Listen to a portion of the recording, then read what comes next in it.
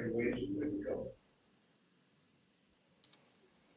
Yes, Chair, we are ready when you are. Good morning, everyone. Welcome to the January 12th, 2021. This conference will now be recorded. The Board of Supervisors welcomes you to its meetings, which are regularly scheduled for Tuesday at 9 a.m. In the Board of Supervisors chambers on the second floor. I think you're like the most. Okay. On the second floor of the Shasta County Administration Building, which is right here, your interest is encouraged and appreciated. In compliance with the law, we have several board members who are virtually present, so I'm going to ask Ms. Williams to do roll call for us now, please. Thank you. Supervisor Chimenti? Here. Supervisor Modi? Here. Supervisor Rickert? Here.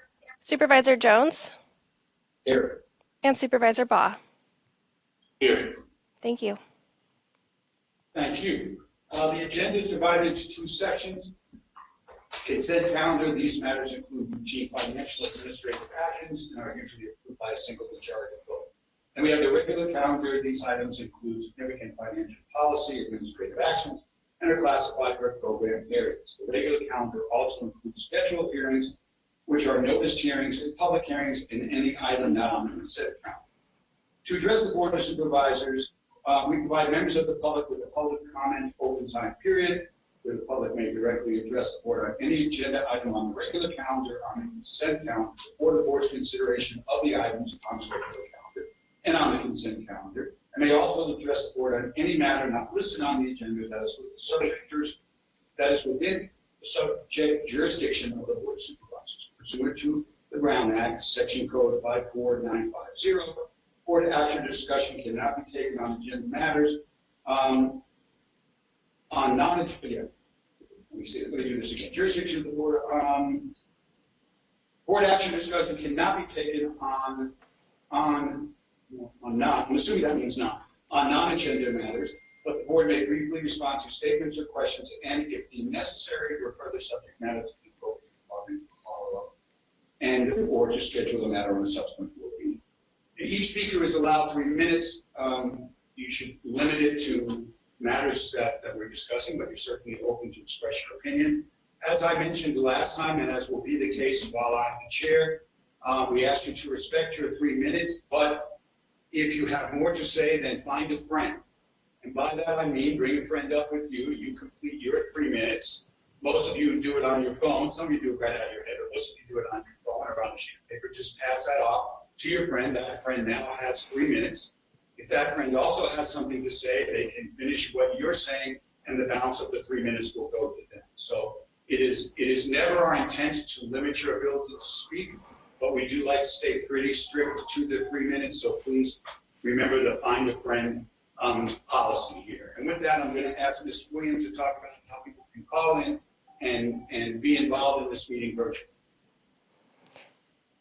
Thank you, Supervisor Chimenti. Due to the COVID-19 public health emergency, the County of Shasta is adapting the way that Board of Supervisors meetings are conducted. Modifications have been made to protect public health while still encouraging engagement from the public. Reasonable accommodations will be made for individuals with disabilities, with any doubt being resolved in favor of accessibility. Meetings of the Board of Supervisors are currently open to the public at limited capacity. Once available seats are filled, members of the public wishing to address the board may wait in line outside of the chambers. Individuals shall maintain 6 feet of distance between themselves and others at all times. These individuals will be allowed entry to make their comment and then must exit the board chambers if there is no available seating. Those entering the board chambers shall also maintain 6 feet of distance between themselves and others at all times, and individuals must wear a face covering unless exempted by state order.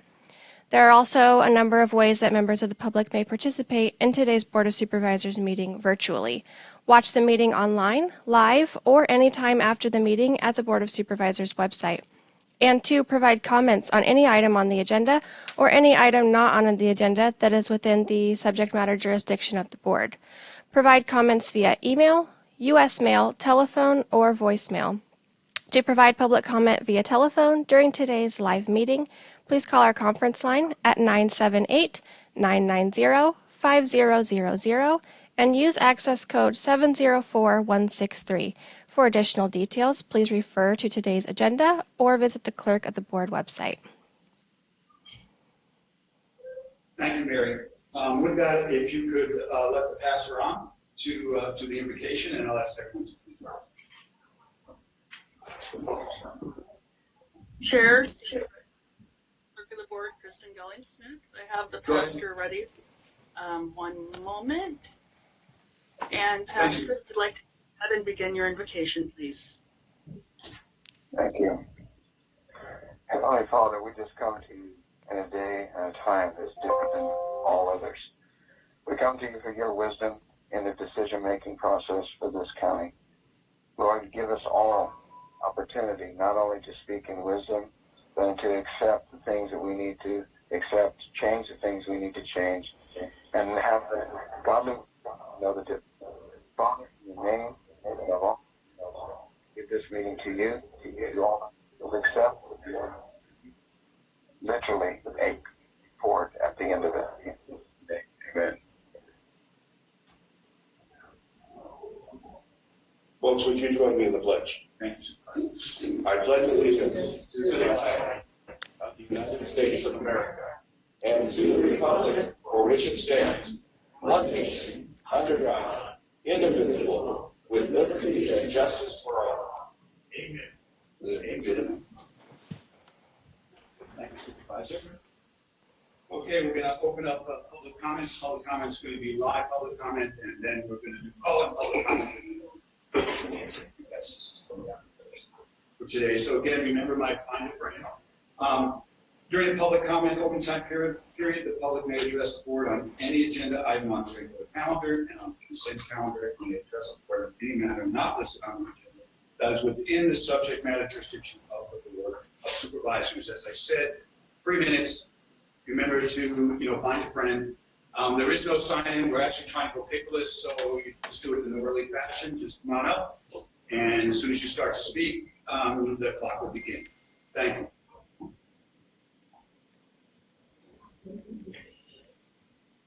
Good morning, board. My name is Edmund Bear. Today I'd like to thank Supervisors Joan and Thaw for opening this chamber.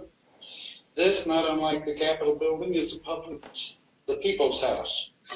When the members of these houses ignore the voices of the people that put them there, then what happened in Washington shouldn't have come as any surprise. You can blame Trump, and I can't say I agree with what he had to say. I'd also like to add, if I had to put up with what he put up with for the last 4 years, I'd probably have been pushed over the edge. Our committee, fighting the Fountain Wind Project for more than 2 years, have come before this board and the Planning Commission with no apparent response. This project was started in 2017 and has yet to get out to the public. Our committee has requested a moratorium and also to have this put on the agenda. Nothing has come from our request. Our local news, Channel 7, has only shown this committee's concerns briefly, even though this project will affect all of Palisadro, Round Mountain, Montgomery Creek, Moose Camp, Bernie, and more. This project will be much larger and more destructive than any casino or Costco. I watch the news on Channel 7, 12, 24, 205. I try to ignore the bias and slanted personal opinions since this is not the news. The board works for the benefit and safety of all the people of Shasta County.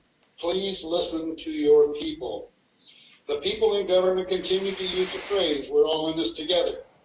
That is so far from the truth, it's insulting. They still get their paychecks while their constituents go without. Shuttered small businesses while larger ones stay open. Restaurants in Reading, Lumberjack, the Cattlemen stay open with indoor seating while IHOP, Denny's, and others have tents outside. The people of the United States pay taxes to our government for use in this country. When Congress and the Senate send the majority of the stimulus bill to foreign countries, they need a wake-up call. I believe they got the first installment of that last week. The Congress is not working for the people it has been bought and paid for by lobbyists in China. I have lived through the best years in our country's history and will die trying to give that hope and dream to my kids and grandkids. Thank you for allowing me my First Amendment rights of free speech. Thank you, sir.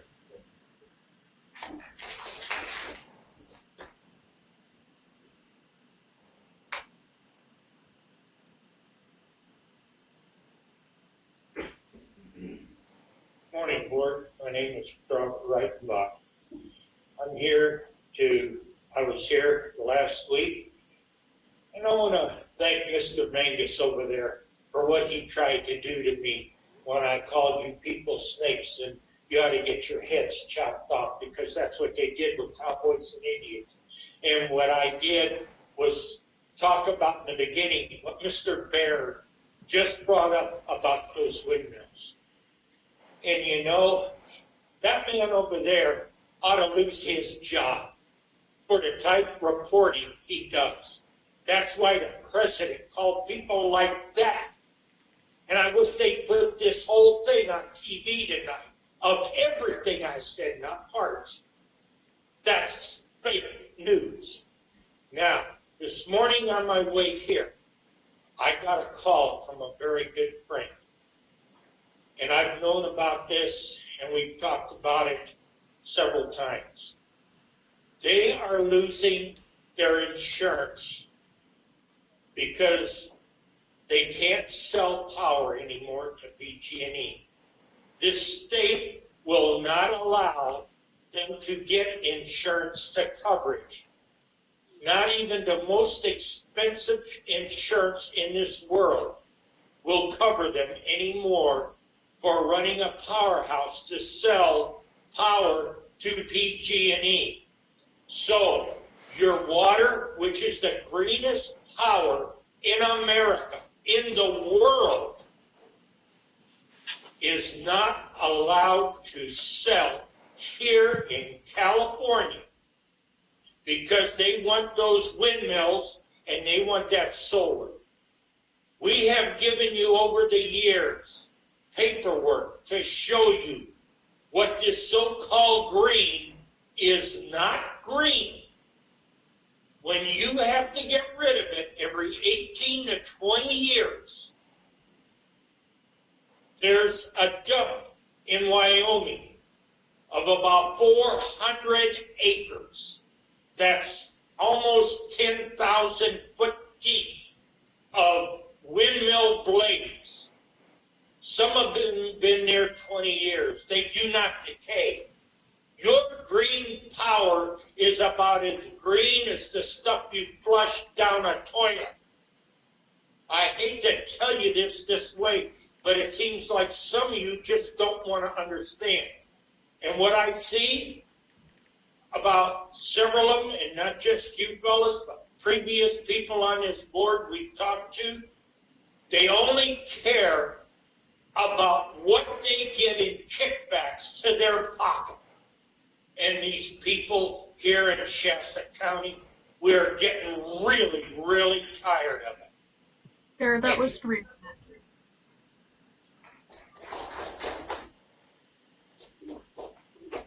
Next speaker, please.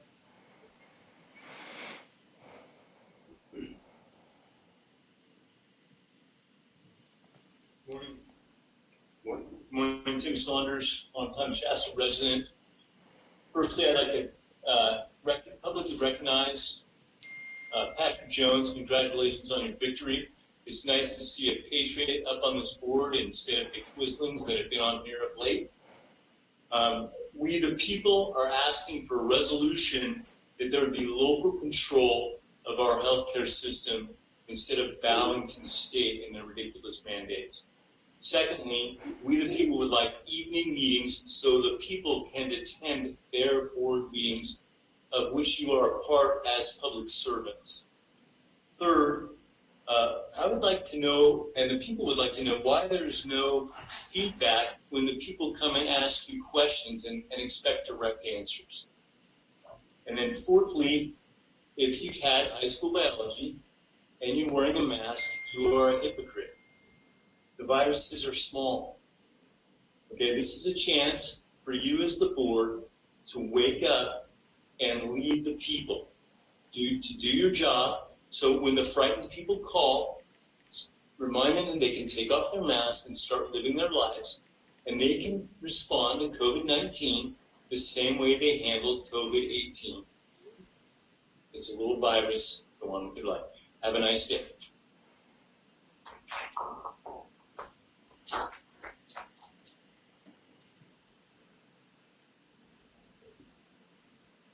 Good morning. My name's Brenda Woods. I'm here because we need to peacefully clean the house from the bottom up. So I was disappointed that I couldn't attend the rally in DC, and that's exactly what it was supposed to be. A place to show support for the Constitution that will be stripped away if we do not continue to fight for it. Mr. Modi, we are all adults and have individual feelings and make our own decisions.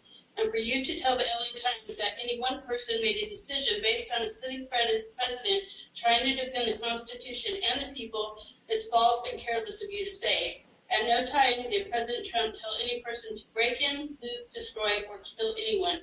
The people of this nation are fighting to preserve the Constitution that our founding fathers wrote to protect every citizen of the United States. Your words prove that you do not support the people of this community and you do not care about our Constitution. We will not allow big tech, big government to silence us or take away our Constitution. I do not condone violence, nor did the million people who only attended the DC rally to be heard or seen. Our current government is attacking innocent people for exercising their rights to freedom of speech. Because you no longer support the Constitution means your time is up as supervisor. I'm going to read some quotes now. The two enemies of the people are criminals and government. So let us tie the second down with chains of the Constitution so the second will not become the legalized version of the first. Thomas Jefferson. Quote, we the people are the rightful masters of both Congress and the courts, but not to overthrow the Constitution, but to overthrow them who pervert the Constitution. Abraham Lincoln. Quote, those who stand for nothing fall for anything. Alexander Hamilton. Quote, I believe there are more instances of abridgment of freedom of the people by gradual and silent encroachments by those in power than by violent and sudden usurpations. James Madison. Quote, the secret of freedom lies in educating people, whereas the secret of tyranny is keeping them ignorant. Maximilian Robespierre. Quote, freedom is not the right to do what we want, but what we ought. Let us have faith that right makes might. And in that faith, let us, to the end, dare to do our duty as we understand it. Abraham Lincoln. Quote, socialism only works in two places, heaven where they don't need it and hell where they already have it. Ronald Reagan. Quote, all tyranny needs to gain a foothold for people of good conscience to remain silent. Thomas Jefferson. Quote, the strength of the Constitution relies entirely in the determination of each citizen to defend it. Only if every single citizen feels duty bound to do his share in this defense are the constitutional right secure. Albert Einstein. Quote, we have the oldest written constitution still in force in the world, and it starts out with three words, we the people. Ruth Bader Ginsburg. Quote, be a street light. Fight. Be the change you want to see in the world. Ashley Kelly. We the people have made a stand. We will not stand for big government bullying or big tech control. Thank you. Thank you.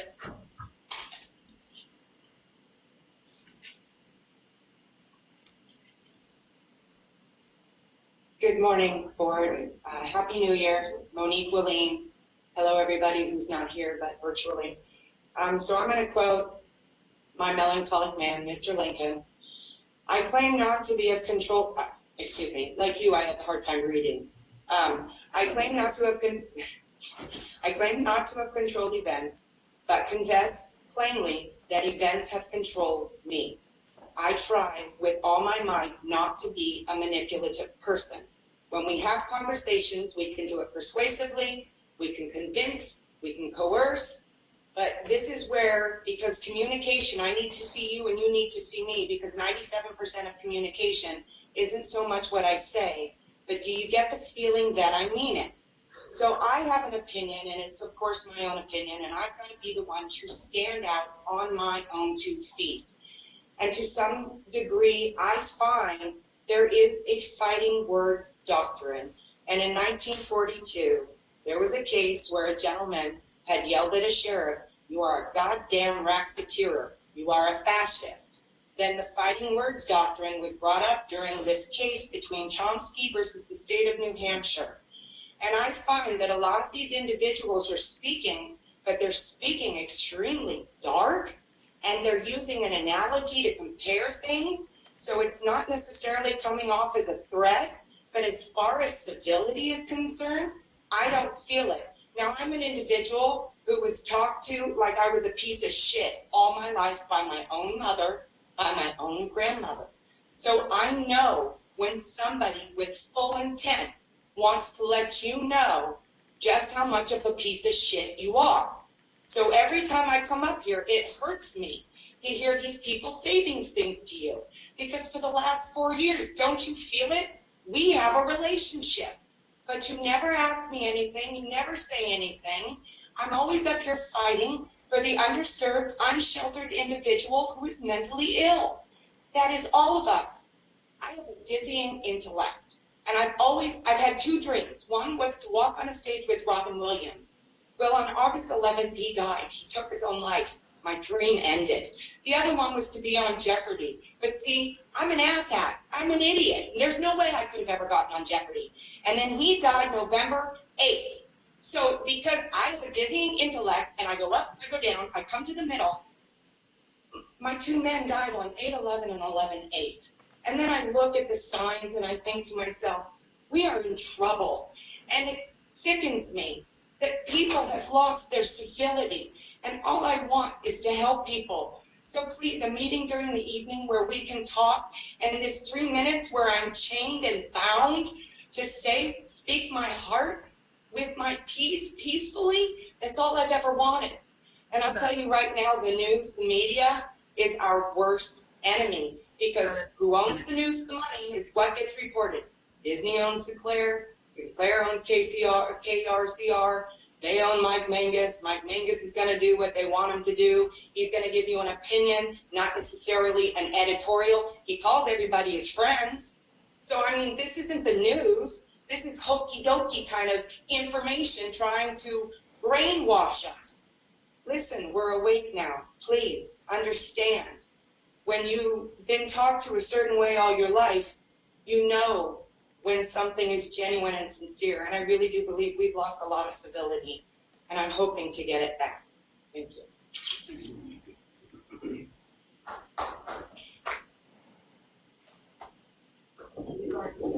Good morning, I'm Bob Holsinger. I want to start out this morning. Where's Mr. Modi? You happen to notice if you turn around and look at the upper right-hand corner, he's turned his camera off. That's about as disgusting as it gets. And I look at Mary here. Can I see her facial expressions? No. Why? Because she's so remote. Congratulations to the 3 of you here. You took the courage to come here. You're sitting here with this thing. You're listening. You're not doing your phone. You're not out running around doing whatever else you might have to do today. Well, I'm here today to also encourage you very much to open the board meetings up, as you did with R4 of your agenda today. I encourage evening meetings. You had one in August. You had a heck of a participation in that. We need more of that. The rest of the county needs to hear you, and you need to hear them.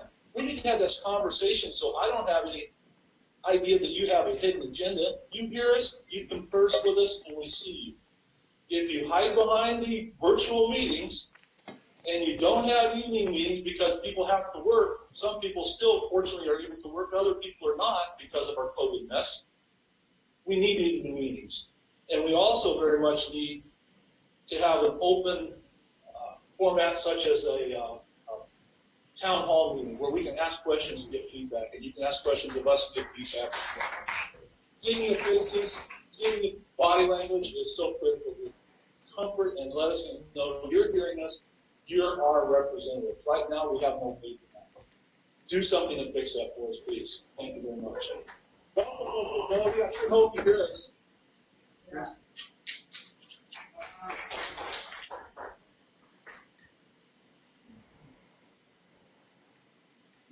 Good morning. I'm Jim Burnett. I live in Ray. Good morning, Jim. I'm here to speak about in support of Resolution 3. R3 would establish local control over how COVID-19 is handled in our county. The people of Shasta County know best how to protect the vulnerable, help sick people recover wherever necessary, and keep our businesses, schools, churches, and clubs open all at the same time. After all, none of us would be here if we did not already know how to do this, because the human race has been dealing with seasonal flu for hundreds of years. This past flu season, the world was visited by Asian flu that had ominous and troubling features. Therefore, it was called a novel coronavirus. Unfortunately, our governments have had a very novel reaction to the novel coronavirus, which included draconian lockdowns and stay-at-home orders. All of a sudden, bureaucrats and officials in Sacramento and Washington, D.C. were making arbitrary decisions that negatively affected people and businesses far away from these capitals.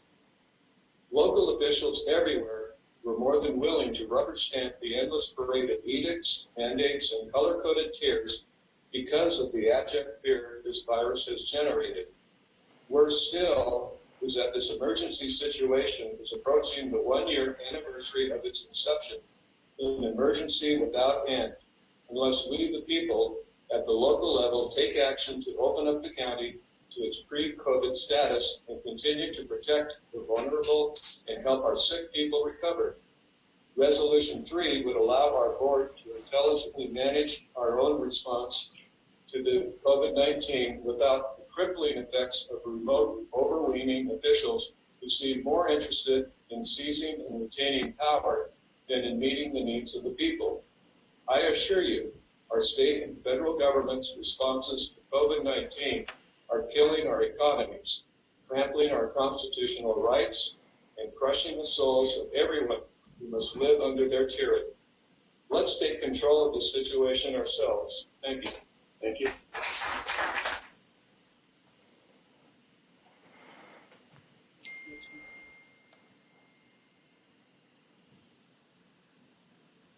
Good morning. My name is Leslie Edelman. I live in Shasta County, and I have 3 reasons today that I'd like to share with you why Shasta County needs to be fully reopened to the pre-virus status. The first reason is that we have clear evidence from the FDA on the faulty PCR nasal test. A statement was recently published by Fauci that said there's up to a 90% failure rate or inaccuracy rate on the PCR nasal test, and that information is on the website. It's widely available, and so we should not be making decisions that negatively impact people's lives due to a faulty test result, which in fact, most people don't even show symptoms who are testing positive. The second reason that has to do with evidence is the recovery rate, which I calculated yesterday from the CDC based on the number of cases that have been recorded. Again, we'll take that with a grain of salt, but they are reporting a number of cases and then a number of deaths. And you can see by doing those calculations, we actually have over a 99.7 or 8% recovery rate. That's huge, people. That means that most everybody who's getting COVID statistically across all age groups, across our population, is actually recovering from COVID.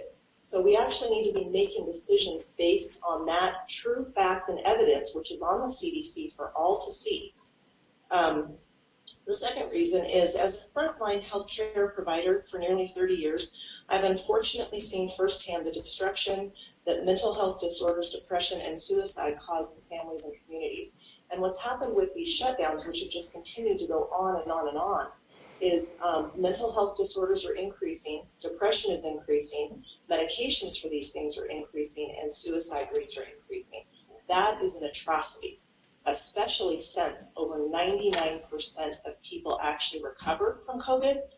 This is astounding. It's mind-blowing. So what we need to do, myself as a frontline healthcare worker and leaders in our community, is we need to actually be making decisions on what the facts and the data are showing, not on what mainstream media is putting out there for people. So, yes. And then the third reason is the restrictions on free enterprise and businesses operating as they see fit is actually unconstitutional. So if we're in America and we're calling ourselves Americans and we are leaders and we are having in any way the power and ability to affect this, we need to be making sure that we are moving in that direction so that businesses have free access to be completely open, to run their businesses as they see fit, to not be interfered with by government decisions, which are unfortunately not being based on facts and truth. So businesses need to be opened. The financial impact these shutdowns have had is unthinkable for hardworking Americans in every sector of our county, of our state, and our nation. Personally, our family has been impacted by the financial hardships due to my husband's work at the county. The permits that he needs to fulfill his work obligations used to take 6 weeks on average before COVID, and now they're taking 12 weeks or longer, which puts our paychecks out more than 2 months now. And that's really unthinkable. You know what I mean? That shouldn't be happening. We need to actually institute full working capacity at every level of our local government and working officials. So yeah, we need to have everybody in that county, in those county positions, working to make sure that permits can be accessed in a timely manner so that people's paychecks do not get put out by 2 months. That's created a tremendous financial hardship for myself and for my family and for so many others. So for these 3 reasons, let's look at the facts from the FDA, from the CDC. Let's think critically and ask those questions and say, how is COVID impacting us? Oh, it's not what the media is telling us. We have over a 99% recovery rate from COVID. So let's look at that. Yes, and let's say, let's not wear masks. Again, a gentleman previously said, let's go back to high school biology. Top immunologists across our nation have said, don't wear masks. It decreases your immune function. So as a healthcare provider, I'm saying, don't wear masks. Get your immune system healthy again, interact with people, and let it do what it's supposed to do. Second main reason, let's be concerned for people in assisted care facilities and other facilities for mental health, depression, the increase in suicide, our teen suicide rate. It's the second killer among teens right now. So let's be mindful and make decisions based on mental health and reopen Shasta County. And third reason, let's be mindful of constitutional reasons for free enterprise and the financial hardships that people have faced. So third reason to open Shasta County quickly. Thank you.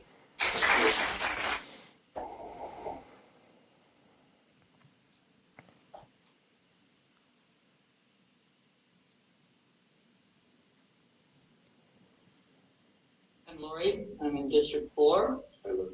I'm going to leave this, we are not okay. It's the American flag upside down, stress. I keep the copy in my car.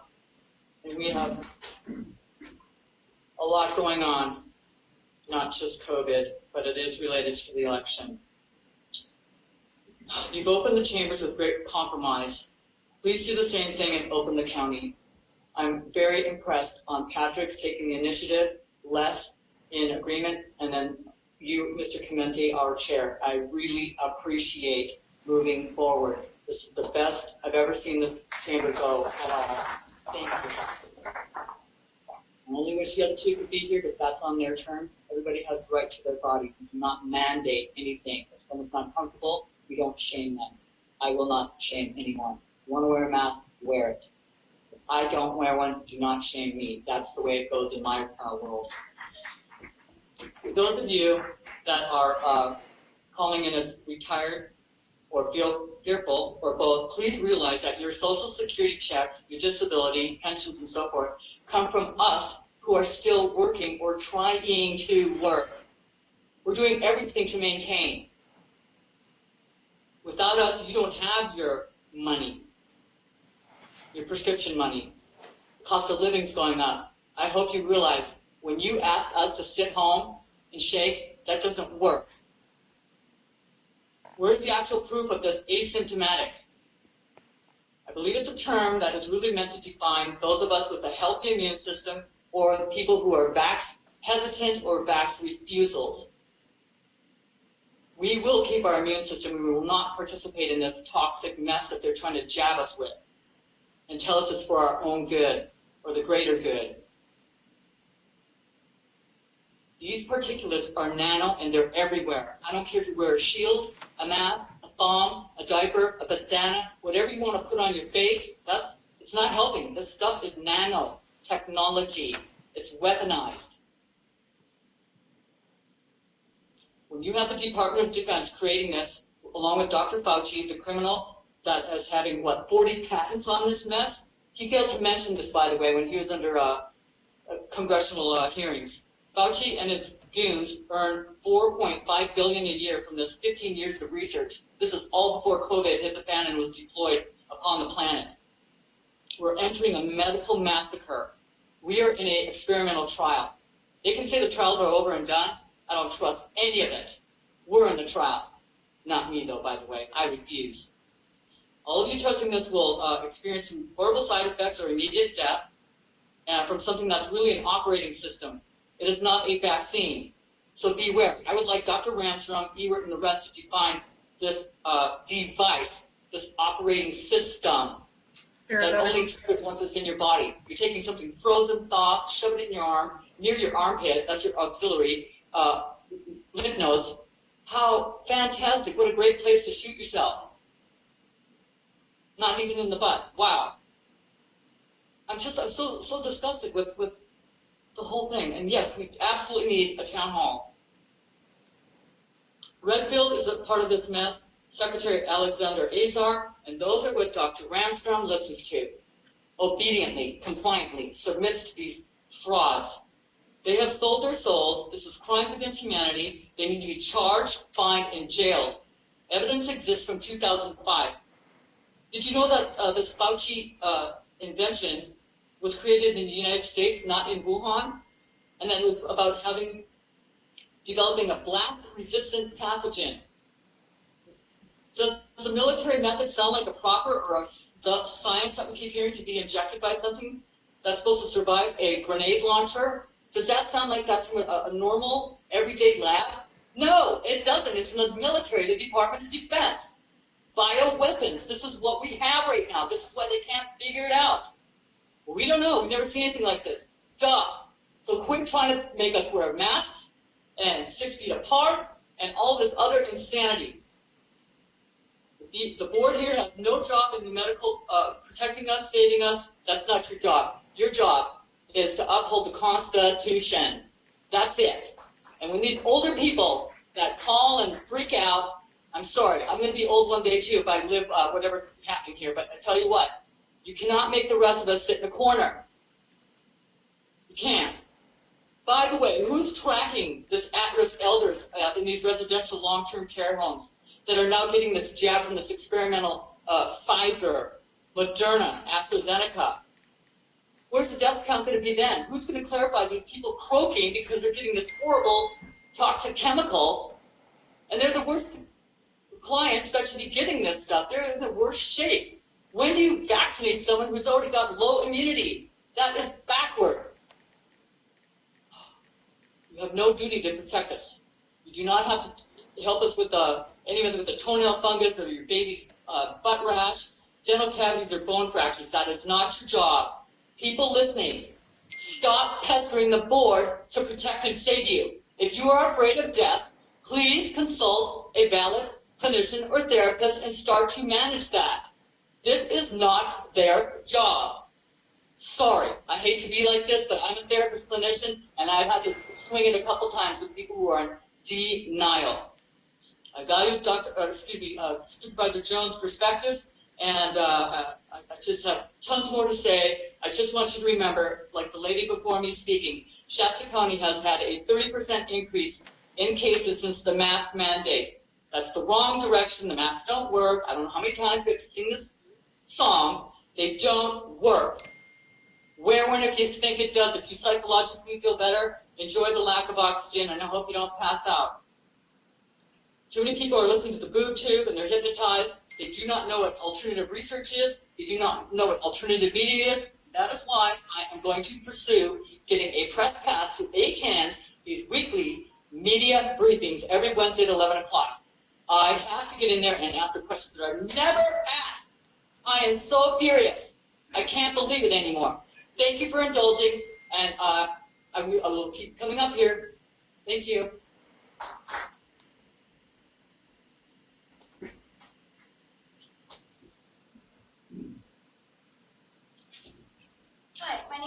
Michon. I live in Cottonwood. As you're aware, most of our county is rural, and those of us who live in the rural areas, we do not have kind of internet access that we need in order to participate in these meetings online, live. It's impossible for most of us. If you're in Cottonwood or any of the rural areas, you understand this problem. To that end, I ask that you put the seats back in the chambers. We have children who would like to be with us to participate in this democratic process. I was planning on coming by myself today because I knew there was no seating. And yet my children insisted, no, we want to come, we want to be part of the board meeting. And this is the generation that's coming after us. We need to educate them and let them be a part of this. Families need to be able to sit together. They need to be able to come in and participate. The citizens of the county need to be able to have access to the board fully. To that end, also, I would ask that you at least once a month make an evening town hall meeting so that people who work during the day are able to attend as well. I'm at home with my children, educating them. I'm able to stop and come and but not everybody is during the morning time. Also, I want to speak to resolution number 3, requesting local control of the COVID-19 response. Everybody knows, the larger the bureaucracy, the more cumbersome and ineffective it is. The bureaucrats in Sacramento are not intimately familiar with our businesses, with our citizens, the citizens of this county. The only time a local government control should be submitted to a larger bureaucracy is when the local government representatives are inept or incompetent. If you are neither of these, then you should vote yes on resolution number 3 and return the control of the COVID-19 response to our local community. Thank you.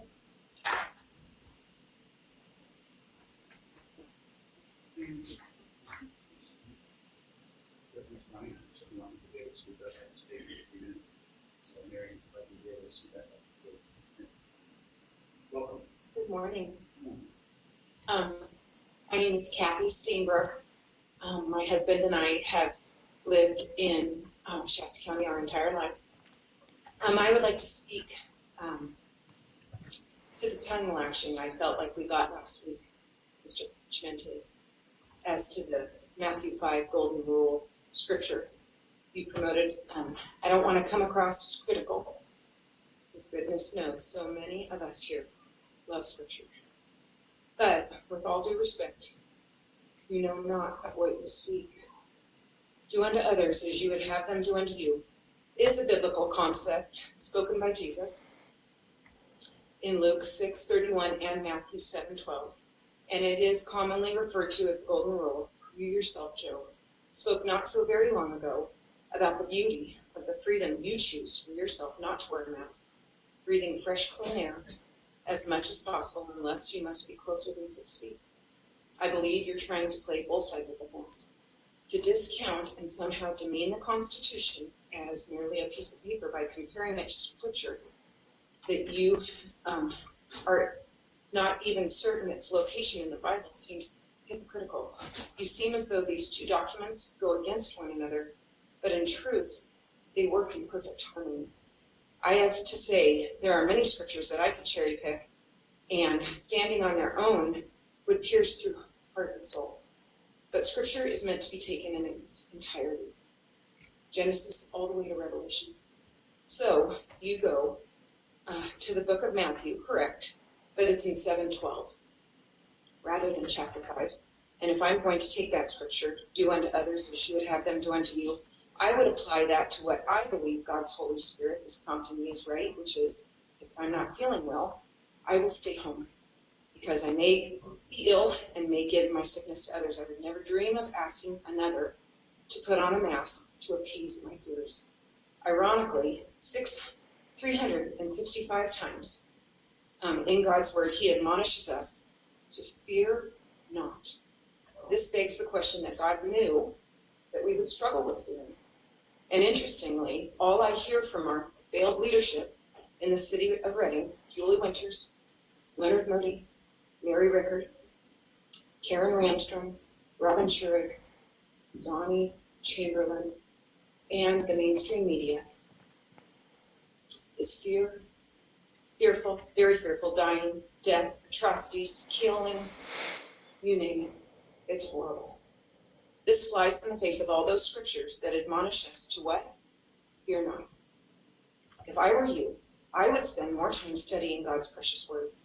Goodness knows, in times like these, we would all benefit from hearing from him and his word much more. But please do not discount the value of the Constitution, because our forefathers were deeply spiritual, and so very much of what went into the Constitution was put there after hundreds of years. Prayerful consideration and completely lines up with Scripture. Isn't there something about separation of church and state? And as a civic leader, is it your job to lecture us with scriptures, not being a pastor? Isn't it your job as our local leaders to uphold the Constitution and the California Constitution? Did you swear under oath to uphold that document when you took office? If not, we should revisit that document rather than lecturing on us on our social contracts, using Scripture to lead us up. Thank you.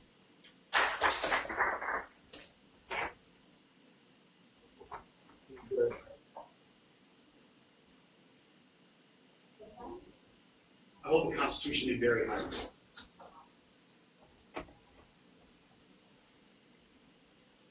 Hi, my name is Libby Matthews. I'm a citizen of Reading. I want to thank you guys for opening the chambers, and thank you three for being here today in person. And I see that you're comfortable without masks, and I thank you for that. We're clearly at a safe distance from you guys. What I see here today is American citizens, Reading citizens, Shasta County citizens, coming before you with concerns. I see their love for America, for the Constitution, and for our county.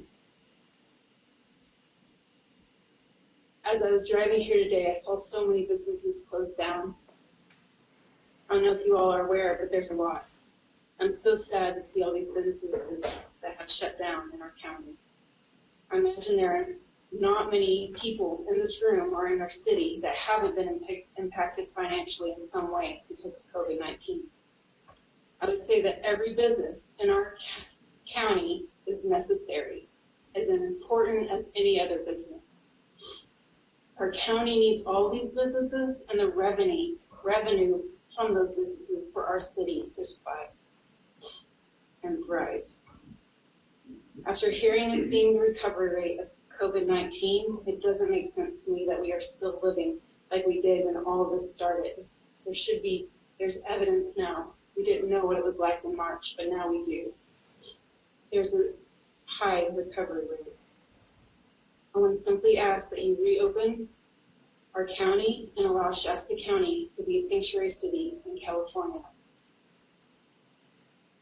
I also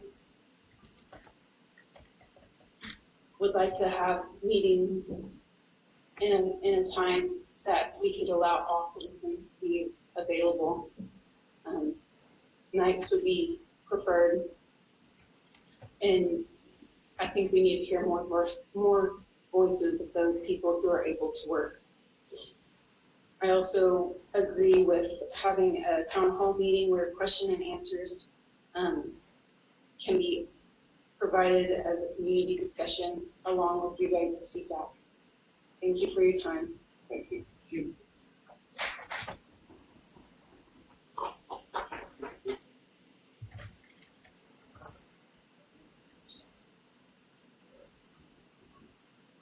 Good morning.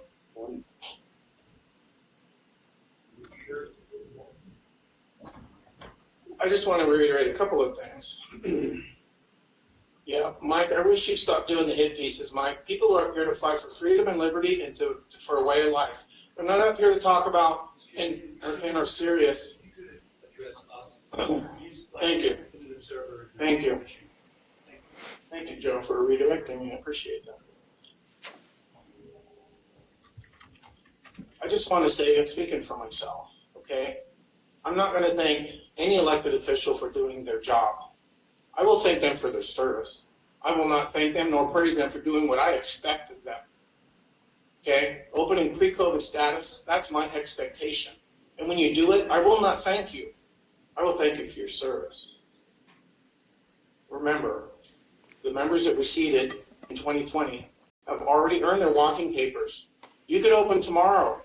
You've already earned your walking papers. Sorry, that's the reality. Let's deal with it.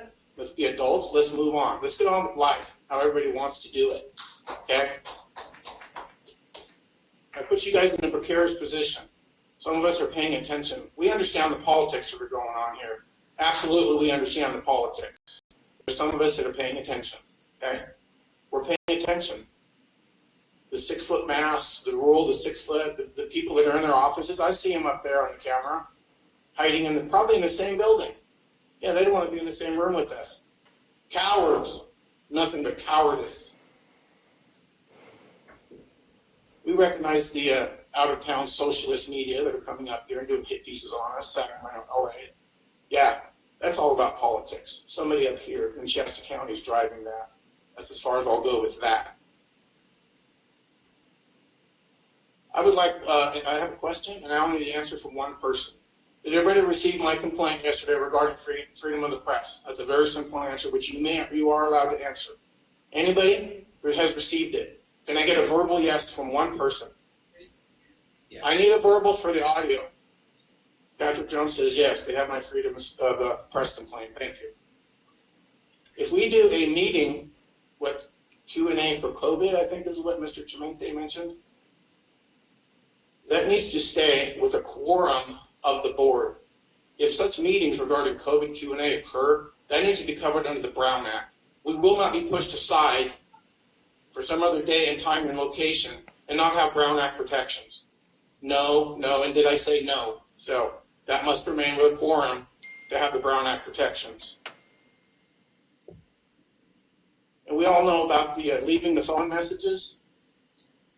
We all know about that. They are not played in the order received. They are manipulated. The order is manipulated. We all know, trust me, we have the documents. And that's done to make some of us look bad, and that's to criticize some of us, put all the bad stuff, the negative stuff at the head of the recorded public comments, and then all the stuff when we're critical, we're shoved all the way to the back 2 hours later when nobody's listening. Trust me, we're paying attention. We see it all. Thank you.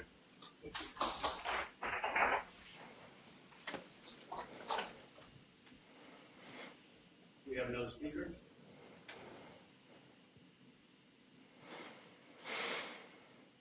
Good morning.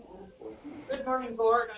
I'm very thankful that you have opened the chambers back up to the public. Thank you, Mr. Jones, Mr. Chimente, and Mr. Baugh. I am here mostly as an observer. I've never been in this chamber before last Tuesday.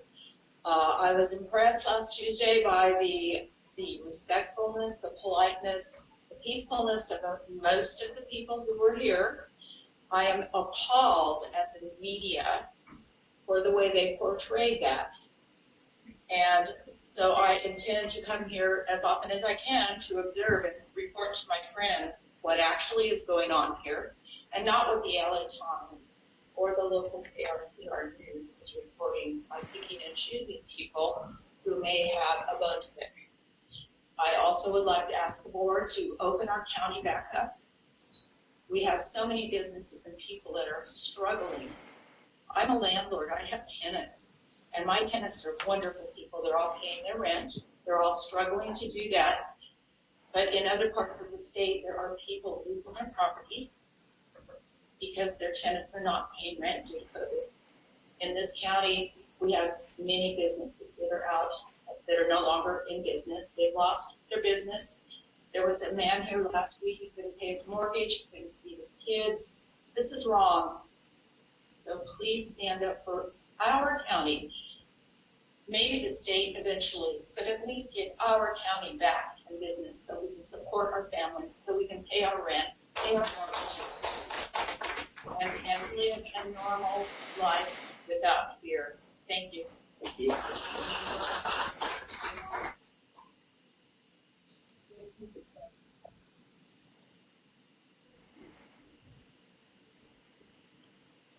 Hello, my name is Caleb Steinberg, and today I'm going to speak on behalf of me and my fellow kids. Once COVID started, it was just 2 weeks, and look what happened. 2 out of 5 supervisors are virtual, everyone's wearing muscles in Costco, Walmart, and Trader Joe's, What about the kids? We forgot about the kids. Sure, some parents are okay with putting masks on their children and sending them on their way.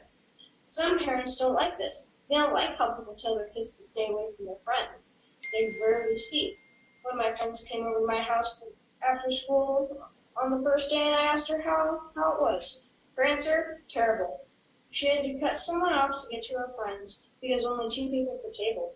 My sister is in medical and she said masks don't work. So why are we forcing these muscles onto our kids? Please open up the entire county without masks so the next generation can socialize, have fun, open sports, and open the entire county so kids can thrive. If this was really so bad, then the youth would be dropping like flies. But they aren't. So please, open up our county and youth sports. Thank you.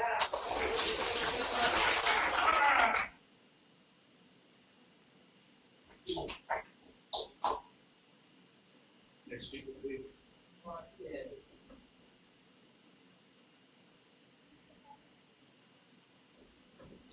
Howdy, my name is Donnie Ferguson. You've seen me here before. I've been in city councils and trying to get this agenda of mine off the ground. In the media, I've known Mike for a long time. He's got a good heart. His hands must be tied. I've seen him do good things all these years. And you guys yourselves as well. You have a very important job right now. You're setting up groundwork for what needs to happen. A lot of the things that I've addressed in this program, which I gave you, wife a couple pieces of paper and you probably looked at it and laughed or considered it, or I have much documentation according to that. And it wouldn't be the panacea, but it would go an awful long ways. And that's what we need right now. Just as when we built Shasta Dam, being the cornerstone of the Central Valley Project, based California's agriculture, we could, in essence, do the same thing with this design that I'm speaking of, address many maladies in our system that currently are taking place, whether health care, homelessness, not being able to work. Being able to eat is a very important thing. And I'd like to continue to create dialogue with you, since you are my supervisor in my area, and pass that information along to the other supervisors, and to address what's going on right now. And I'll further that with you too, and hopefully imprint that concept in your heart. And you'll have an understanding of, wow, this could work, and very smart, very intellectual, very thought out, very eclectically blended. I'm in a situation here, my hands were tied when the pandemic started. We have 3 branches of government, federal, state, local. 2 branches are telling me that I did not get to go to work, even though I produce food and that's my job. I was told that you go to work, you go to jail. That's a problem for me, and I can address that with sincerity, truth, and back it all up with documentation. I'd rather pursue the park endeavor. I can go the other way, and you don't want to do that with me. But at any rate, I have a 3rd local government that has imposed throughout the whole pandemic fines because I've been unable to pay my utility bill monthly. I took our first stimulus check, gave it straight to our local from the federal. It was still not quite enough, so our government up there is unapproachable, which I thank you for showing up because it needs to be approachable. Myself, I'm in a situation where I've never been on a computer, never owned a cell phone. I'm a self-educated idiot by a lot of standards, but I have great acumen in a wide range of things. I don't feel that it's right that during this pandemic, before I turn a faucet on or light, I'm a couple $100. And if I start using water services, that price just goes up. And I try to approach in times past over certain things that have taken place, and I've been met with hostility from the government agencies. I've been threatened by our government agencies in regards to my own, according to our Bill of Rights, my sanctuary, my house, which I'm entitled to certain things according to the Constitution, which have been devalued in my personal life, which has brought me ultimately to this park program to say, hey, we need to do something here because it does address the maladies that we are dealing with between the government and the people. And I'll leave with a little quote by, who is it, either Mark Twain or Samuel Clemens, maybe it was Huckleberry Finn, one of those 3. The guy had a 2nd, 3rd grade education. He speaks about being a patriot. in the beginning of a change, which that's what we're needing and desiring and asking for at this point in time. In the beginning of a change, a patriot is a scarce man. He's hated and scorned. It is not until his cause succeeds, however, that the timid will join his side. For then, it costs nothing to be a patriot. So I would choose to hopefully allow further endeavor with you to open up and let you understand a little more about what I've got to offer. Thank you. Many thanks. Next video, please.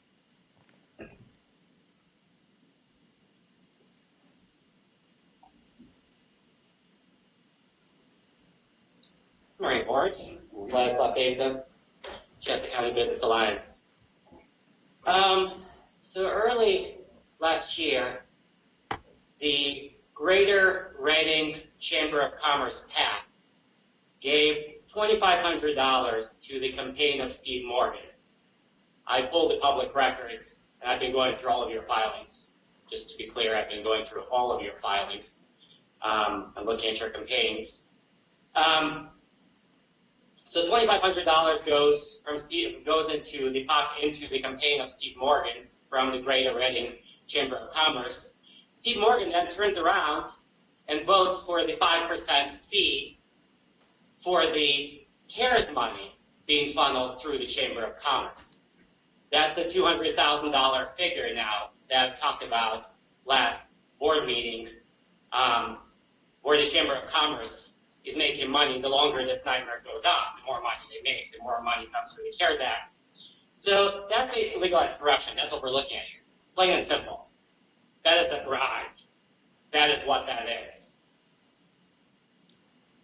The issue here is that Joe here, you're the person who increased that amount from $300,000 to $3 million, and then to $4 million. And the question for you, sir, is what is the benefit here? How are you benefiting from that PAC? What is going on here? And who the heck is Frank DeFalco, who gave $5,000 to your campaign, sir? Your campaign was basically bankrolled by a single individual. How is that person benefiting from these shutdowns? Would you like to answer that, sir? Didn't think so. Mr. Davidson, this is the time for you to speak, not for us to speak. Thank you. Well, I asked a question. I thought I might be able to get an It's answer. for you to comment, not for us. Thank you. I understand that, but I asked a question. Please continue on. Thank you.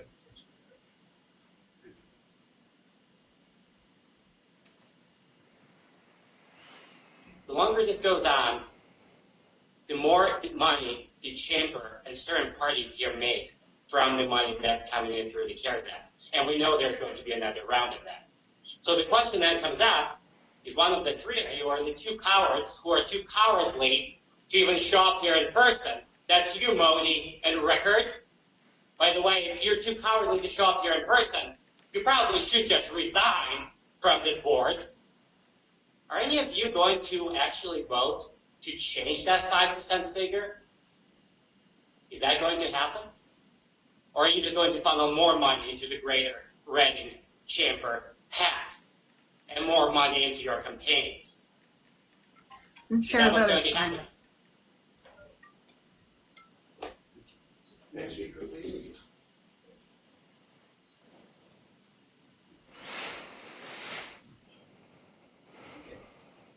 I think she's She's doing some mom stuff. Yeah, mom stuff is good.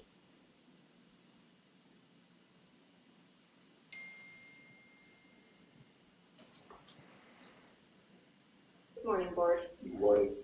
Nice to see your three faces here. I'd like it on the record that yet again, Leonard Modi has his camera off during public comment, and it has been off the entire time. Supervisor Clementi made an observation that believers are called to love our neighbors, and one way is showing empathy to those around us, which poses the question, how will our community see God's love through our actions in these unprecedented times? I know many Christians believe wearing a mask fulfills this biblical social contract. The effectiveness or science of masks aside, this act of wearing a mask fulfills the role of showing our love and care for others. I've thought long and hard about this. If this act of masking does show that we care, I'm not convinced it does. I believe that loving our neighbors is much more difficult than covering our mouths. To love your neighbor means defending their rights from God, the right to live, the right to work, the right to their bodies. For example, many of my neighbors are employed where they must wear a mask all day, every day, despite the health risks. I believe, and our Constitution affirms, that our property, our body, is our own, and that we have the right to defend or make the best choices for ourselves. Many of my neighbors are at risk of losing their jobs, their livelihoods, for not wearing a mask and or not taking a flu or COVID vaccine. These mandates infringe on bodily autonomy and force risk where in fact there must be consent. Many of my neighbors were threatened with loss of employment because they attended an outdoor worship gathering. Our Constitution states that the freedom of religion shall not be infringed, not even temporarily, and our federal laws affirm that employers are prohibited from discriminating based on religion. So are you authentically loving your neighbor by wearing a mask and complying? I love my neighbors by working diligently and consistently with our local government to defend their God-given right to work, live, worship, and maintain bodily autonomy. I love my neighbors by providing resources for legal action against any authority that tries to usurp their unalienable rights. I love my neighbors by encouraging them in community to ask God for direction in these trying times. I love my neighbors by joining with them in solidarity as they refuse to wear a mask in their workplace or in the community, because I trust them when they say it is not good or healthy for them. I am loving my neighbors by not complying with any mandate, order, or law that does not align with biblical foundational principles of freedom. COVIDism is a counterfeit social contract. I pray for that truth to be revealed to you. May we truly love our neighbors and be wholly convinced that where the Spirit of the Lord is, there is liberty. Thank you. Sure.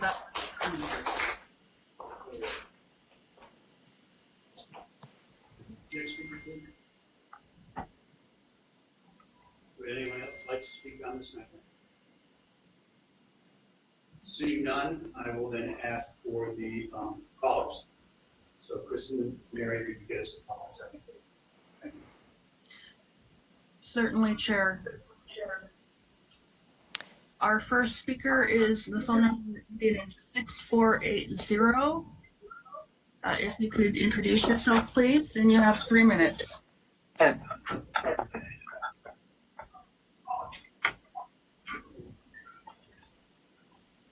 Oh. Sorry, if you could introduce yourself, please, you have 3 minutes. Thank you. My name is Sharon Rivera, and I want to thank you for your service. Being in public service or office is difficult work. It requires that you show up authentically, no matter what, responding to what is good for society and for our communities. Oh, apologies, Chair, I just lost my connection. There are 4 participants in the conference. Please announce yourself. I'm grateful for that. I'm especially thinking of leadership on the eve of Martin Luther King Day.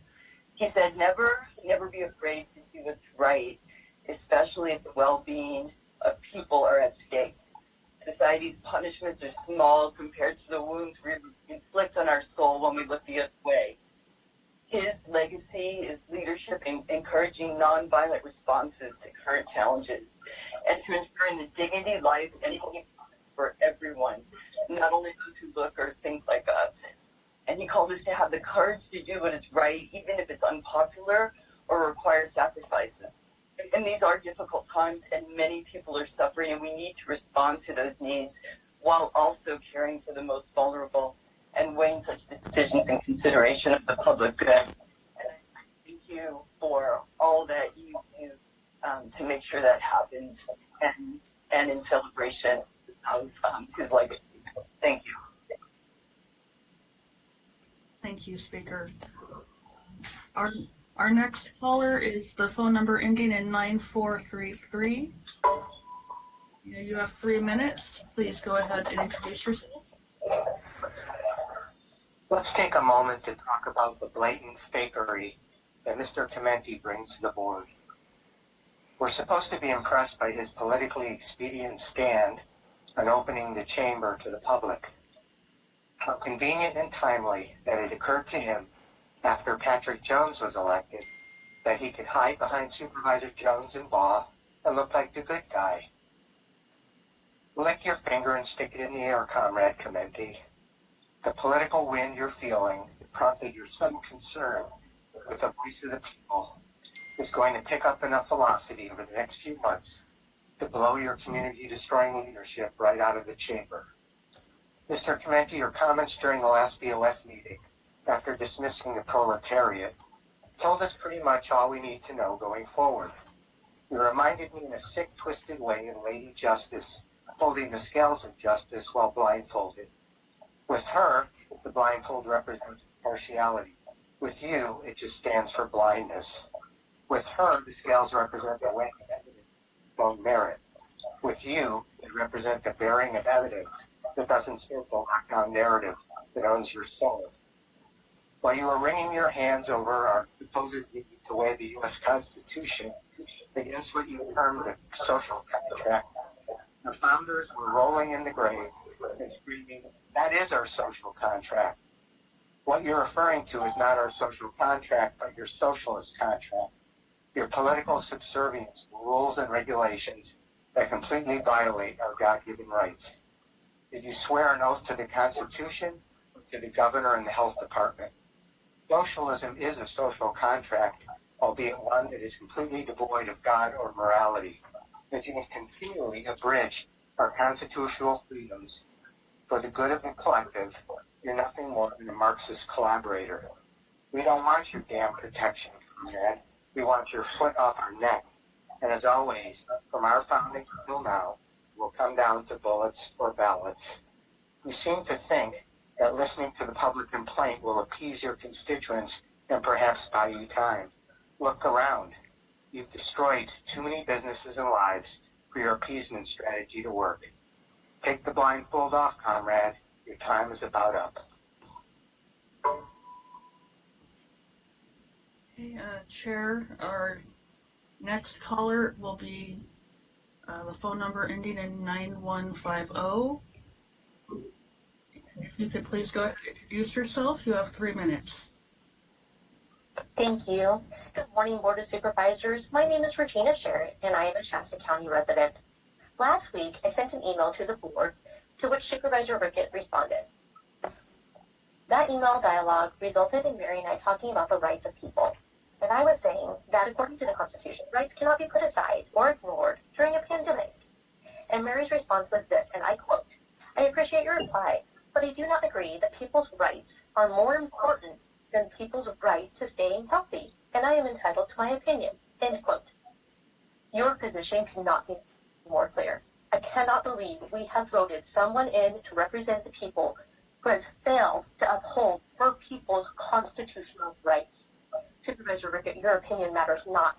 What matters is our constitutional rights. That's where every discourse should begin, not your opinion. So when I hear you and Supervisor Modi scoff at the people for wanting their rights upheld, I can see why we're in the position we're in. Your stance says that if I open businesses up, I put people at risk. But is that true? And how do you know? And do you know how many small businesses you have closed?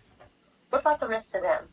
And if the answer is here's some COVID relief money and let these people open as it is their right to do so.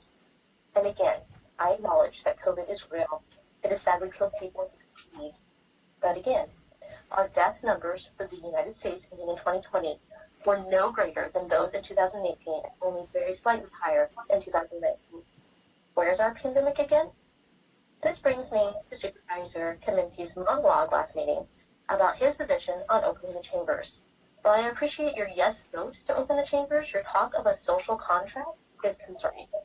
We have no other contract by which to abide than the Constitution. Keep that in mind. With that said, for item R3, I would expect a yes vote in support of a local control for response to COVID. And for item R4, I think it is a great idea to have these evening work meetings as more people can join that way. Thank you for your time. Okay, thank you, Speaker. Our next speaker is the phone number ending in 6904. If you could please introduce yourself, and you have 3 minutes. Hello, board. Good morning. This is Ms. Magana. Supervisor Leonard Modi is filling the seats of division in this county. In the past meetings, he has stated that he cannot make decisions based on the local people that show up for the meeting. He says that he must represent all community members. Okay, let's apply that statement to the community members that show up to address their grievances. When Leonard Modi provides comments to the LA Times, Bloomberg News, calling us bullies, that we are aggressors and are compared to the violent DC Capitol protesters, what is Leonard doing? Yes, you, Leonard Modi, are not representing the people that show up, call, and email you. They are still your constituents. You misrepresent us, therefore enabling local media like KRCR, whose slogan is, "We're here for you," and Record Searchlight to report only the comments that are somewhat controversial. USA Today owns Record Searchlight, and on their principles of ethical conduct, it states, "We will seek to gain understanding of the communities, individuals, and issues we cover to provide an informed account of activities." I've been speaking out since March. There are dozens of eloquent speakers that could be quoted. Local news brings us down. Why not prop us up? Speaking and reporting the truth? I think not. The community is divided even more, pitting neighbor against neighbor in what is a complete censoring of conservative voices. Respected people, business owners, doctors, nurses, educators sacrifice their time and energy, take time from their workday to work that occurred, and are now labeled domestic terrorists. We look to our leaders to provide unbiased decisions for all citizens. I'd like to know how it's move forward when lies are being perpetrated upon the people. There is some food for thought. I am putting it on the record today that the people of Shasta County demand a formal apology issued by Supervisor Leonard Modi. Thank you.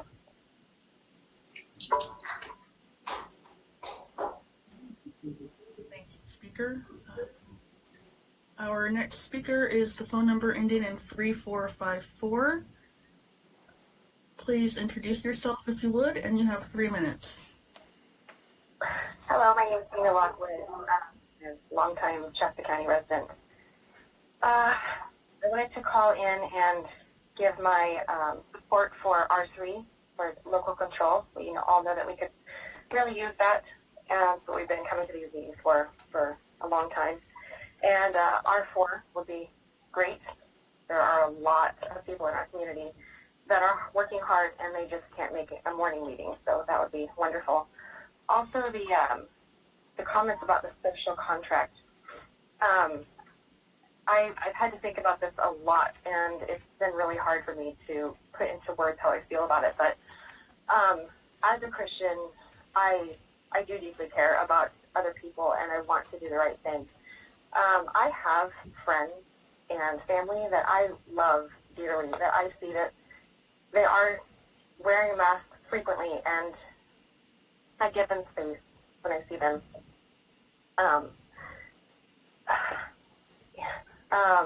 So they, sorry, I lost my spot. What kind of bothers me is that this idea that when they wear a mask, it's just like this impenetrable armor. And I've had people that are wearing a mask and they've hugged me, and I just don't understand, because I personally know from all of my research, and you guys have heard us for months talking about the how ineffective masks are. So I don't understand how people can just think that it's just this armor that nothing will get through, and they'll hug people because they're wearing a mask, and it just doesn't work that way. If someone doesn't want to get sick, they keep medicine from them, it's fine. And also, I just, it seems common sense. If you're sick, stay home. If I'm not well, I stay away. I stay home. That is what we should all be doing anyway. Washing hands, doing what we should be doing normally. So, another thought I had, and this is just kind of you've probably heard this before, but the idea that I wear a mask for others is flawed, and it's for another reason. I see people that are severely unhealthy. I've seen people that are probably 500, 600, maybe not 600 pounds, but huge people. And it's fine. You're wearing a mask thinking it's going to help them, but just this idea that if I were to run a marathon for someone else's health, would that actually work? I mean, am I going to diet for somebody else? Will that affect them? No, it's personal liberty. And that's what we all long for, is just personal liberty. Thank you for your time. Thank you, caller. And that was the last of the callers. That's the reason.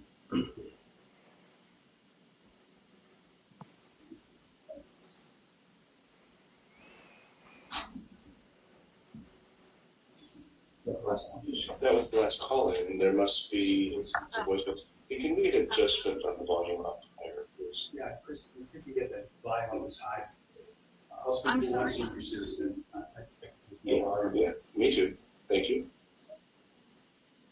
Okay, we do have 2 voicemails. Thank you. Okay, just 1 second. For Dome here, in regards to the opening up possibilities by certain city or county officials. My daughter is a first-line worker in a medical facility, has just come down with COVID and is extremely sick. And I would like to push for a mask mandate in this county and city. Thank you.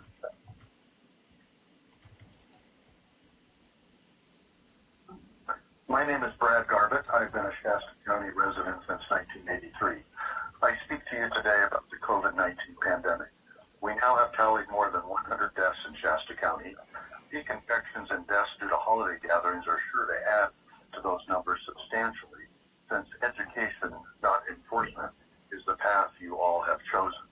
3 board members voted to hold in-person meetings again, endangering those who acknowledge the highly infectious nature of this virus, and county employees who would likely prefer not to be exposed to the dozens of members of the public seated or standing in your chambers this morning, any of whom may be infected and spreading the virus asymptomatic as I speak. I ask you now to look closely at those here to speak to you in person today. Are they all wearing masks? Look more closely. Are any noses not covered by their masks? If so, why not ask these scofflaws to leave and come back another day when they show respect for the sensible guidelines you have asked them to follow? If they refuse, consider a vote at your next meeting for going back to virtual meetings temporarily, since these selfish and inconsiderate citizens refuse to follow the simplest of precautions. I would also suggest our health department issue a proclamation. All anti-maskers, who by far are in the minority in Shasta County, stay home, so majority of Shasta County citizens can go about their daily tasks in public safely, supporting local businesses with reduced risk of contracting the virus and those who still think COVID-19 is a hoax. If you do go back to virtual meetings, please keep the board chambers locked up tight so the 2 senseless board members who are not taking public health concerns seriously will be forced to participate remotely. Clearly, these anti-maskers who will address you today wish only to prolong time. We will be dealing with this pandemic for months to years, resulting in many more businesses going bankrupt or shutting down permanently. These totally irresponsible citizens will not get vaccinated, will not stop spewing their disease in every public place and every chance they get, and could care less about your health, their friends or loved ones' health, their neighbors' health, nor that of their fellow citizens. Listen to them patiently, but continue to ignore their calls to open the county for free and unhindered virus transmission. They only care about themselves, their uneducated followers, and those who have politicized this pandemic to the detriment of us all. Lead with science. Don't follow the foolishness demonstrated by these sad excuses for Americans They, like Donald Trump, are traitors to our country and should be treated accordingly. Thank you for your time today. Chair, that was the last of the voicemails. Thank you. Chair Commenti, if I may, I apologize for interrupting, but I do just need to state for the record that and acknowledge that the Board of Supervisors has received correspondence submitted electronically via email, and those comments have been provided to the board to review in writing and are included in the official meeting file. Yes, thank you. That's very. So with that, I'm going to close the public hearing. We're going to move on to the consent calendar. Consent calendar items are expected to be routine and controversial, to be acted upon one time without discussion.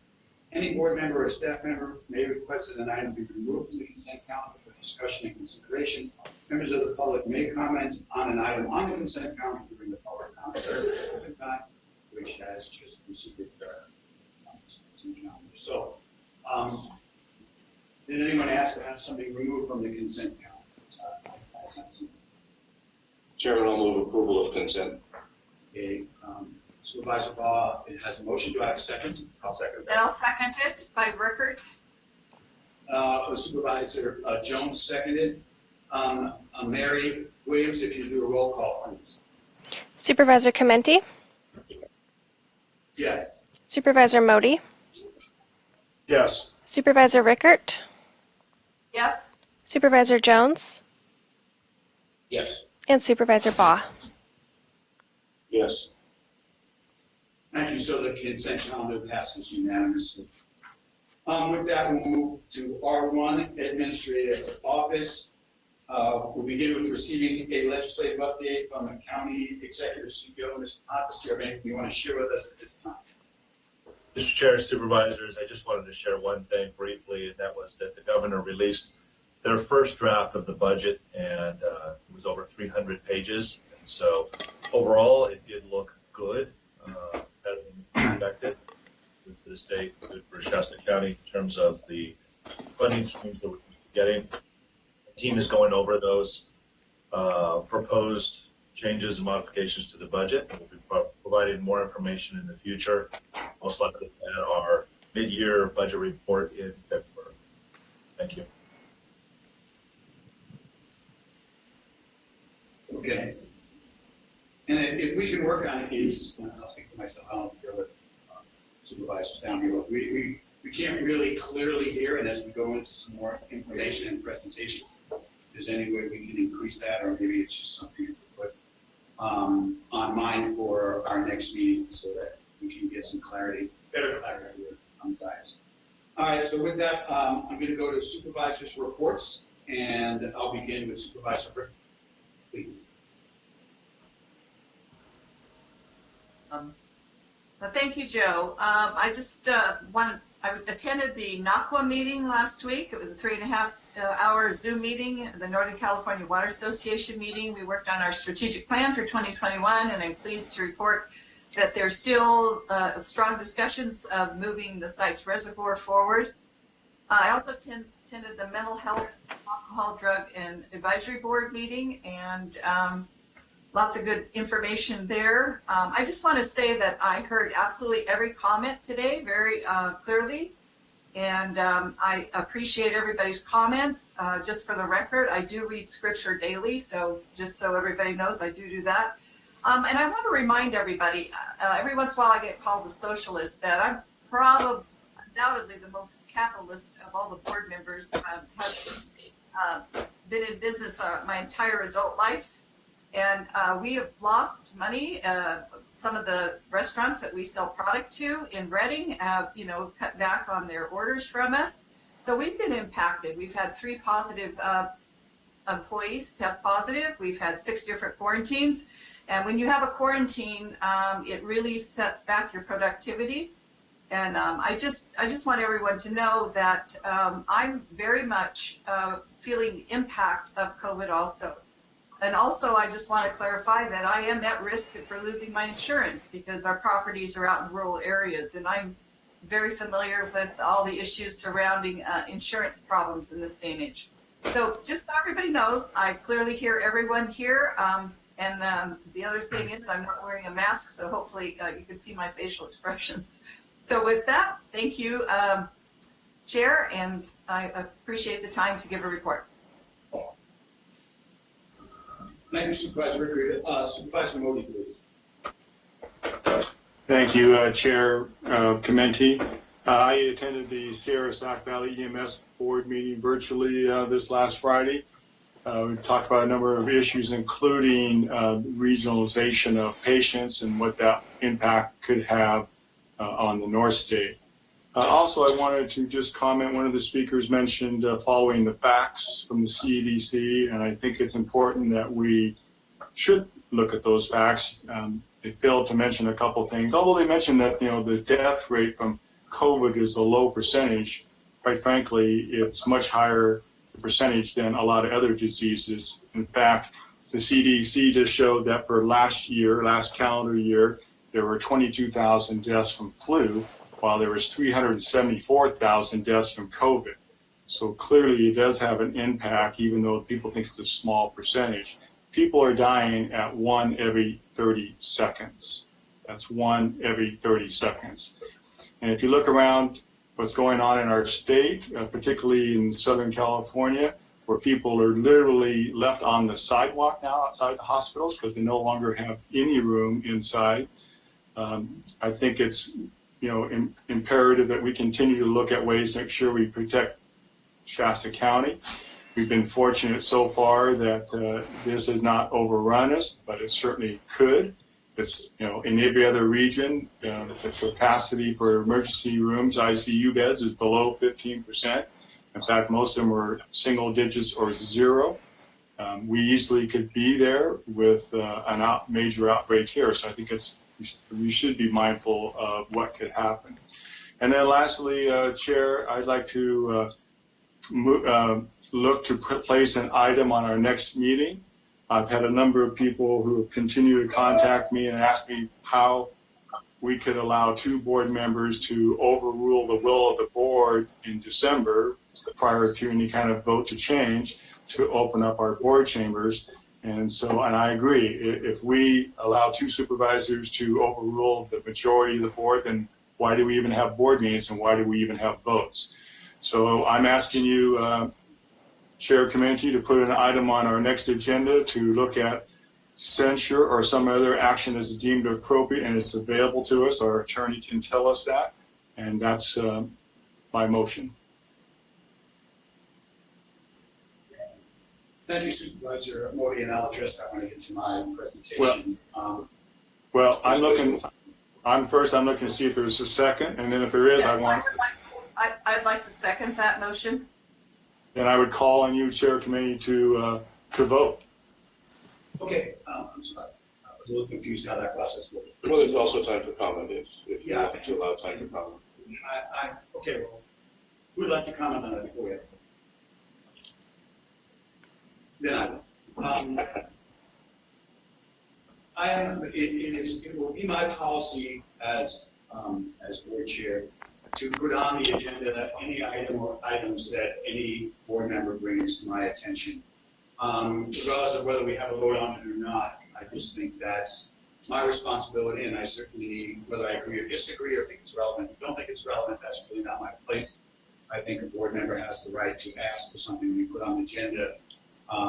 So I want that feeling to be known for all board members, that is how I will approach this for my year of service. So we have a motion and a second. Mary, would you do a roll call, please? I would like to comment. Oh, sure, I'm sorry. Please hold. Supervisor Jones would like to comment. So for every meeting in the last month and in this month, as the agenda went out by law, the regular meeting of the Board of Supervisors welcomes you to its meetings, which are regularly scheduled for Tuesday at 9 a.m. in the Board of Supervisors chambers on the 2nd floor of the Shasta County Administrative Center at 1450 Court Street, Suite 263, Redding, California. This is what went out legally, agendized every single time. So if you think that you have some sort of issue with not being at this meeting, which was agendized, I think you would be wrong. Every single one of these agendas said exactly those words, just as it did this morning. So I think your motion is incorrect, and I think you should have been at this board meeting. So I will add in there too. I would just say I welcome the conversation. I am absolutely in favor of having a public conversation and putting on the agenda. I think that we should talk about all of these things. And if Supervisor Modi thinks it's wrong that I am a God-fearing family country, listen to those who elected me and subject myself to the community, Second Amendment, business-oriented man, then let's talk about it. Because Supervisor Modi, as I told you before, I don't work for you. I work for the community that elected me, and I'm never going to apologize for working for those who elect me to office. They have, at their pleasure, anytime they want to unelect me. Supervisor Chimenti, if I could just follow up, my issue here is not that the two supervisors went to the board meeting in the board chambers. My issue is that the board previously had voted to close the chambers, and in defiance of that, regardless if you're speaking to the people, there is still a rule of law for the Board of Supervisors to conduct their business. And if we start going beyond that, then why even have meetings and just individual board members can just do whatever they want, because there is no ramifications, and you will have a breakdown of our democracy here in this county. And Ruben, could you please clarify I signed a resolution that I believe that's what it was, that we were to keep the board chambers closed from the December 15th meeting, and that has legal status, doesn't it? Could you please comment on that? Thank you, Supervisor Rickert, members of the board, Ruben Cruz, County Council. On December 15th, 2020, the Board of Supervisors did pass a resolution that at that time suspended in-person participation for board meetings. It was a rule that for the board's conduct of meetings, which is authorized by the government code.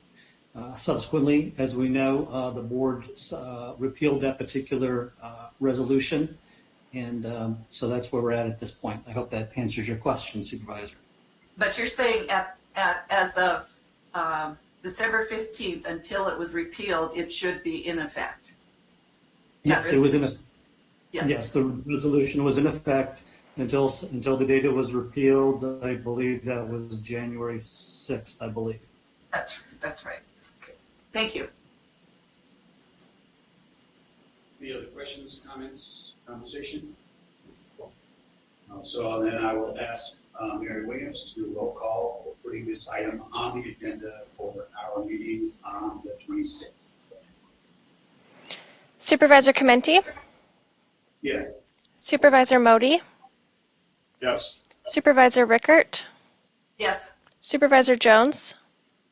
No. Supervisor Baugh? Yes.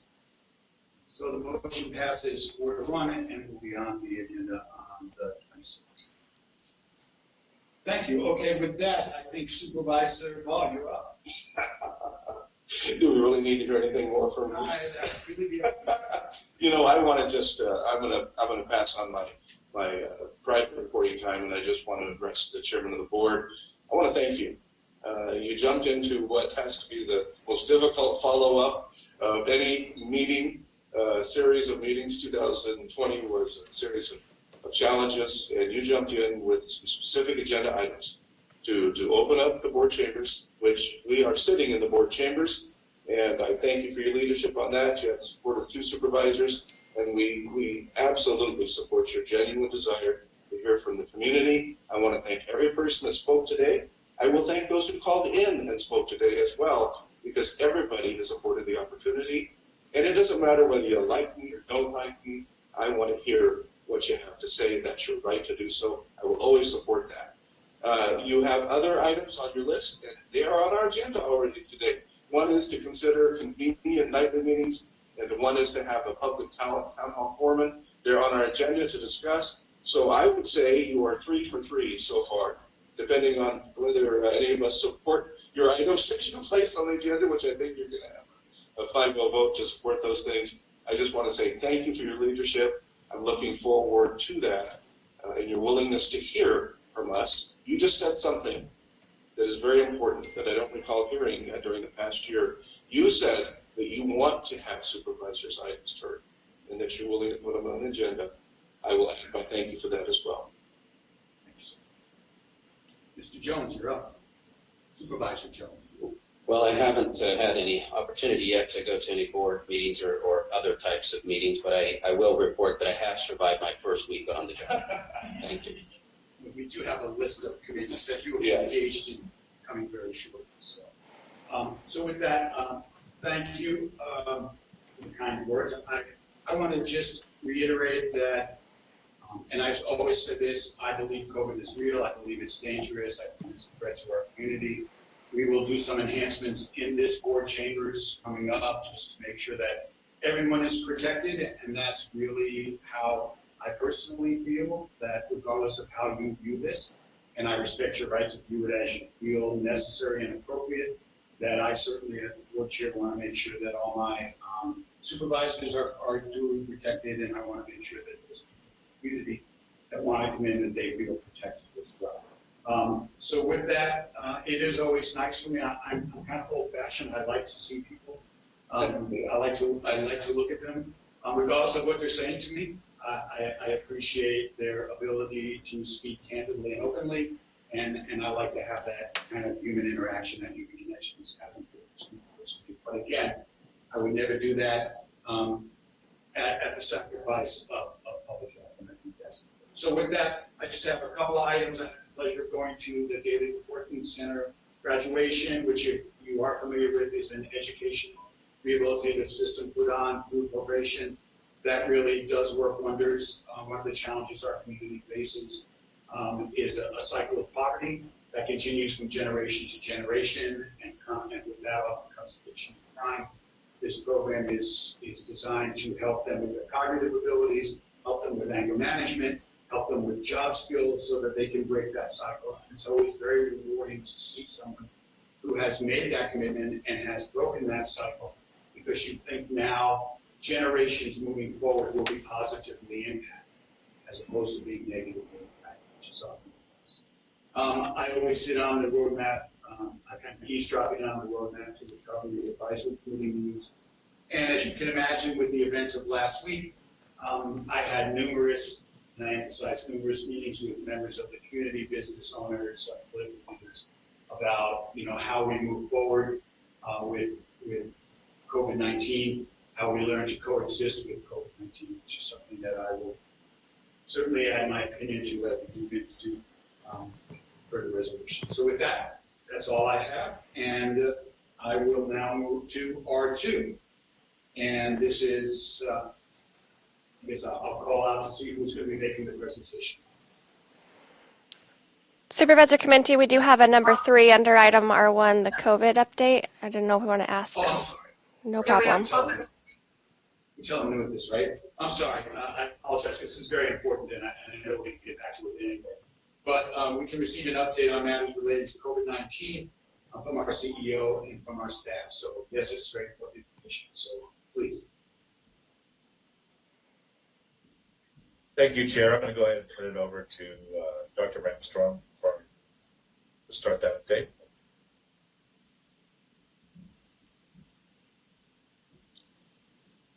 Or Robin Schurig, who looks ready to go there. Robin, let's go ahead and have you start this out. Sure, thank you. Good morning. Robin Schurig, Director of the Public Health Branch of the Health and Human Services Agency. Dr. Ramstrom will have some updates to provide today as well on the COVID vaccine, but I'm going to start with just the latest data. I have the latest case rates, test positivity, and ICU availability to share as usual, and then I also have some statistics to share with you today about our COVID hospitalizations per request of the board members last week. So we'll start with the case rate. Our latest data comes from the week of December 27th through January 2nd. So that is just between 2 and 9 days following Christmas, and it includes New Year's Eve and New Year's Day. So we were expecting to see a little bit of an uptick during that week. because of gatherings and travel and other things that may have gone on over Christmas. We did, in fact, see an uptick. The case rate for that week is the highest it's ever been. It's 48.3 cases per day per 100,000 population. And then the test positivity also increased. It is at 9.4%. Moving over to ICU availability, there is publicly available data from the state on this, and then there's also a portal that local health departments have access to where they post data, and right now there's a discrepancy between the numbers that they're posting publicly versus what they're sharing with us. And so I'm a little bit skeptical as to the accuracy of these numbers, but what they are sharing publicly is that yesterday our ICU availability was 35%, so our ICU beds in our region, so this is not just Shasta County, but in the North State region, 35% of the ICU beds were available to receive a patient, and today's numbers show 17.6%. So that's quite a drastic decrease, and it is getting dangerously close to that 15%, which would subject us to the regional stay-at-home order. But again, because that doesn't match up with what they're sharing with us through the portal, I'm hoping to get some clarification from the state and get them to correct that discrepancy here pretty soon. They have addressed the fact that the survey that they use that the hospitals complete, which is how they calculate this percentage, doesn't include a question about surge beds. It only includes non-surge beds. And so they believe that some of the hospitals have been going ahead and reporting their surge beds in with their non-surge beds, but they're not sure whether it's being done consistently throughout the state. So that's the change that they're working on, and we hope to get some more clarification from them this week on that. Moving on to hospitalizations, we have had a request. We discussed this concept of the 12% that Secretary Galley and others at the state have been talking about. So statewide, 12% of COVID cases end up hospitalized for COVID. That has been consistent throughout the state, but it does vary by region. And in our region, as well as in our county, it is quite a bit lower than that. In the Rancho region, so that same region that they use for the ICU capacity measures, between 5.5 and 7% of our COVID cases in our region end up hospitalized as compared to that 12% at the state. And in Shasta County, it's averaged 5.8% over the course of the pandemic. So it's quite a bit lower than half. And if I were asked to speculate as to why that is, I don't know for sure, but an educated guess would be that I believe that many of our cases have been in younger people, and so they're less likely to be at risk for more severe illness, and so therefore less likely to end up in the hospital. So the numbers that we're looking at here, we've had a total of 300 individuals who have tested positive for COVID, and in their records, it indicates that they were seen in the hospital. We are going through those and analyzing them and looking for more information chronologically, and so we've made it through the end of November. And so that includes 132 individuals. There's the remaining 168 have been hospitalized since the beginning of December. And so we have not made it through all of those records to be able to include them in the analysis. But of those 132, we also looked at why they were in the hospital as well as how long they were there. So, our analysis only includes 82 of those people because we excluded people who were there for some other reason and just happened to also test positive for COVID. So these 82 are all people who were hospitalized for COVID. And we also excluded people who either just went to the hospital but were never admitted, and as well as people who just stayed overnight for observation and were then discharged. So this 82 only includes people who were actually in the hospital for longer than just overnight, and they were there because of a severe illness from COVID. Excuse me. So the first statistic that we have of the and we have a comparison to the state on this is the length of stay, the average length of stay in the hospital. The state average is 7.4 days, and in Shasta County, the average is 9.58 days. So it's about 2 days longer on average than the state. It does vary quite a bit. There's a wide range. Some people were only in the hospital for 2 days. At least one person was in the hospital for as long as 42 days. So that averages out to 9.58 days. Moving on to some characteristics about these individuals. By gender, males currently make up the majority of COVID hospitalizations here in Shasta County, accounting for 58%. And females account for 42% of COVID hospitalizations. By age, by decade of age, the most likely group to land in the hospital for COVID is the people in their 70s. They account for 29% of our COVID hospitalizations, followed by those in their 60s, who account for 26%, and then those in their 80s who account for 18%. I do want to point out that 22% of our hospitalizations are in people under the age of 60, and 10% are under the age of 50. So we do have some young and, probably otherwise pretty healthy people ending up in the hospital. We also looked at how many of those, especially, because there's so many more among the elderly population, how many of those are residents of a nursing facility. And it's only 12% of our hospitalizations are people from a nursing facility, whereas the remaining 88% are just people from the general population not residing in a nursing home. And then the last statistic that I have to share for you is related to comorbidities. So other conditions that people who are hospitalized for COVID also happen to have that could contribute to their COVID illness being more severe and requiring hospitalizations. So 96% of our hospitalizations reported having at least one comorbidity, 61% reported at least two comorbidities. And then of those comorbidities, I'll just share the top 5 with you. When we get down further than that, the numbers get pretty small. But the most common were starting with hypertension. 49% of our COVID hospitalizations also had hypertension. 38% had diabetes. 25% had some sort of cardiac condition. 25% were former smokers, which is also a risk factor for more severe illness from COVID. And 23% had COPD. I'm happy to answer any questions, and then we can turn it over to Dr. Ramstrom to share about the vaccine dates. I'll open it to the board. Do we have any questions? Robin, I have a question. Obviously, you have this written report. Because unfortunately, I can't hear you really well, and that's part speaker and part my age. But I would really like to be able to have this data in front of me.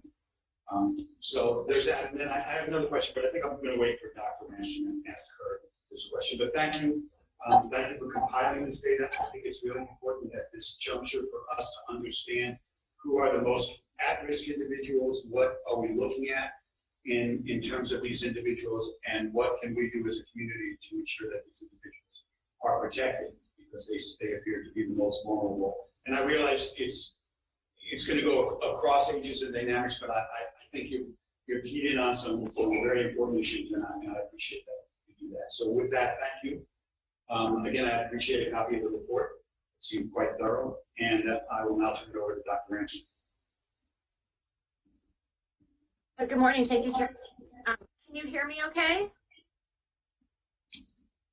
I don't hear you really well, but this is something I can. You could be louder. For our next meeting. Okay, I'll try and speak loudly then. My loudest voice. I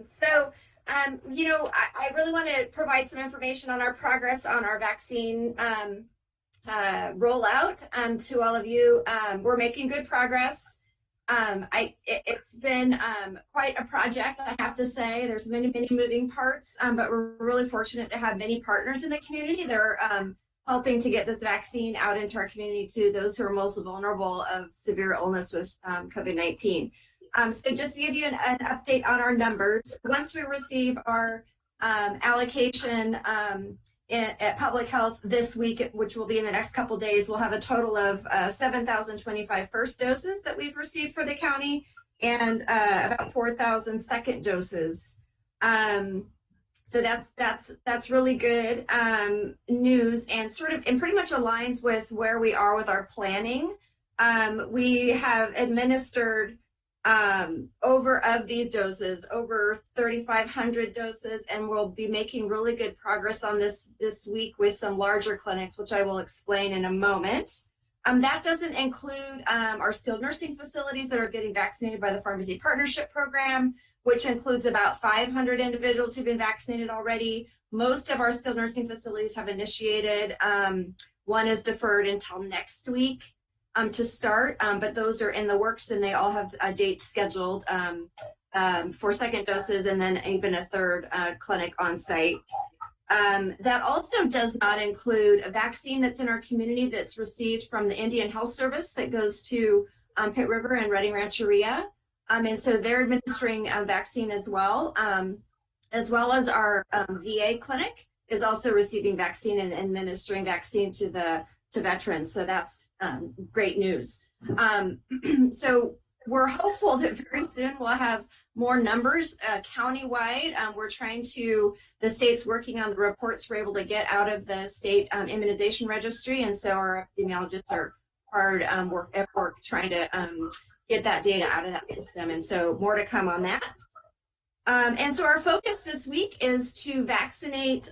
Just a reminder too, on our website is a very colorful version of this document, the COVID-19 vaccine rollout at shastaready.org. If you click on vaccine, it's right on the front page there. It's a yellow, bright yellow document. You can see where we are, and we're checking off the groups that we've initiated vaccination. So we're making really good progress through tier 2 this week, and we are planning also for to make good progress on tier 3 either later this week or next week. And so all of those tier 2 groups are being vaccinated this week in one way or another. Some of them we had initiated last week as well. So our focus this week is our in-home support service providers, as well as our community health workers who provide hands-on care to their clients, our primary care and urgent care providers. As I said, we're planning for the specialty clinics that are in tier 3 and the other groups in tier 3 as well. So how are we meeting the need of these groups this week? We're doing it through many of our partners, as I've already mentioned, coordinating with them to adopt certain groups. So that's through Shasta Community Health Center, Mercy Medical Center Reading has done quite a lot. Hill Country is doing several important groups for us. Mayor's Memorial and Shingletown are taking care of East County, and so that's been fantastic. In addition, we have a new partnership with Safeway that is starting tomorrow, and so that's to invited groups as well that we send over to them. And there's a specific enrollment for them as we invite certain groups to get vaccinated through their vaccine slots.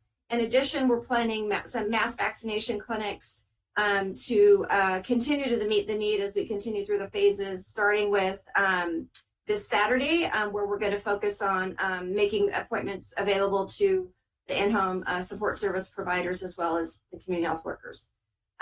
So that's the focus of the vaccine update this morning. I did want to just respond to one comment earlier, in addition to what Supervisor Modi had shared about the recovery.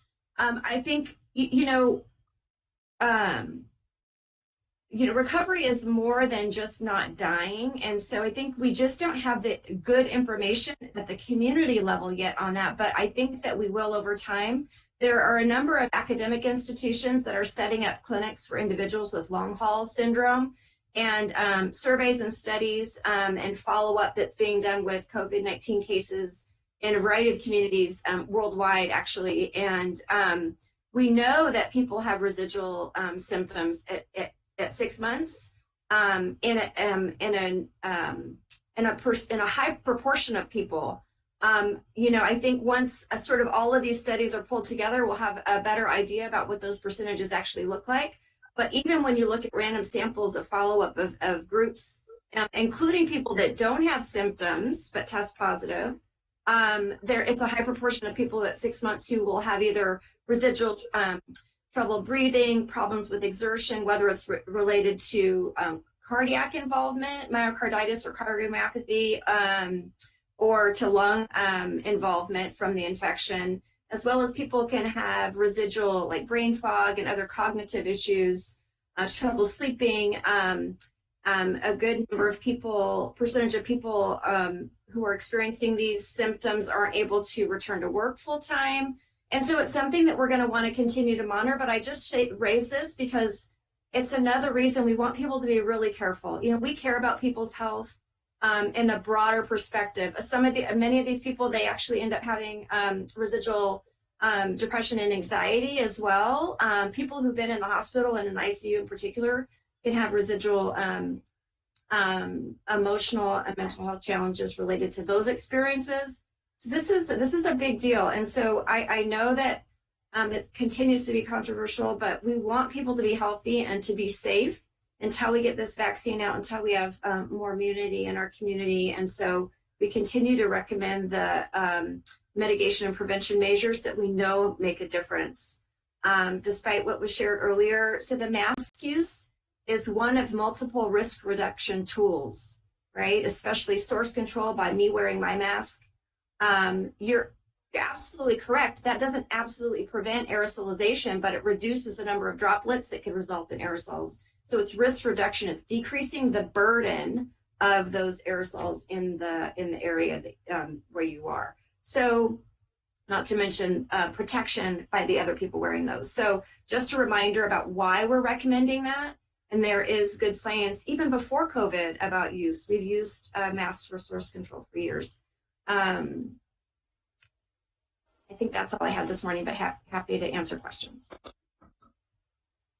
Thank you, Dr. Ashton. Supervisor Are there any questions? Supervisor Clementi, I do. Supervisor Clementi? Please, go ahead, Mayor. Yes.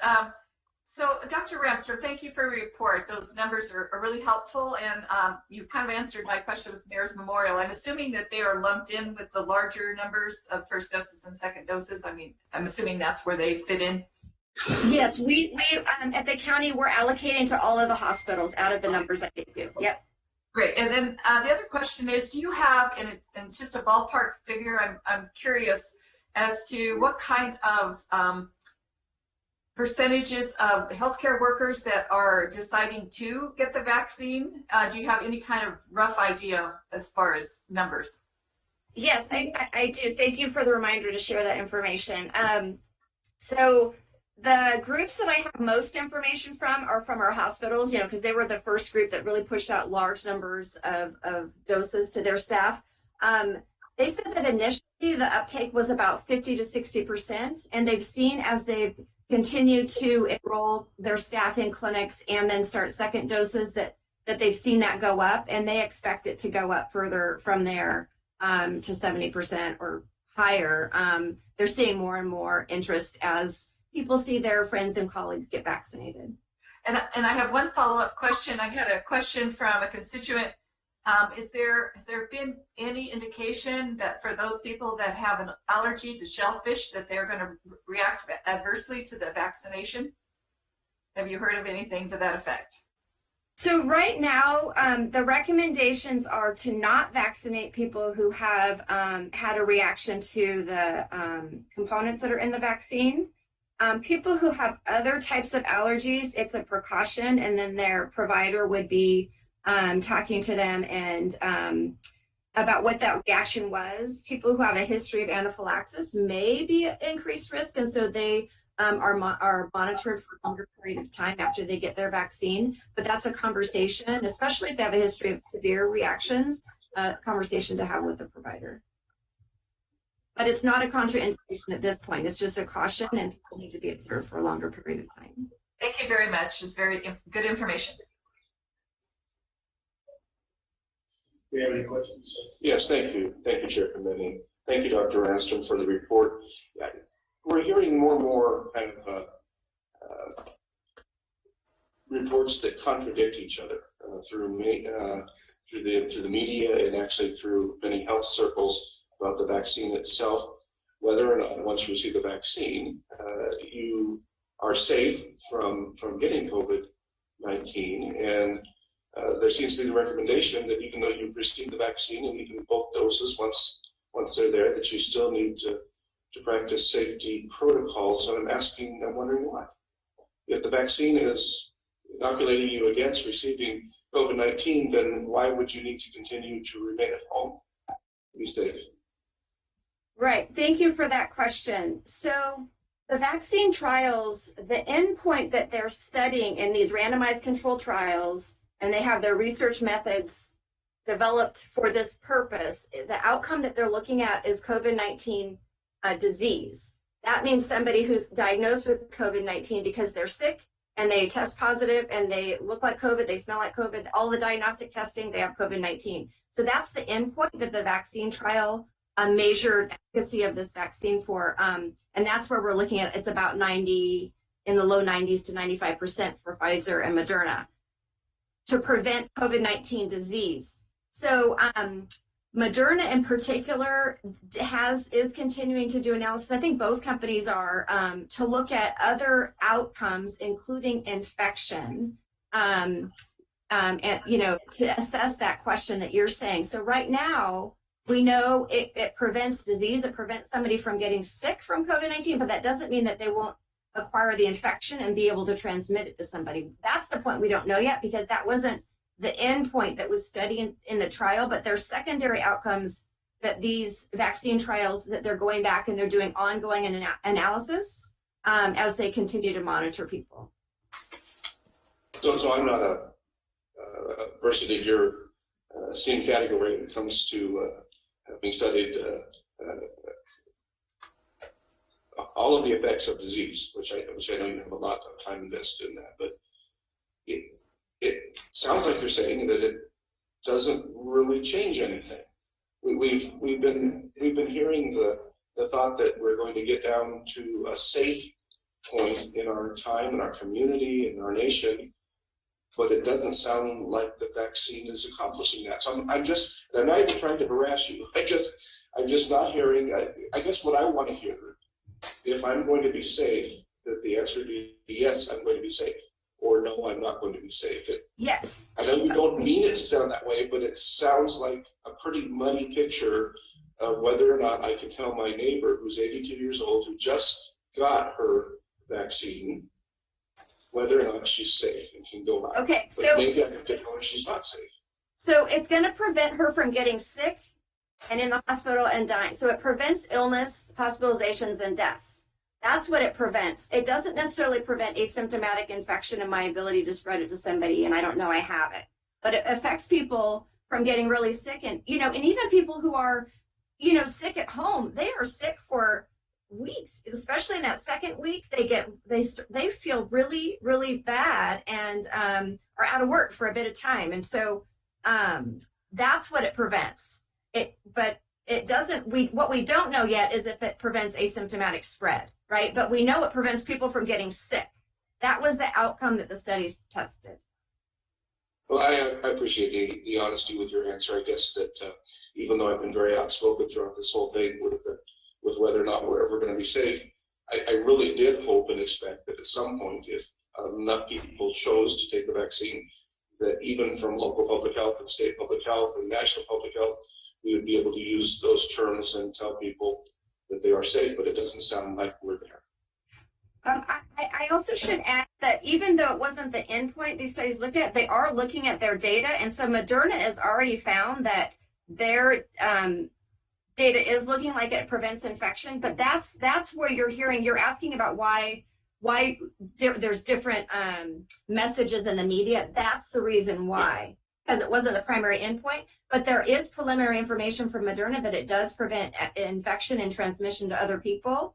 But that's the reason, I guess that's what I was trying to get at. That's the reason why we hear just, but the outcome, and what's really important is it prevents people from getting sick and dying. So that's good. That's good news. That's what we. Thank you for taking the time to answer my questions. Do we have any other questions? Yeah, Chair, can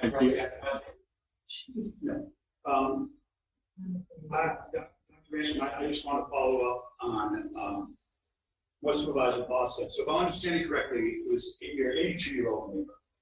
Well, the vaccine can protect her from the worst impacts of that virus, but it doesn't necessarily, in your opinion, but doesn't necessarily protect her from, or doesn't necessarily prevent her from spreading the virus. Is that an accurate statement?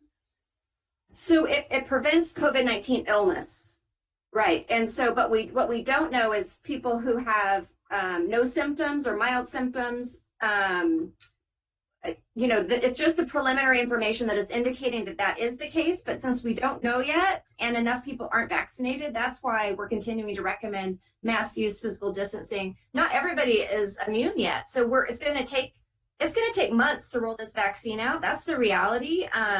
Just because it takes a lot of time. It's a lot of people to vaccinate, all within this period of time. Normally vaccination happens over years, and vaccines are recommended at different ages, and so it's more phased in.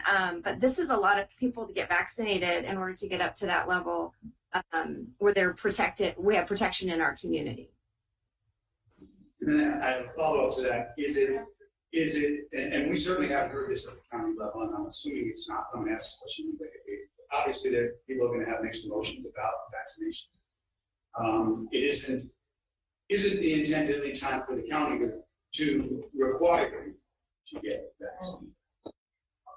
Nobody's talking about requiring this vaccine. People are very confident in its efficacy and safety, but we do recognize this is under an FDA EUA authorization, and so I haven't heard it discussed in any platform requiring it. We hope that the public, and we do know people are calling us every day. When is it my turn? When is it my turn?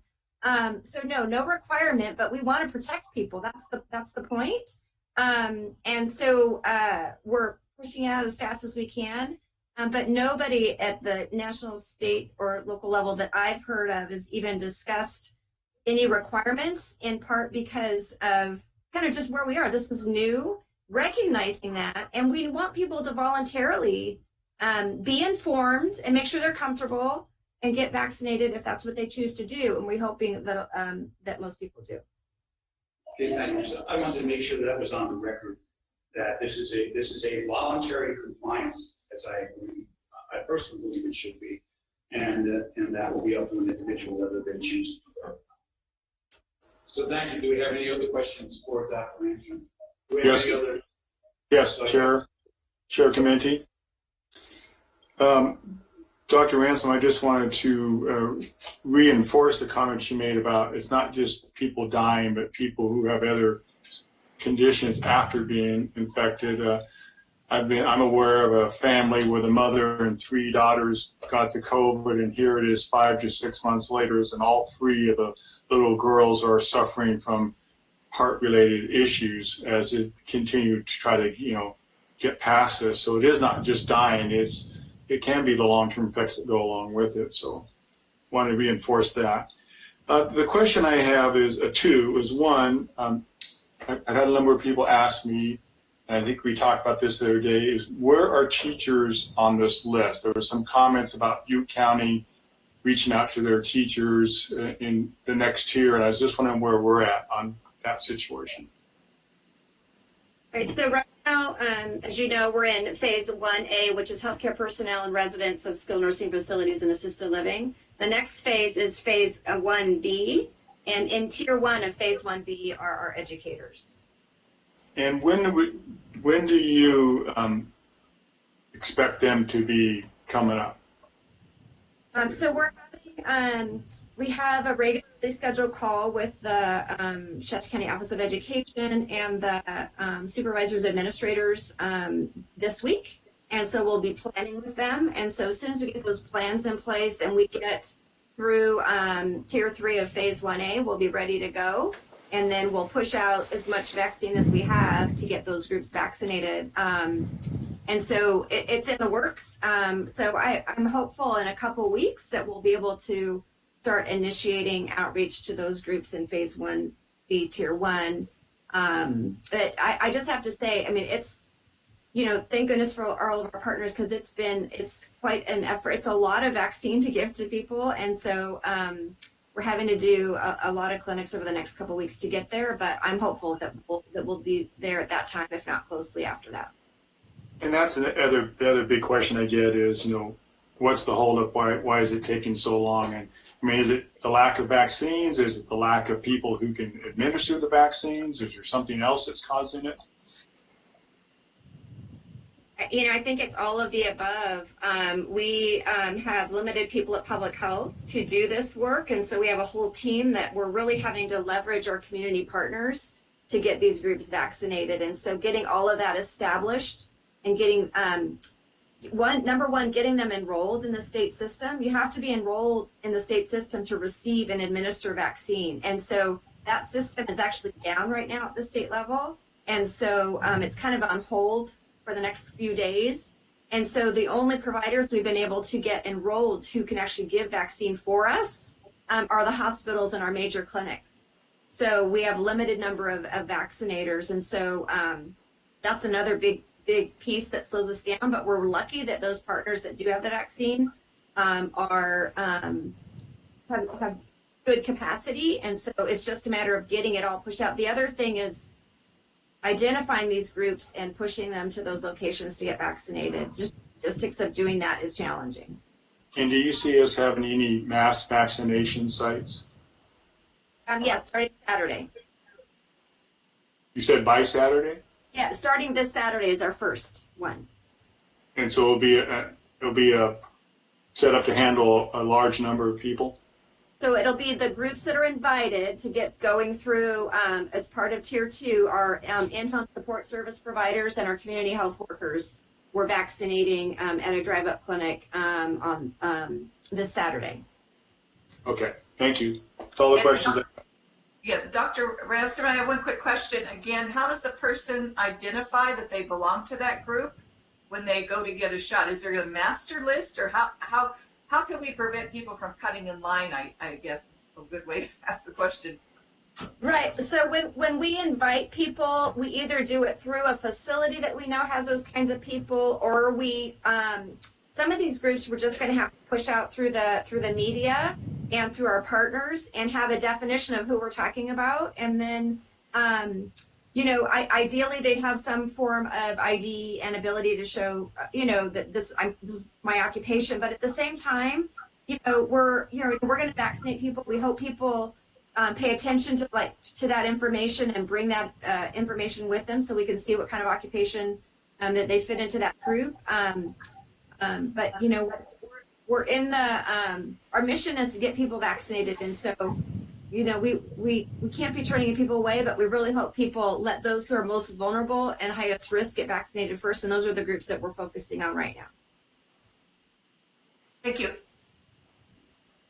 Chairman Committee, I have one more follow-up for Dr. Randstrom. Doctor, you came pretty close to answering this question already, but I'll restate it so that I can make sure I understand it.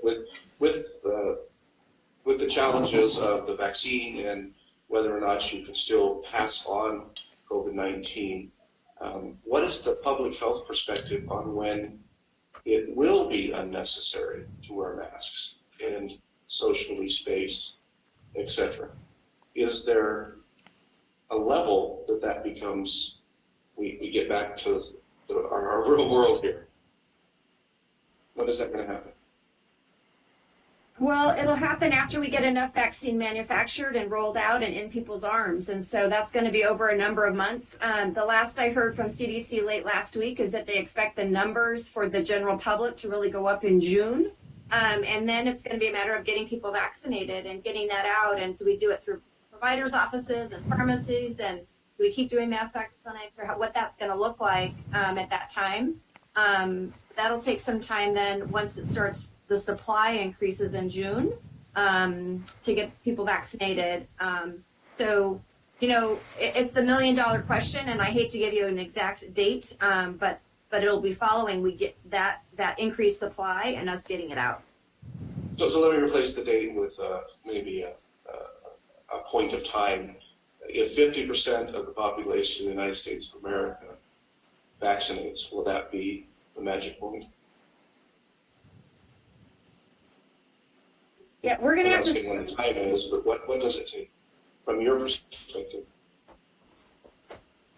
So I think, there's so many unknowns right now, especially as we see what this new variant, how that looks, as it,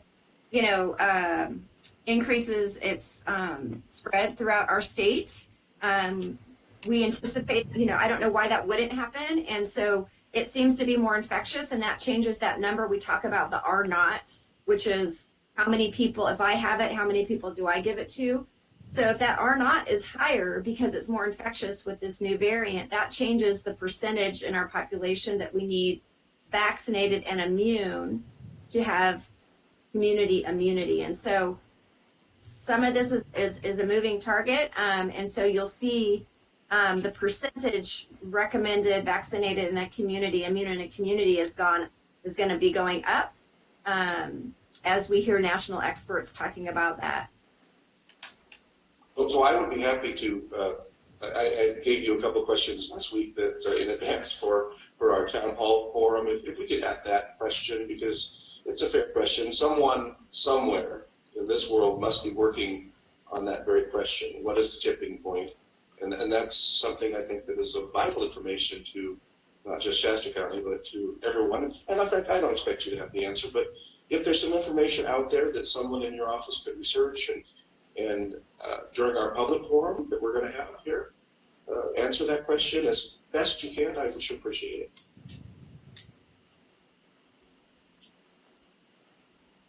That's it, Madam Chairman. Thank you. Do we have any other questions? Well then, thank you, Robin. Thank you, Dr. Brandstrom. We will move on to R2, but prior to doing that, I'd like to call a 10-minute recess. So we'll reconvene at 11:30. Thank you.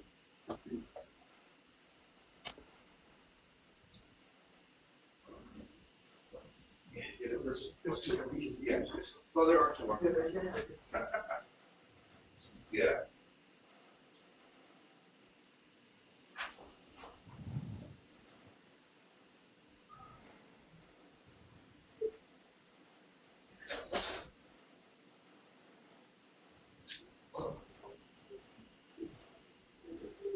Thank you, Patrick. Thank you.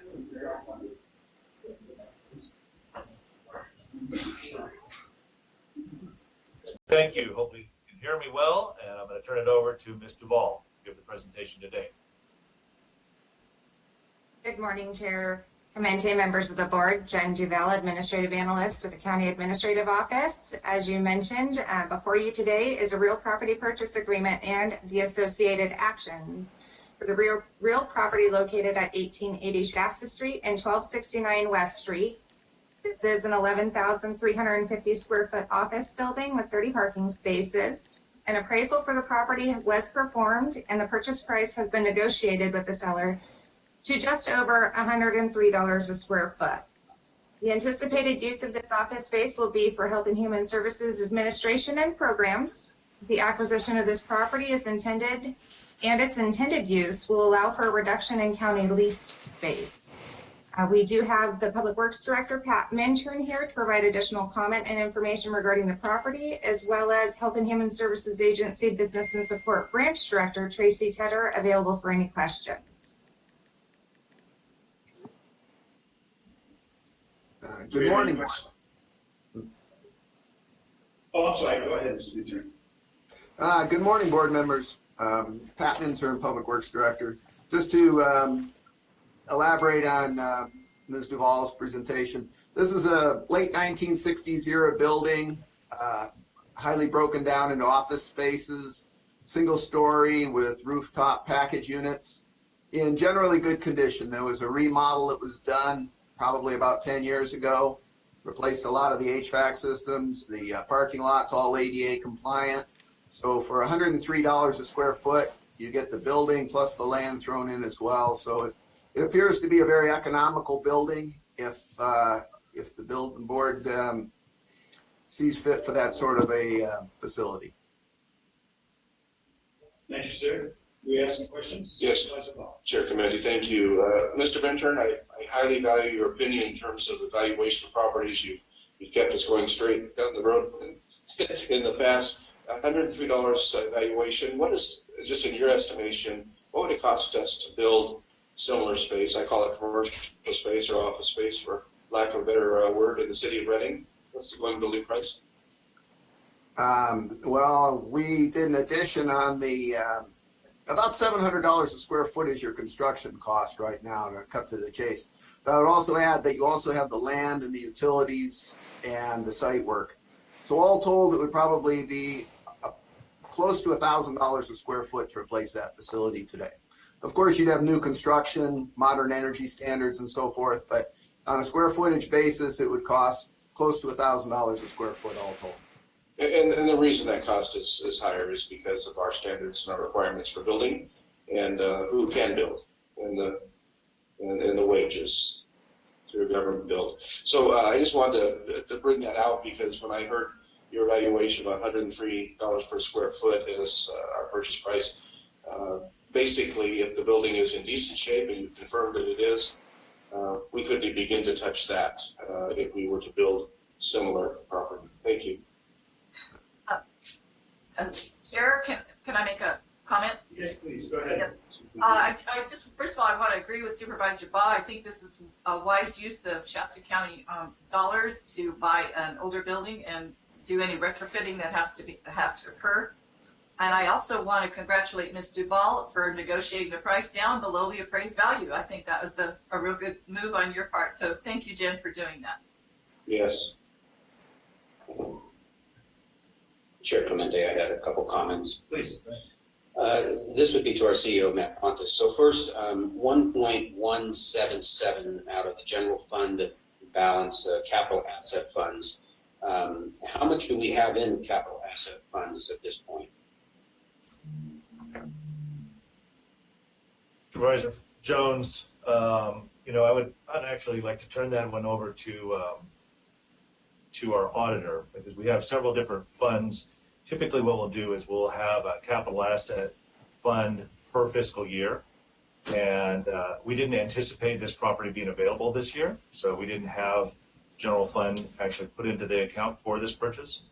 But we will shore that up as we move into next fiscal year. I think $11 million in that account, to answer your question, is about $11 million.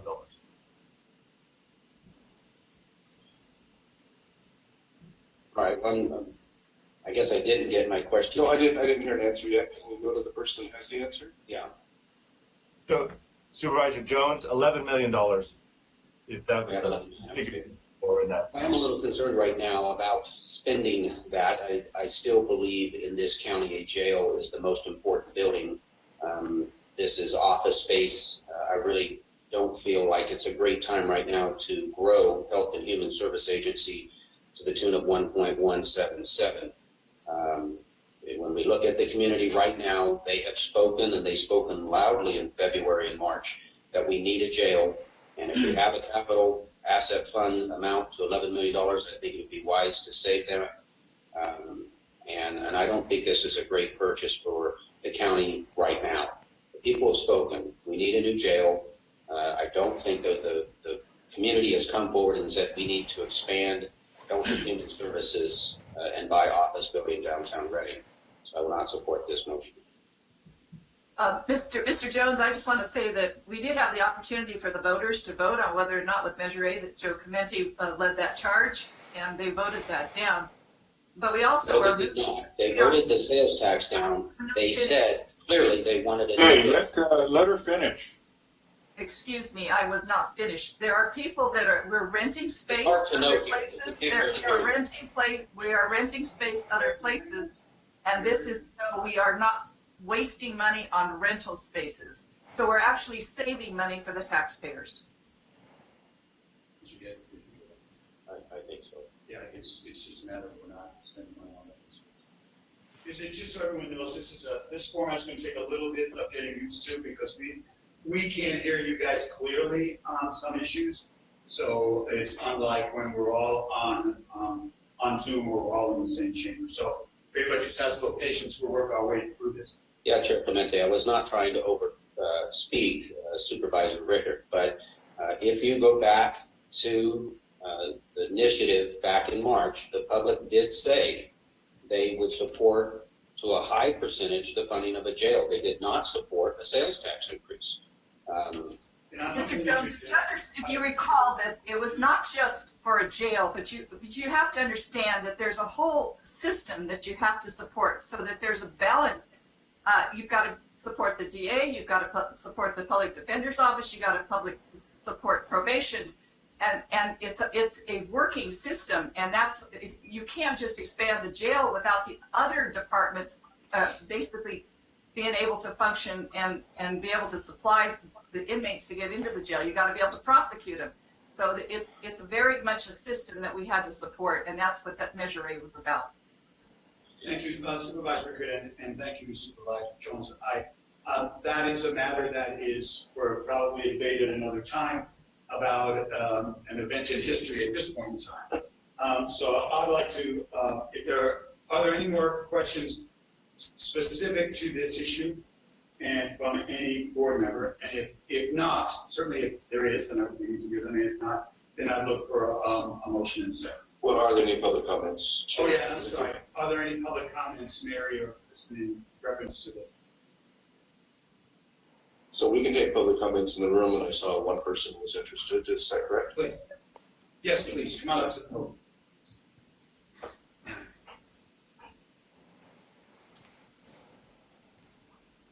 I have a question, and I'd also ask a question. The finance people brought up that the cost per square feet to build a building is far exceeds the cost of buying a building.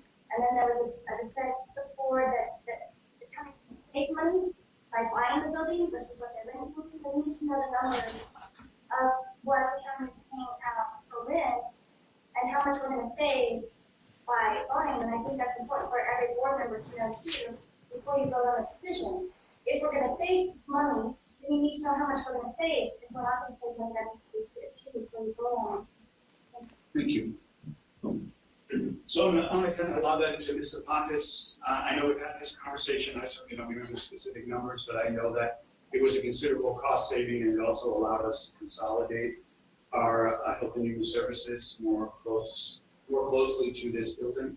So any information you can add at my ask, please. Chair Committee, I'm going to actually ask Tracy Tedder, who we have on today. She's our Business Support Services HHSA rep that did the evaluation on this and made sure that it penciled out and it was a good use of taxpayer dollars. So when we looked at, good morning, good afternoon. Is it afternoon yet? No, still good morning. Chair Committee, members of the board, Tracy Tedder, Branch Director, Health and Human Services Agency. On the item before you, we looked at lease space that we are currently occupying and looked at space that could potentially be vacated as we transition staff between spaces. And we would be looking at eliminating a lease that currently costs us $100,000 approximately a year, which for the cost of this price, for this purchase, we would recoup those costs within a 12-year period of time, and we felt like that was an appropriate purchase. And I would like to say that although the general fund is listed as purchasing this agreement, as long as HHSA occupies that building, those costs would be recuperated through the OMB reimbursement costs for building usage, and there is no general fund use that would be used for that reimbursement. Thank you. It would be full federal and state funding. Thank you. I have kept all the comment open. Is there another person? Please step up and speak. You can do anything you want to, Chairman. That's right. It is scary, isn't it? Yeah. Another question I wanted to have listened to this. You mentioned the cost of purchasing the property, the cost of building. What is the cost of retrofitting the property that you would purchase? And how does that get added in there and figured out? Do you have that cost? I'm sure we do, and I will address Mr. Minturn. Do we have some idea of what our retro costs are going to be for renovation? There was always move-in costs and so forth, but our intention is to use the building substantially as it sits. There is a kitchen in the building that will be torn out. Costs estimated $30,000, $40,000 perhaps for minor changes, but basically the building is in good shape now. It's general office space, and I understand that the plan is just to move in and occupy those offices as they sit. Carpeting, walls, floors, lighting, HVAC, it's all more or less serviceable in its existing condition. Thank you, sir. Any more public comment? Yeah, Thomas. Yeah, this is sort of plan on doing something, say that they would want to save more, given the cost. We have a rate assessment there. And no matter what I said, we didn't put a jail down. We go to the sales tax down. God, we go to spending competing salaries. I'm being honest with you. I don't know if you got to make a decision now or mine at this moment, but it's not a lot of information for people to make a decision like that. If the information is given up. Plus, if you guys sit out here, you figure that it's I sit in the back of Fort Hatt, could hear them. So we have all these people, engineers, and I couldn't get a simple microphone system up there. Okay. Thank you, John. That's right, a follow-up question. What are the costs of maintaining the property if you purchase it? Are there maintenance costs that you pay now for the facility that you rent? I assume that would be covered by the owner of the rented facility, and then that would be moved to the county in the owned facility. And were those costs considered in the 12-year estimate of recouping the funds? Thank you. Yeah, they turned on our monitors, but lost that. So you're going to defer the questions to our monitor. Are we still with Mary Williams? Are we still with you, Chris? Yes. Our mics are working really well now, but we don't see you guys. Yes, Chair. I'm looking into it right now. So maybe we go back to America. We're trying to introduce new technologies, and it's a work in progress, as you can clearly see. So let's compare it. Yeah.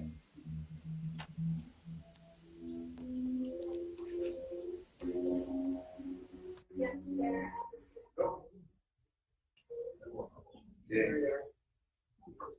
They're back again. Okay. Okay, Mr. Minturn, I'm going to direct this to you. Idea of what our regular maintenance costs would be in comparison to the current lease. I can't speak to the lease. I can speak to our general maintenance costs. This building is sound in its current condition. So we're looking at utility payments. There are no immediate plans for any sort of HVAC replacement, but we're going to be looking at basic custodial, cleaning the carpets, replacing air filters, general maintenance. I can't give an exact figure, but it would be, obviously those same services would have to be provided through a custodial, through a rent as well, I would anticipate. We could come up with an estimate of what our actual maintenance costs will be, but it's going to be your basic maintenance of every county building. So in your opinion, it would be similar to what we're paying for now? Logically, it should be. Supervisor Clementi, if I could inject some thoughts, and hopefully this will kind of answer in general some of the questions that people are asking. The reason I support purchases of buildings is it's always better to be in an ownership position instead of spending 100 years, year after year after year, renting facilities. We have been blessed in Shasta County to make wise purchases. For example, this building was quite expensive, but compared to what it would have rented this same amount of space for over the years, we're very much far ahead. In terms of the leases the county has, it's not all of the leases, but we do get the chances to review the leases. Most of them include the county has to pay maintenance for the places they lease. It's just like in a shopping center, unless you're just blessed to get a landlord that doesn't want to charge you for it, you pay extra costs for the spaces that you maintain and clean. Collectively, an entire shopping center pays into that fund, and then those funds are dispersed and you're charged the actual costs. So that doesn't change. Here's the real good blessing, is because of the department that's going to use this. In the end, the money doesn't come from our general fund budget. Although I believe, and you can, Tracy, you can straighten me out if I misunderstood you, but although we see the funneling of the money at the original purchase, mental health fund, public health funds, they are generally not supported by our general fund. We leverage state monies that come into us with, I think, something like $1 million returns something like $30 or $40 million back to us in our investment through realignment funds. And so we have a public health facility, we'll be maintaining it. That does not come from public or general funds. So this is a win-win in this case. If it were a general fund budget item, it would still pencil out in my mind because of the very low cost of this. But you're not going to go wrong buying your home, so to speak. You can choose to buy your home, or you can choose to pay somebody else for your home. and you're going to pay for it several times over your lifetime. So this is what we're doing. We're buying a home, and we're investing well public dollars. I'm in complete support of it. I also, Supervisor Jones, just so that you understand, I also would like us to be able to buy the jail and to enlarge it. Maybe it would be beneficial to repeat some of the past workshops, because we do have a plan in motion to move in that direction as well, and this does not set that plan aside. So I'm much in favor of doing this. I think it's a financially prudent decision. Man, I could be proved wrong, but this is the best value to purchase that we've come across in a long time. Jen, thank you for scoping it out and finding it.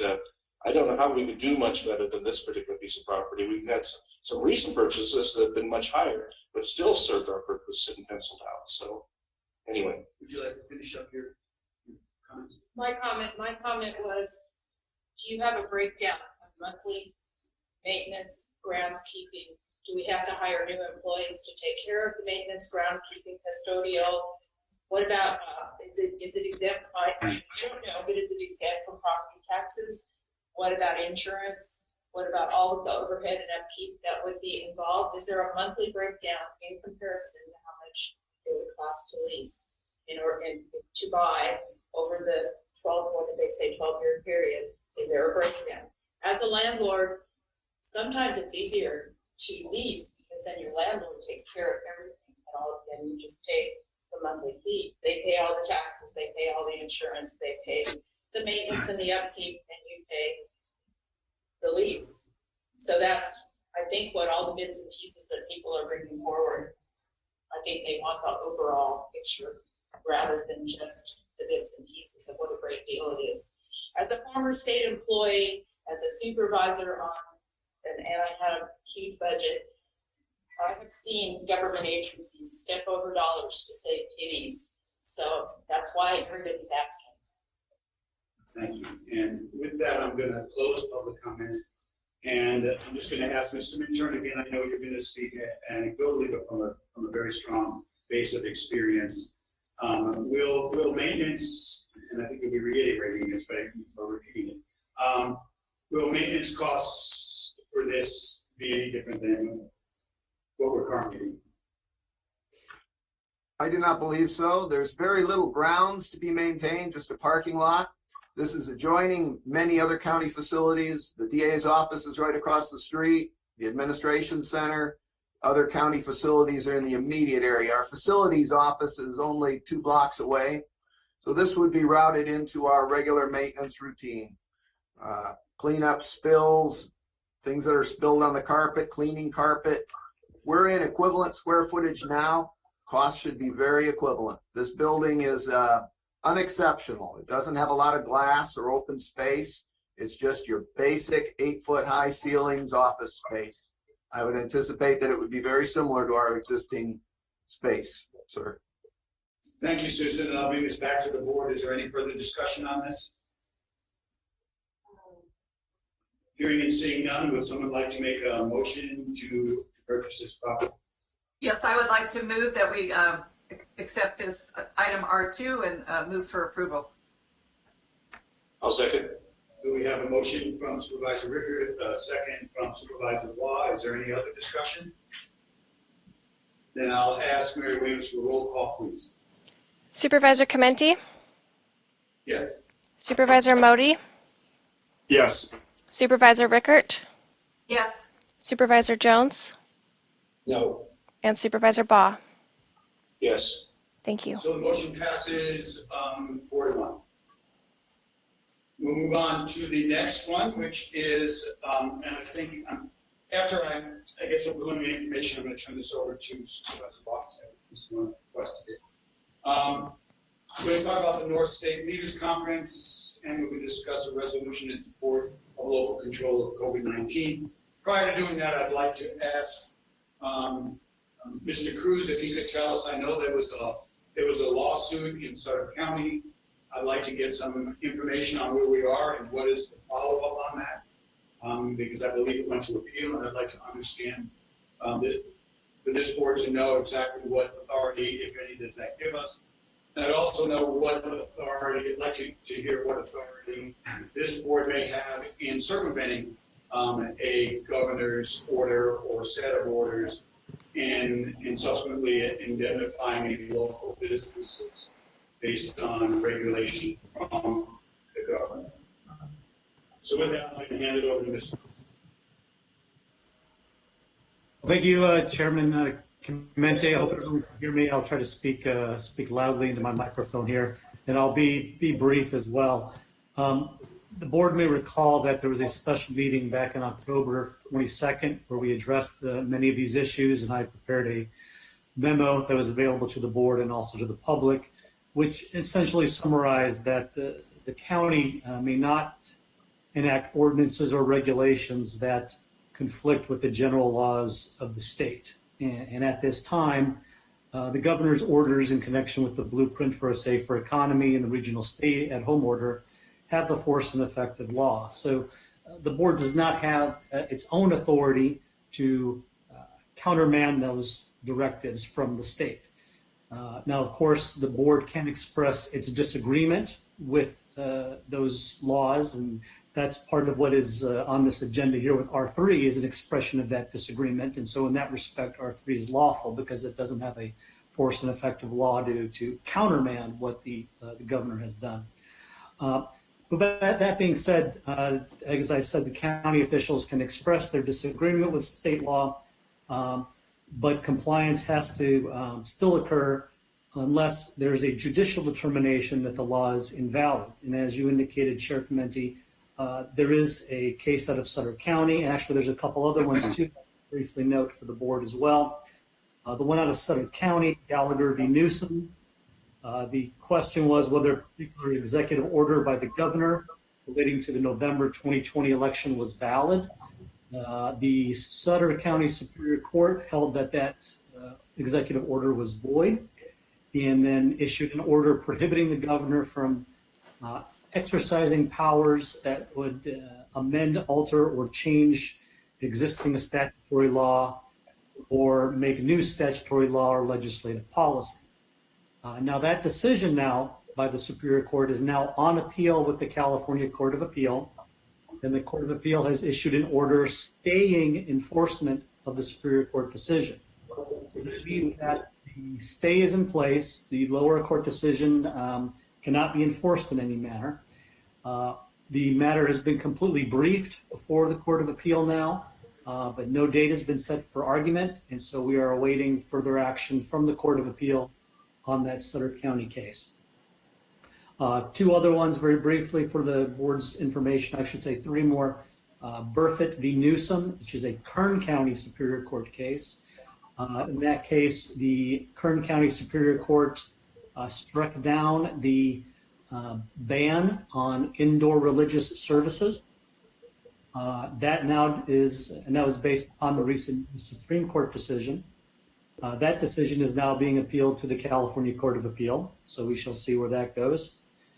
And there's another one dealing more directly with commercial entities. There's a decision now out of San Diego that dealt with adult entertainment businesses in San Diego, and which also had restaurant services associated with it.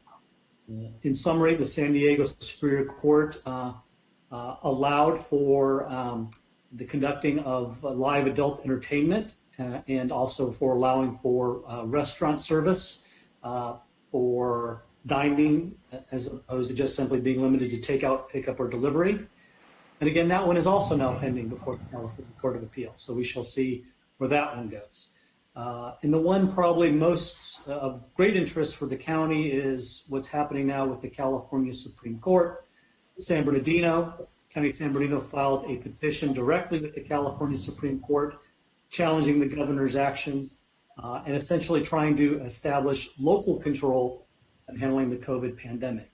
The matter is fully briefed with the California Supreme Court, and we await a decision at this time. So right now, at least, there is no decision by a court of appeal or the Supreme Court that has struck down the governor's executive orders or the state public health officer orders, but there are several that are currently pending now, and we shall see what decisions may come at this time. So So I'm happy to answer any questions. I hope that was the information you were looking for.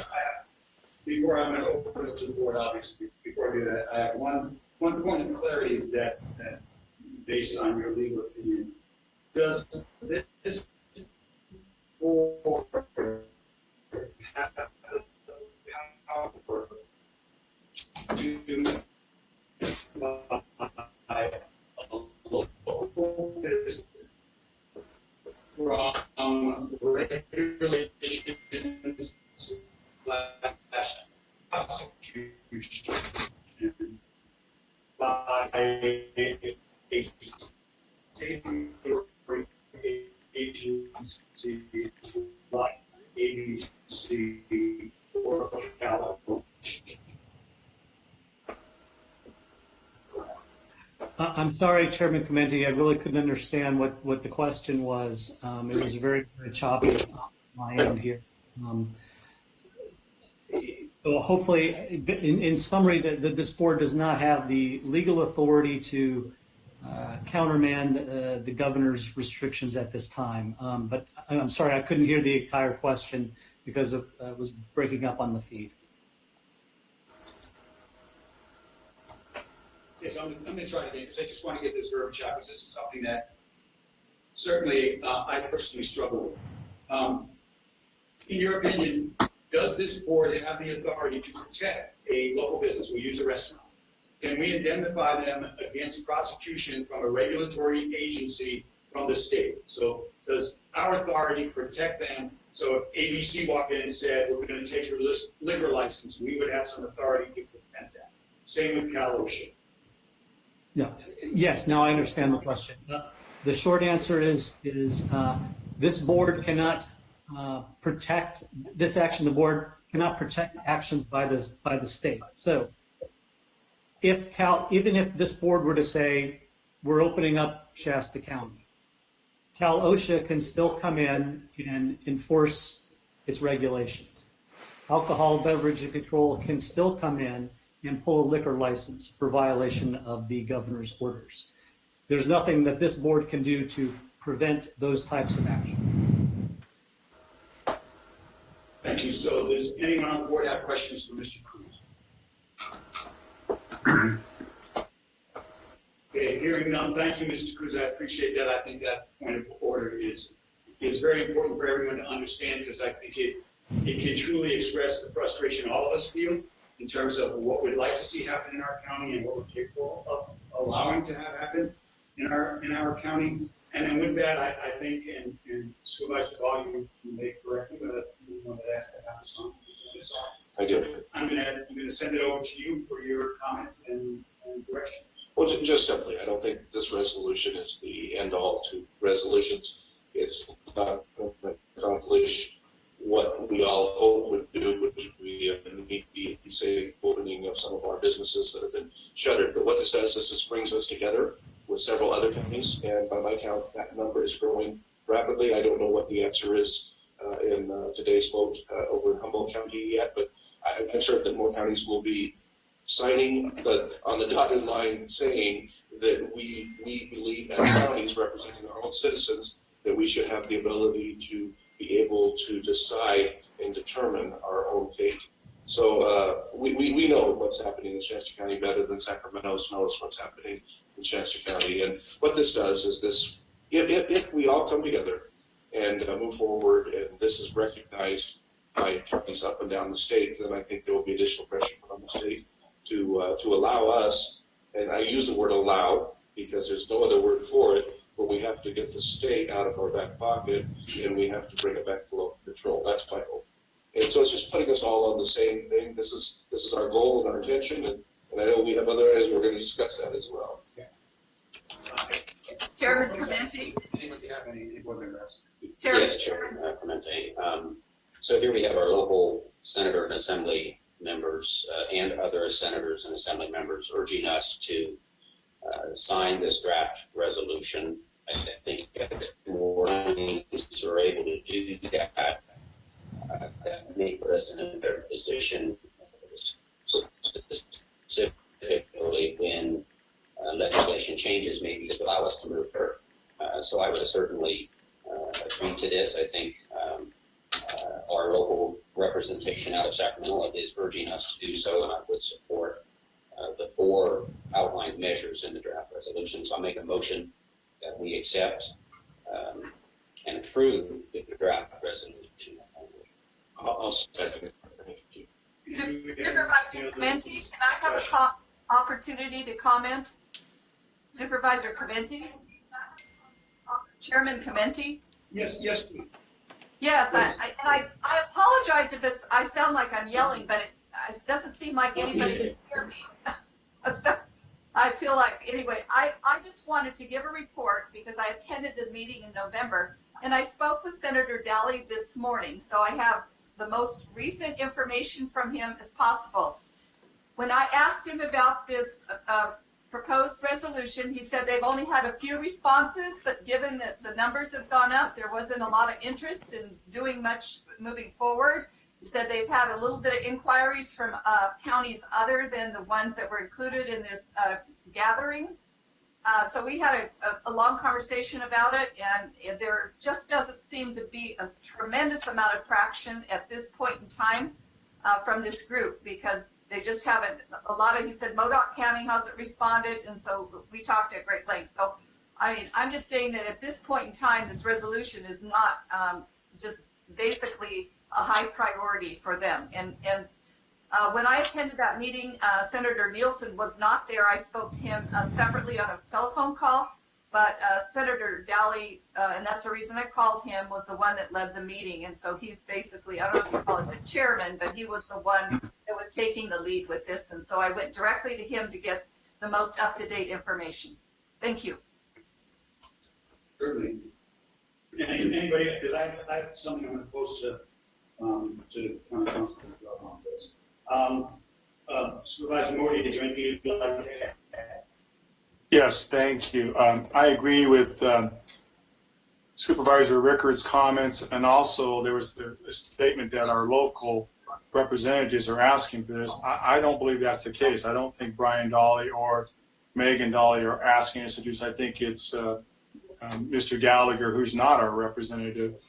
And I see no point in poking the governor with a stick at this point, because as you just clearly asked and the question was answered, it does nothing for our local businesses. It gives them no protection whatsoever. It may even give them a false sense that they can go out and do some things and then end up being prosecuted by the state. I think that's unfair to them. So I think we should wait to find out what happens to the court case and then make a decision at that point if we want to move forward. And I agree with Supervisor Modi.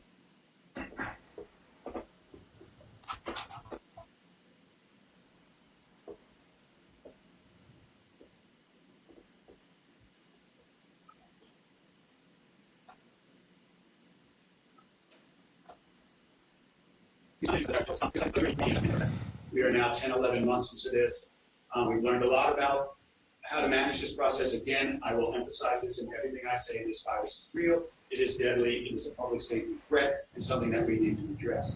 That being said, I think we need to look for ways to comply with what the World Health Organization is saying, and that is that we need to learn to coexist with COVID-19. And sadly, this is not the last virus. It's just my opinion. This is not the last virus that we're going to see that's going to hit these shores. So I really think that we need to start thinking in terms of what's the strategy? Because we can make a lot of statements, we can stand up in defiance, and I understand that, but I really think what we need is a strategy. And I will, again, this is my personal editorial. Regardless of how I feel about the governor, I think he is struggling on next steps. And I think that for Americans, and I certainly speak for myself as a father who raised 4 children on single income, if someone put me in a corner between whether I was going to support my family and make money or whether I was going to protect my personal health, not to be selfish of other people, I think when you look at the incidence of heart disease and strokes that plague Americans because we tend to work too much, I think we can start to see reasons why people are concerned and maybe are not wrong. So what I'd like to do, and I don't know whether we amend this letter or whether it's a separate letter, I think it speaks in the same direction that we all want to go in, and that is to let our governor know that we want to move forward, that we need to move forward. I don't have a problem about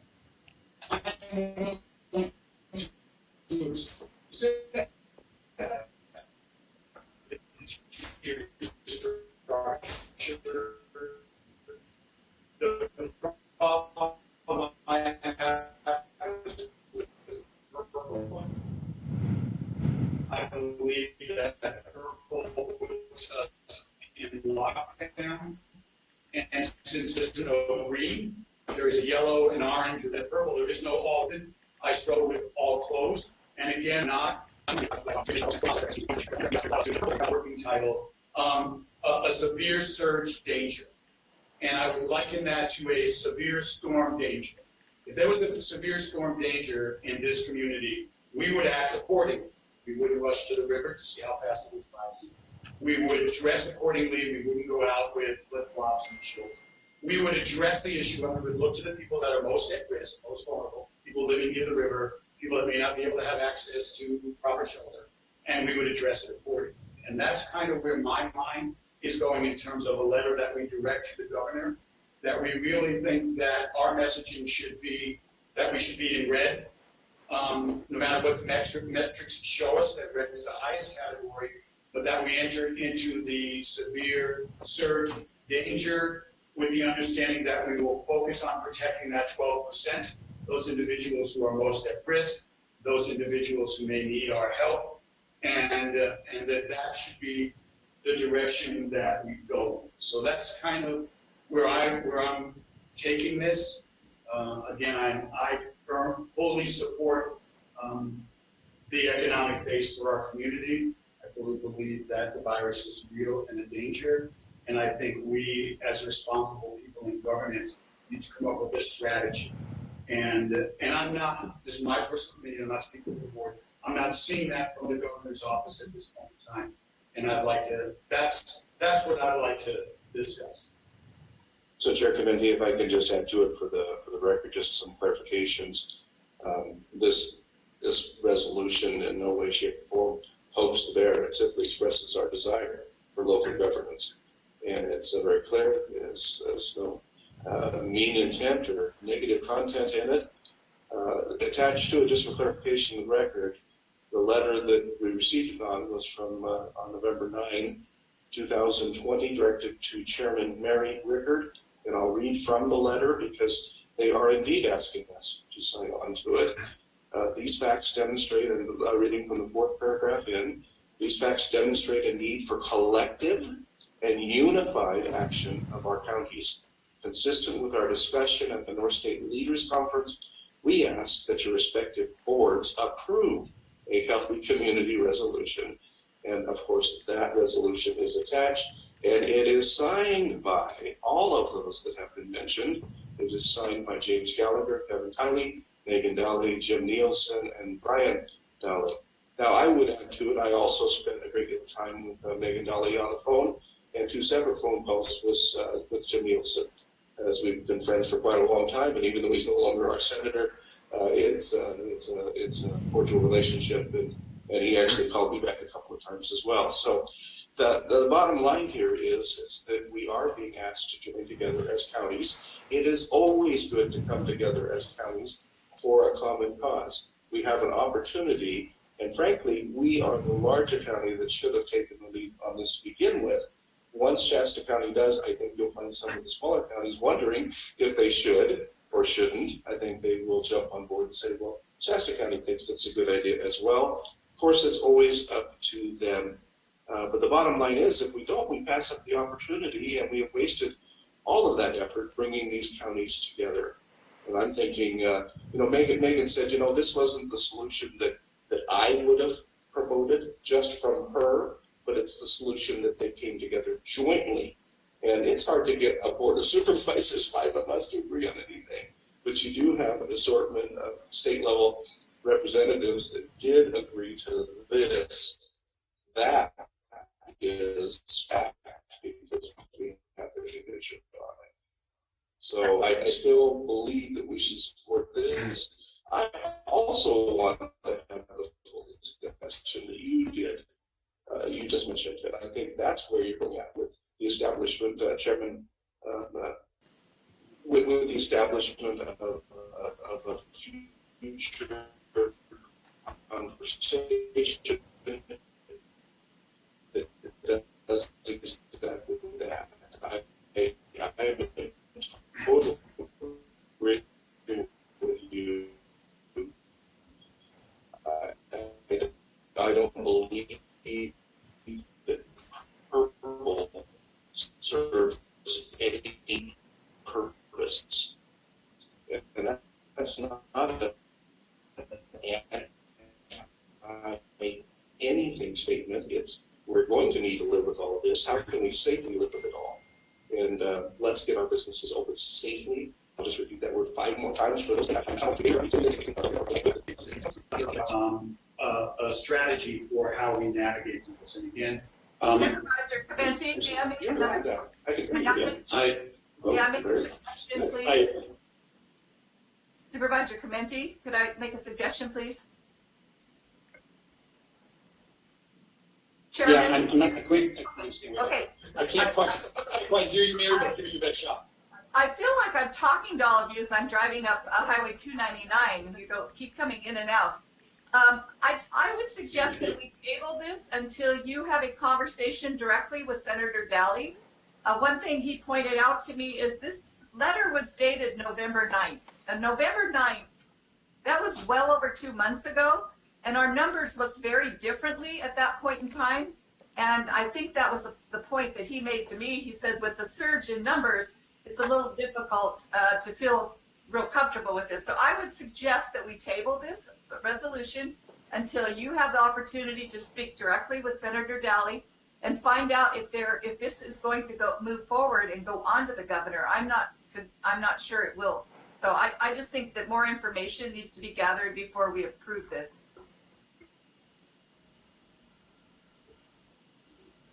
Chair Clementi, I'd like to comment.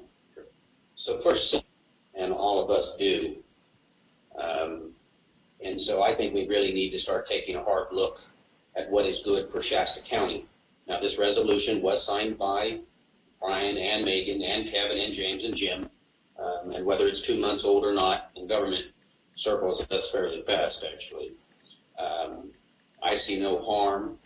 They've asked us. We feel here strongly that we do need to get our county open. And whether they may have some cold feet or not, which certainly lots of pressure on them. I'm sure if you have seen what happens in Sacramento, you can certainly see that and understand that. But here in Shasta County, we need to show our community, our people, that we are, in fact, trying to open this county. And I think this resolution is a start. That's why I am not going to amend my motion. My motion stands, and there was a second, and I think we should vote on it. And to answer your question, Supervisor Clementi, I would also like to see you place on next week's agenda an additional directive that could come from this board that would clarify your desires, because I think we'd like to weigh in that way as well. Okay, so then I will ask Mary Williams, please put that on the agenda for the 26th. And I just want a point of clarity. This letter, in reading it, I can appreciate that it may be dated information at this point in time, but I don't think it's caustic. I don't think it's accusatorial. I don't think it's demeaning in any way to the governor, but I appreciate Supervisor Modi's concern. Now, I am not in favor of going the bear. I don't think that makes good practical sense in what we're trying to accomplish, but it's valid information and a valid concern here. So with that, unless there's any discussion, I would like to put it, I'd like to put it to a vote. So, Chair Committee? Chair Committee? Mary Williams, please. Chair Committee? And for clarity, Chair this is Committee? the issue of the letter dated November 9th. Chair Committee?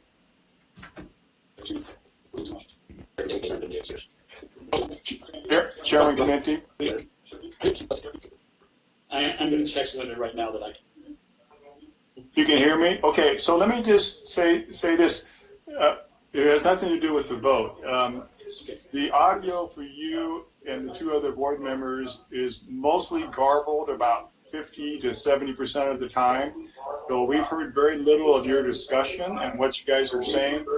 I suggest that we take some kind of break and try to fix our audio because I think it's inappropriate to be voting when we can't even hear each other talking. And I agree. I will agree with that. Let's take 10 to 15 minutes until we can get this fixed.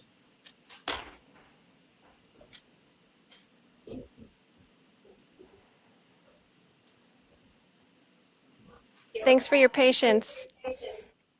I So am. do you want me to make the motion now or to? Yes, thank you.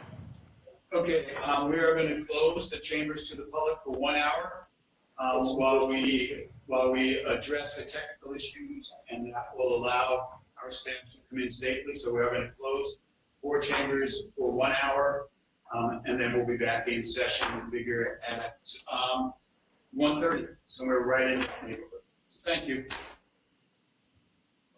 Chief, for all the hard work they've done to make this work. And, it's all part of the process, but it looks like it's moving along, and I appreciate that. So with that, we're going to hop back into R3. I don't know what was heard and what wasn't. I got a lot of text messages that we were garbled in and difficult to understand. So we'll talk back to Supervisor Lesbaugh to give an overview of why, what we're looking at and why. Thank you, Chair Committee. And Leonard, whatever you're doing on the microphone, we can hear you best of everybody. So everybody do whatever Leonard's doing because he's doing it well. Appreciate it. Okay.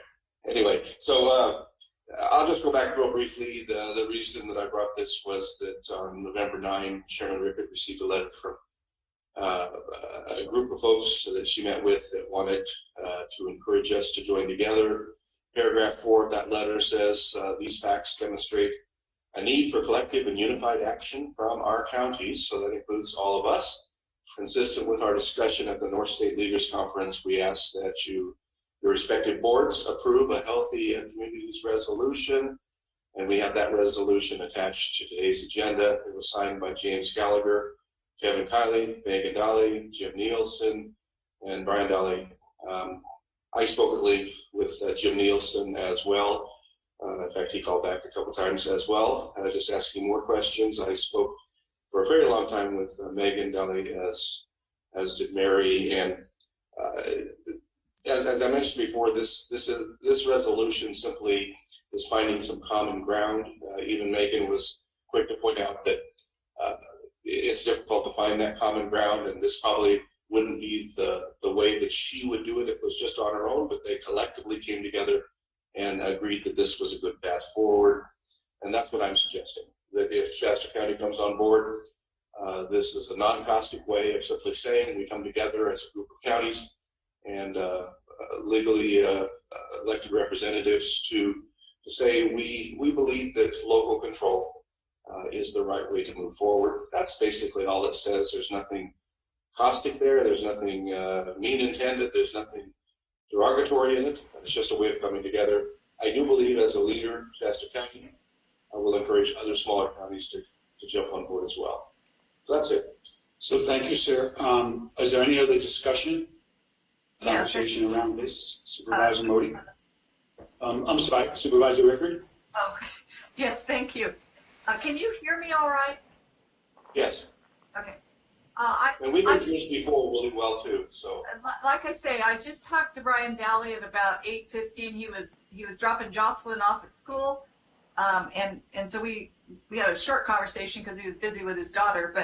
But basically, I just think it would behoove us as a board before we sign on to this to find out what the status of this is as of today and not November 9th. I think that would be real important because it's obvious that there's been a lot of changes since November 9th with COVID in the state of California. And I just think that in order to have a clear picture of what we're voting on, are we voting on something that was written on November 9th? And I just feel like there's lots happened since then. So I personally would like to have this tabled and get some updates from the Dalys and Gallagher, Kiley, and Nielsen before we move forward on this. And Chair Committee, I'd just like to ask for you, you started to tell us kind of where you were coming from, and then we didn't hear much after that. So I never got to find out what you were trying to tell. Okay, I think in reviewing this, there's probably two issues here that we can discuss. So I want to just defer to Ruben first. We have a motion and a second on the table. I assume they are still valid. Thank you, Chair Committee. Yes, there is a motion made by Supervisor Jones currently and seconded that's currently on the table that we're looking for resolution. I do not want to speak for Supervisor Rickert. She's expressed a desire to table. If that is her, if she'd wanted to move forward as making that a formal motion to table, and that were seconded, and that would be another motion to be resolved. But I do not want to speak for Supervisor Rickert. I'm just listening to her comments. But yes, otherwise right now there is one motion pending. Okay, so I'm going to defer back to Supervisor Jones and see, would you amend your motion to include us? We're having this conversation with the appropriate Assembly people and Congress people to make sure we're all on the same page. My intent in asking this is I would like us to move forward on this, but I think there's relevance that this may be dated material and that we want to be part of the most recent iteration of this. Well, I still, I will not change the motion. This is a draft resolution. So on draft resolutions, they often do change in time. I really don't need to seek out our senator and assemblyman to know that we need to respond to COVID locally. So I like what has been presented in this draft resolution. My motion stands. And again, it is a draft resolution, so it's not going to carry that much weight. And we can discuss it later on, when such a resolution is finalized. And I think this gives directions to some of the other counties. They're waiting for some counties to go first, and it sounds like that's been difficult, just as it seems to be a bit difficult here. So I think we need to, I think if this is the direction, and it is the direction that I want to move to, then we should vote on it. Thank you. Chairman Committee, I have another question. Go ahead. Yes, I was wondering, I don't know if our CEO has any input on this, or perhaps County Council, is this going to be a detriment for Shasta County if we were to sign on to this and then, the governor gets wind of it and it does hurt us down the road? I have no idea. I'm a little concerned about that because I don't want to have any repercussions for Shasta County. I want to be sure that we remain, that we're able to continue on with business with the state, especially during these really difficult times with COVID.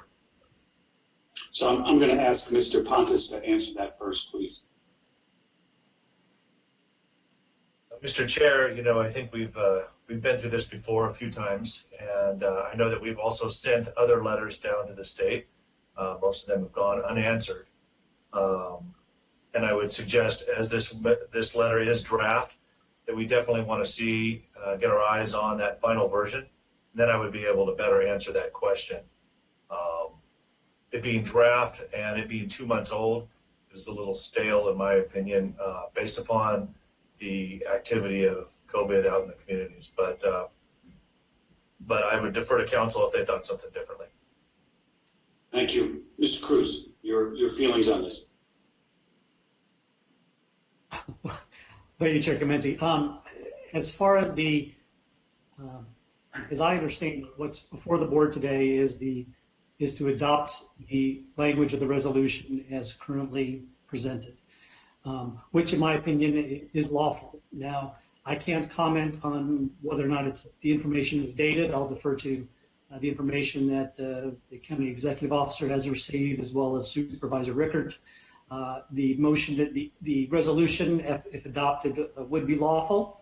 So it's simply an expression of opinion. I don't know if the underlying facts and the whereas clauses are still accurate. Again, that's beyond my purview. And I really can't comment on how the governor's office may or may not respond. It's something that I'm just not familiar with responding to this type of emotion. So I hope that answers the questions as presented. You started to fade down on us there, Ruben, but I think we got the gist. I think we got the gist of what you were saying. So I'm going to bring it back for a vote. I'm going to comment just prior to that, and I'm going to say I think the intent of the letter is well-meaning. I think it is something we've all wanted for a while. Certainly I wanted for a while, is to have some local control. I think we all realize it carries no weight of authority in terms of what we can or cannot do, but it does send a message. As Supervisor Jones clearly stated, it is a draft, which means it is subject to being modified when the final version goes out. But I personally think that there is no detriment. I can't imagine that the governor would be upset by this, but quite frankly, that would be on him, not on us. I think we need to start developing strategies to move forward reasonably and competently and safely. So, with that, hearing and seeing, I'm sorry, Mr. Cruz, you had your hand up. How cool is that? I have a quick question of clarification. There's been several mentions that it's a draft, so I just want to make sure I understand what the action is being proposed. As I understand it, if the motion passes, and correct me if I'm wrong, that this language would then become the resolution of the Board of Supervisors. So I just want to make sure I understand that. There's been several comments about it being a draft, and so I'm not quite sure I understand that. But if my question would be, how would we add our names to it? I mean, all these other people, would we just add on, or would all these other people sign again? I mean, I'm kind of thinking that there would be a process here.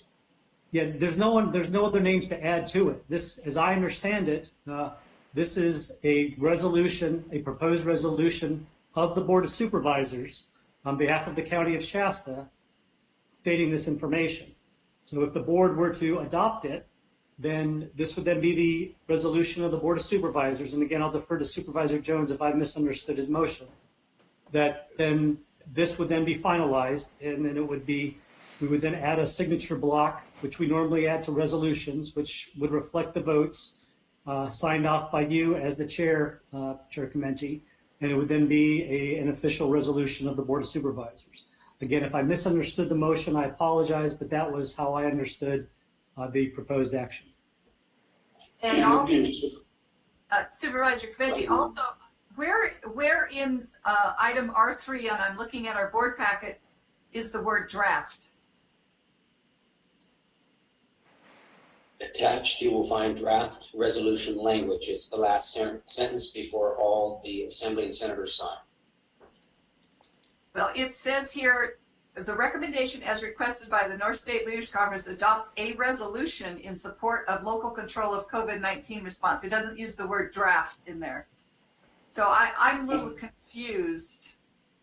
I think we're looking at the letter that was sent to you on November 9th, and it does say in the last paragraph, there's two sentences, and it says attached you will find a draft. You will find draft resolution language. Thank you for your partnership and participation. So I guess we want to validate that we all have the same document in front of us. No, I do. We have a healthy resolution been out, but I think, and I'm not going to speak for you, but I'll just cue it up for you. You're referring to this letter, correct? Yeah, there's a letter that was written to you as the chair on November 9th, and that is what Mr. Jones is referring to, and that is what we are voting on. And my resolution is to approve a resolution, Healthy Communities Resolution, which outlines 4 items, and that is the resolution, Healthy Communities Resolution. Well, then that's not the thing. It's adopted, and once adopted, it becomes a resolution. That's how I understand it, but then I don't Well, if we. As others say, Chair Clemente. I'm sorry, go ahead, Supervisor Modi.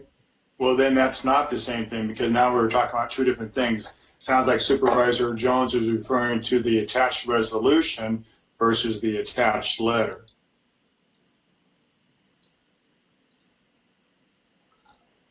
Is that correct, Mr. Jones? Well, I'm looking at, in your staff report, which I've printed mine out and made highlights on it. My motion is clear: to approve Healthy Communities Resolution, and there's 4 points to that.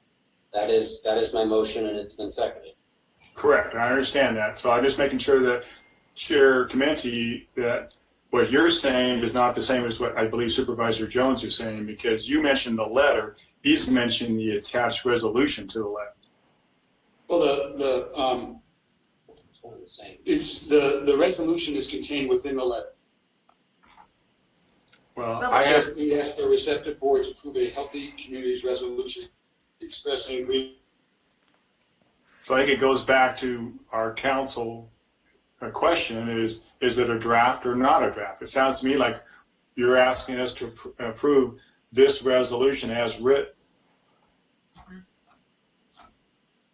That is my understanding of the motion, is that if the motion passes, as I understand it from Supervisor Jones, that language will be an official resolution of the Board of Supervisors of the County of Shasta. Staff will then put in the word Shasta where the blanks are, and we will put in the appropriate signature block for Chair Clemente to sign. And that's the point I'm trying to make, is that it's not a draft, it's the actual resolution. And I think we need to have clarification because so many changes have happened in the last 2 months. And I think that we need to get clarification from the various assemblymen and 2 senators before we know exactly what's going to be in the final copy. If there's changes, I'm confused as to what's moving forward.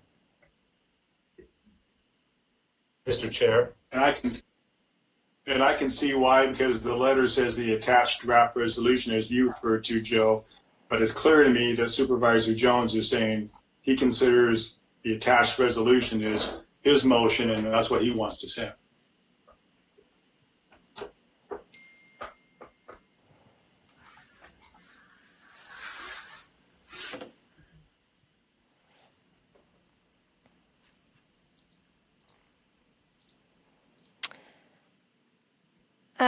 CEO Pontes and other members of the board, I think we've lost our board members in board chambers. If you give me just a moment. Thank you. Mr. Pontes, you can hear us? Yes, sir, I can hear you well. Okay. So with that, I think I'm going to just, now the motion was made on the letter that's attached in our board report. It comes under the heading of California Legislature, and it is dated November 9th, 2020, and it is to Chairwoman Rickard. And we are, the motion is to support adding our signature to that, and it does clearly state in this letter that it is in a draft form. Is that correct, Mr. Jones? So with that, I'm going to ask Mary or Kristen. Yes. I'm going to ask Kristen to call for the vote, please. Joe, can I have one more comment? Oh, yes, I'm sorry. Go ahead, Mary. Yes, I still, the more I thought about it during the little break, I really think it's imperative that we table this. After my conversation with Brian Daly this morning, it doesn't hurt us to wait a week or two. It's not going to really make that much of a difference. And then the other thing is I want to bring up our Health and Human Services Director, Public Health Officer, Robin talked about how close we are, dangerously close we are to the 15% in terms of ICU bed capacity. We could be in lockdown, and then we don't have the support of the state of California, and then we're going to have to answer to our citizens if we don't get the kind of support that we need for COVID. And so I really think we need to tread carefully on making this decision. I think we need to do more research, and I'm very adamant about that. Okay, Chair Clemente, I have one question. Sure, go ahead. Supervisor Rickert, you mentioned you talked to Senator Daly, but you didn't mention the conversation that you had with him. Twice you did that. What was the conversation? I talked about it earlier in the meeting. I said, my notes were, he said he'd only gotten a few responses. He did not say anything about, no, they're planning to move forward with this at all. He said he really had only heard from maybe a couple of counties. He said we've had some other outlying counties contact them. But he said with the numbers so high, he says, we're not really sure where we're going to go. And so I don't see any point until we get some clarification from Senator Brian Daly as to where exactly the legislators that are represented on this letter, where they stand on this to date, as of, what is today, the 12th? Yeah, January 12th. I think we need to get some clarification as to where they are with this before we move forward. Because I don't want us to jeopardize Shasta County, especially if we end up, with the ICU bed capacity of less than 15%. And that's a really dangerous place to be. If I could ask, just jump in there with an observation. I'm not sure what information you're referring to. I'm looking at the latest data from our own Shasta County Public Health. It says our ICU capacity is at 27.5. That's of yesterday. We're still waiting on today's figures, but none of the content of this proposed Healthy Communities resolution says anything more than, it doesn't matter whether we have 1,000 a day or we have 2 a day. It says we're looking for the ability to make local decisions, and that doesn't change today, tomorrow, or the next day. I'm still going to want to have local decision making. And you know what? I think the time for trying to say this in a gentle way, are we going to live for like we have for the last year of being afraid to send something that is, there's not a harmful word in here to send it? I just don't get the hesitation. Yeah, I don't understand it. There's nothing harmful in here. There isn't a county that hasn't asked the same thing. Chair Clemente. Go ahead, Leonard. Supervisor. Yeah, I try not to belabor this too much. I will say we have sent some letters in the past, so we're not afraid to send letters. But I just want to clarify with Ruben, based on what the chair just read just a second ago, saying that this letter and the attached draft resolution, Ruben, do you now think that this motion is proposing that we accept a draft resolution and you'd come back with some final resolution, or which way do you understand this? Well, as I initially understood the matter, what was being proposed was for this board to adopt a resolution with the language provided from the North State Leaders Conference. So at least at this point, my understanding is that if the motion passes, staff will put this resolution into a final format for the chair's signature. If my understanding is incorrect, that we're doing a different motion for a resolution with different language, then I would simply ask for clarification. But at least at this point, my understanding is that that is what is being proposed. Again, okay, so my question then for the chair, because you made the comment, do you think that the proposal is to adopt a draft resolution or the resolution? I am thinking that a letter has never been sent to the governor. This is just them recruiting us, recruiting counties who are willing to sign on. I have no indication that this, or any copy of any letter that would have been forwarded to the governor. So basically, I'm operating on the letter alone, which does call for a draft. My guess would be, and this is just my guess, should we agree today to do this, we're basically agreeing to sending this back to the individuals who originated it, from the North State Leaders Conference, for them to finalize whatever information they want to send. Because my understanding, and I could be wrong, but there's nothing in this letter that gives me indication this has ever been delivered to the governor's office. So to me, and please, if people disagree, then articulate. It seems to me that we're basically saying, hey, whatever you guys are doing, we want to be able to talk about that too.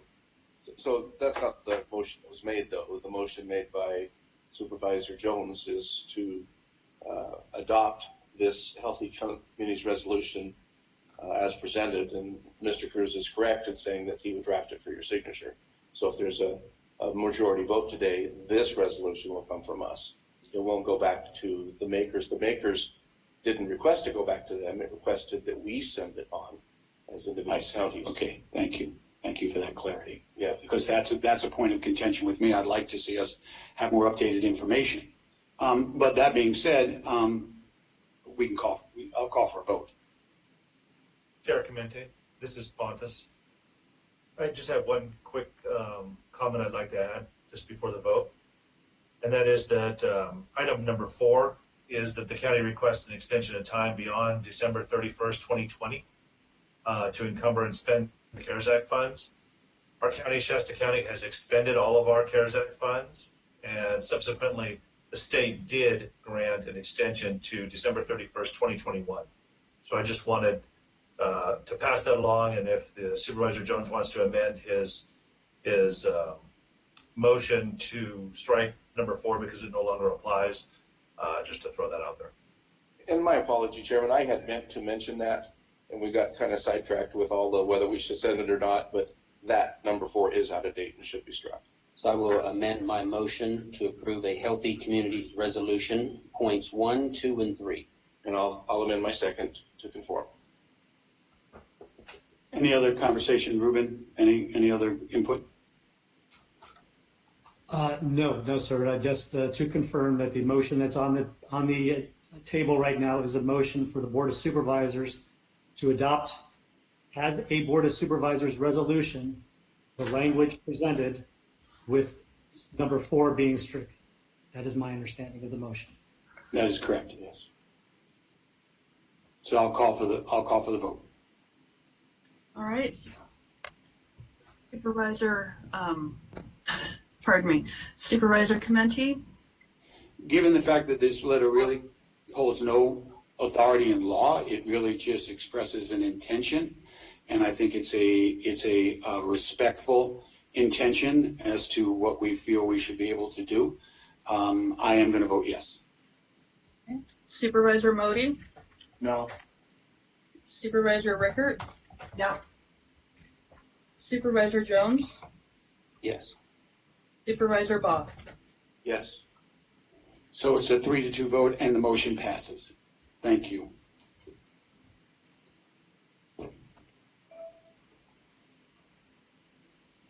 Okay.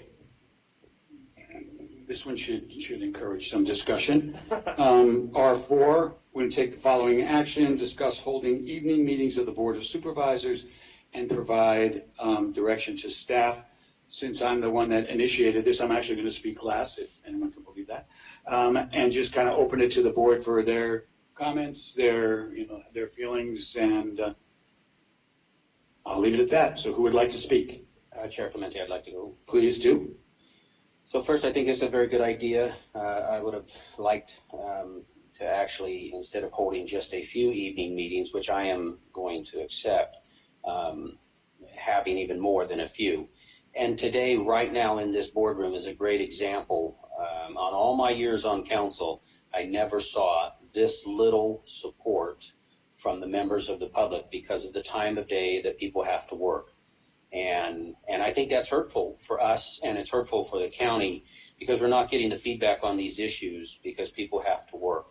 And all my years on Reading City Council, and Supervisor Modi, you were there on those first years, you can remember packed houses practically every night, going late into the night, because people were off work and they had the time to attend, and they gave us good feedback. And so very much in support of having, to at least start off a few evening meetings would be very appropriate, and I think a high time for it. Thank you, Supervisor. Other comments? Supervisor Bob. I'll be happy to jump in there next. And in the form of a question to you, Joe, and to you, Patrick, are the city council meetings for the city running every week? Every other week? Is it First and third, I think. And how about Shasta Lake City? I think they're all first and third. So City of Anderson is also first and third. So my request would be that I'm in favor of hitting any meeting that we can hold in the meeting that at least has an item of community interest. Some of our meetings are I'll just say it, rather routine and don't have any items that would bring most of the public out. But I would like to have anything that has potential for desired input from the community that has any hint of having a widespread community interest be in the evening. I would love to not have them scheduled on the first and third, because I like to listening to my board meeting in Anderson. And when possible, I attend, I make presentations, I thank them for their work, I've presented certificates. It would be hard for me not to be able to be involved in Anderson. Well, would you consider like a Wednesday evening to solve that problem? Well, every other board is already made based upon supervisors' meetings being on Tuesdays. And so then that would keep us off of our CRC, or that would keep us off of whatever. Well, in some cases it would, but in some cases it may not. Well, it depends on the week. So I wouldn't want to see a steady diet of meetings, because if we did it on any date, every Tuesday or every Wednesday, then some of us would not be able to attend our board meetings. And I wouldn't want that. The other board meetings. Right. Well, what I'm contemplating is having an occasional evening meeting on a Wednesday evening, so that there is no issue with being able to attend any one of the city's council meetings. And well, I'm happy to consider any date that doesn't conflict with other dates that we ourselves have appointed each of our members to. I especially, and I'll just say it up front, I think I already said it in the prior meeting, but we have some, actually, Supervisor Committee Chairman, you said it. We have some items that need to be evening meetings to be held fairly, public hearings, and I am in favor of especially those public hearings being in the evening. So I would be open to as many evening meetings as possible if we can arrange them for the schedules, and I'm grateful for it. Your town hall presentation, for example, is an evening meeting in my mind, not a daytime meeting.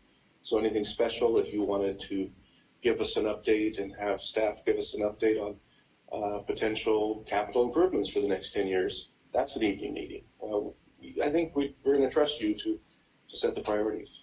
Okay, I'm gonna see if Supervisor Rickard or Supervisor Modi have anything they'd like to add to this conversation. Thank you. Yes, I do have some questions. One, I'd like to know the additional costs associated with the evening meetings and staff availability. Look at how much trouble we've had with IT today. And, so we're going to have several members of the IT department stick around at night. I'm in favor of evening meetings on periodically, maybe quarterly. And if you recall, I did have an evening meeting and it lasted till midnight. It was about a 6-hour meeting. So I have in the past been in support of them. But there's one thing I would really like to recommend is that we have at least 3 of these meetings in the Intermountain area. And I'd like to propose that we have one in Fall River, one in Boerne, and one in Montgomery Creek. I think it's important that the citizens of those areas have the availability to be able to participate in a meeting, because it's difficult for them to participate now. Thank you. Thank you, Supervisor Rickard. Supervisor Modi. Well, I will agree with part of what the Supervisor Baugh said. I think that having evening meetings when there's something of importance, I don't think it should be everything that might possibly, in some little manner. I think it needs to be an item that we know is of huge importance. An example was, I think a couple of years ago, Supervisor Baugh, you had a public safety meeting. That was very appropriate, and it was something that was well attended and certainly was on the minds of a lot of people. We already know that the wind turbines is going to be one item, and probably our hemp regulation may be another. I'm not aware of any other particular items at this point. I don't see a point of having evening meetings just to have them, but rather that there is something of great importance. Something that's totally different from the city of Reading versus the county, which Supervisor Jones will probably discover after more time on the county, is our items don't pique the interest that the city does. They have, for instance, building requirements and stuff are much more of an issue in the city, parks and rec, community events. A lot of those things gather a lot of more input from people. In the county, most of the people prefer to live on their own in the county and not be bothered by things. So I don't know that I can compare the city and the county as equal attractions as far as government operations. As you said, Supervisor Ball, a lot of our stuff can be pretty routine and mundane. One thing, Supervisor Committee, you mentioned previously that if you did evening meetings, rather than start them at 7 or 8, you talked about having them maybe starting at 4:30, which I think might be more appropriate, because certainly they could come after work. And then I do worry that, as you mentioned, Supervisor Ball, switching from Tuesday can be very difficult. A lot of us have meetings on many other days with many other committees, and also including travel. And Wednesday meetings or Thursday meetings can be much more difficult, or even Monday meetings. I have meetings on all those days. And I think you were correct. If we're going to do something in the evening, it should be on a Tuesday. And if we want to choose it to be an off day from the city council, which we know what days they meet, that's pretty easy to do. And I certainly would support that. Thank you. Chairman, can I get in a question here? On my computer screen, it says we're about to shut down and restart. Is that just the screen I'm looking at, Mary or John, or is that your, oh, Mary, you're over there. Yes, I'm over here. So is it just yours, or is it just mine saying that? Unfortunately, the system is going to reboot. The system's going to reboot. Okay, so let's. We have 15 minutes. Okay. 15 minutes. Okay, so Clemente, I had a question. Sure. This question goes to Supervisor Rickert. As chair last year, how many meetings did you do high up on the hill last year? Fall River, Bernie, We didn't do any, but I want to do them. We talked about doing them, and COVID kind of took over, but we had talked about it. And it was that COVID just consumed a lot of our time and energy, but that's why I'm advocating now that we do have them up there. Thank you. I have some comments to make, just so you know, when I was putting this together, I did think in terms of doing them on normal Tuesdays, but that did not conflict with any city council, so there would be, thank you, second or fourth. One of the reasons I looked at 4:30 as a time was for those people in the outlying areas, for them to be able to drive in and be here and then hopefully leave at a reasonable time to get home at a reasonable time. So that was the thought process I had behind that. And I know that planning commissions often do 4:30, 4:30, and I know that for a working person it's a little bit cumbersome, but normally they could adjust their schedule so they may go into work an hour earlier. Joe, the planning commission's at 2:30, and I just want to bring up one point as one who's lived up in the mountains for 32 years. A lot of times people, evening is the absolute worst time to be driving back up 299, and it's because of the deer that are in the road. So if you had a meeting at 4:30 and if it got over at 6:30, they're not going to particularly want to drive home after a meeting, during that 7 o'clock, 8 o'clock time, because that's when the deer are out more than ever. So I just an aside to what it's like to live in the mountains and the things you have to consider. Absolutely, and I'm probably thinking of City of Reading, but I can remember going to planning commissions. I think they were 4 o'clock, but I could have that wrong.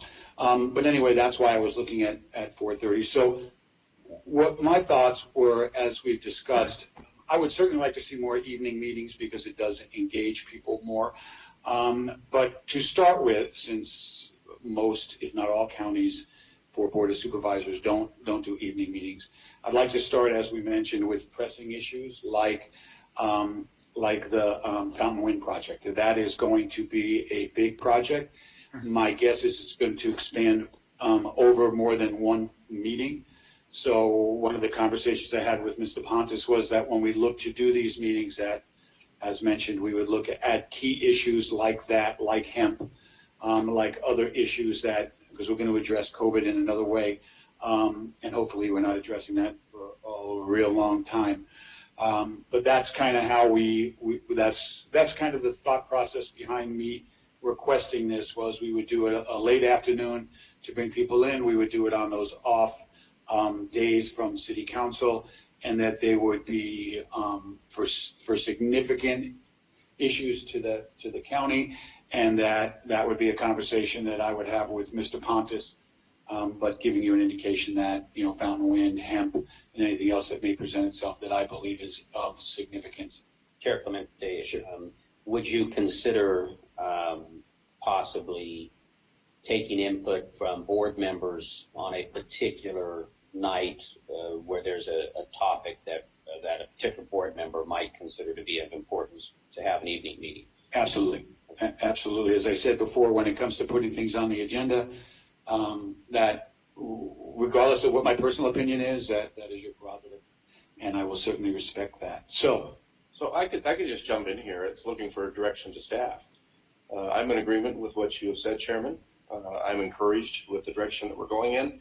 I don't think we'll find 5 yeses on every detail, but I think our system gives you enough authority to take what you've heard, working with Matthew Pontes, and devise meetings that would be appropriate when the need arises, and get us in there. That's my thought. If we can find that much agreement. Is that a motion? Yeah, I was going to say, No, it's not really. Do we need a motion, Mr. Cruz, or is this just direction to staff? it's calling for a vote. Oh, is it calling for a vote there? It says on the sheet. I'm sorry. So, simple majority vote. I will put it in the form of a motion then. I will second that. Okay, so we have a motion from Supervisor Barr, a second from Supervisor Jones. Would we like to have any further discussions? Could you clarify the motion, please?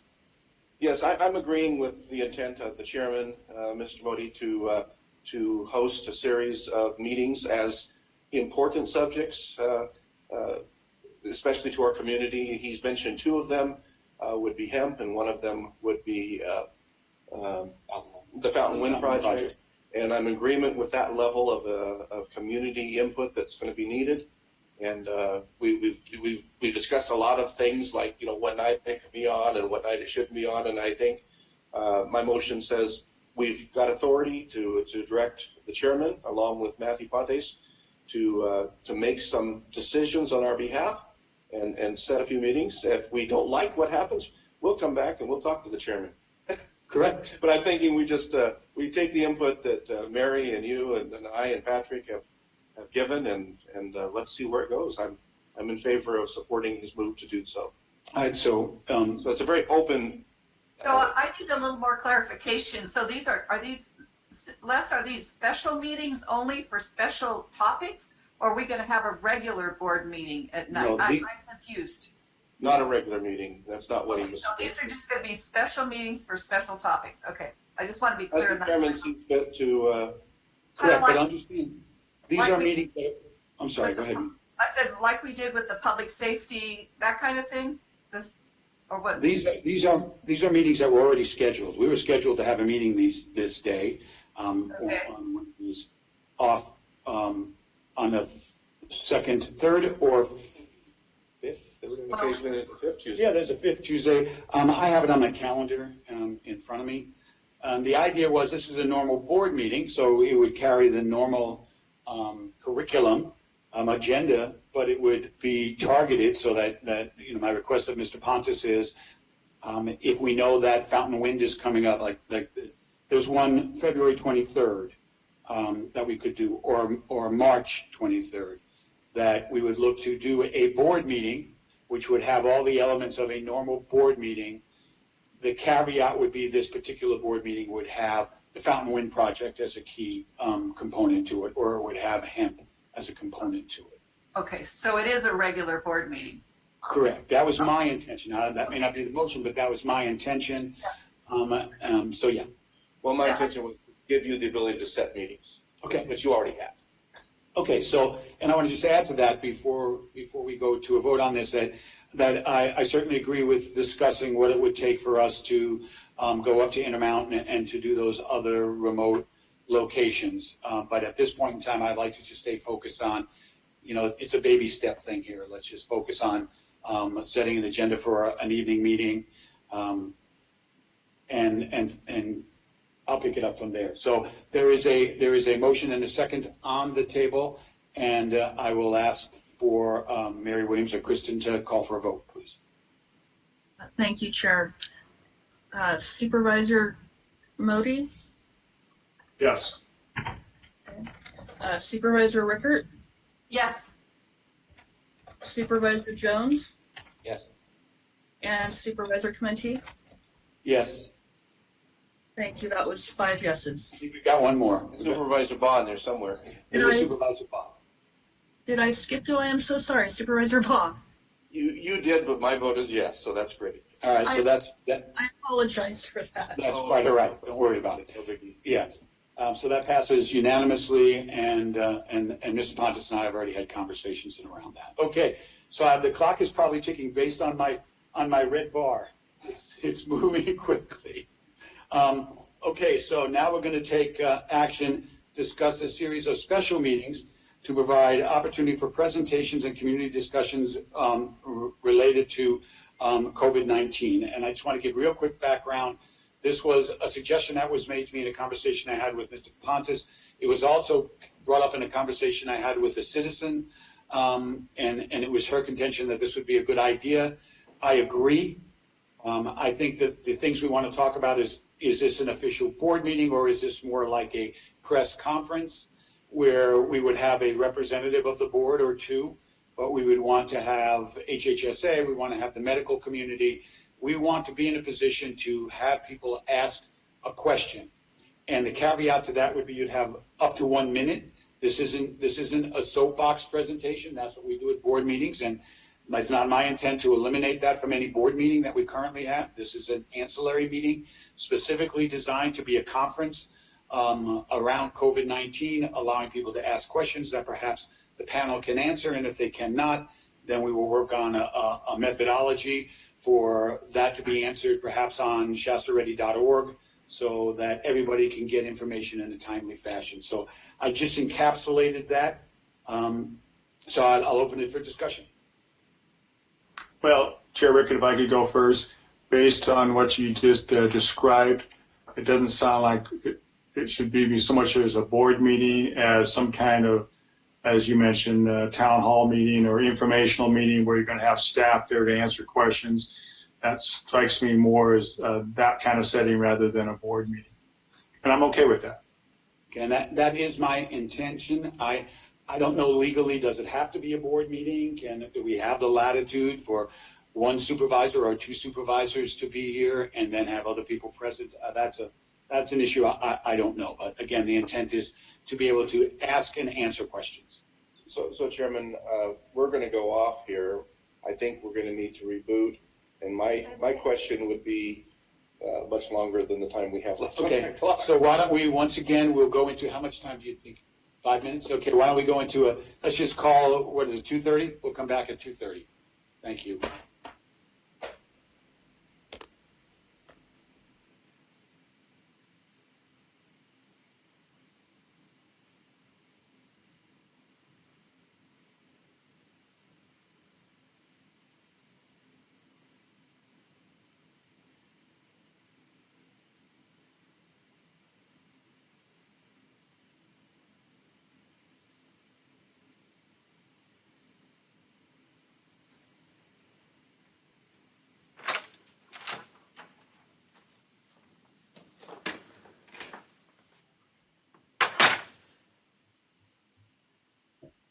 Following the Tuesday meeting, and things to determine our time, length of time, because there'll be consideration for people who will be coming in from other occupations like from Shasta Regional Medical or Dignity Health or Mercy Hospital, things like that. So that's. Chair, can I? Yes, sir.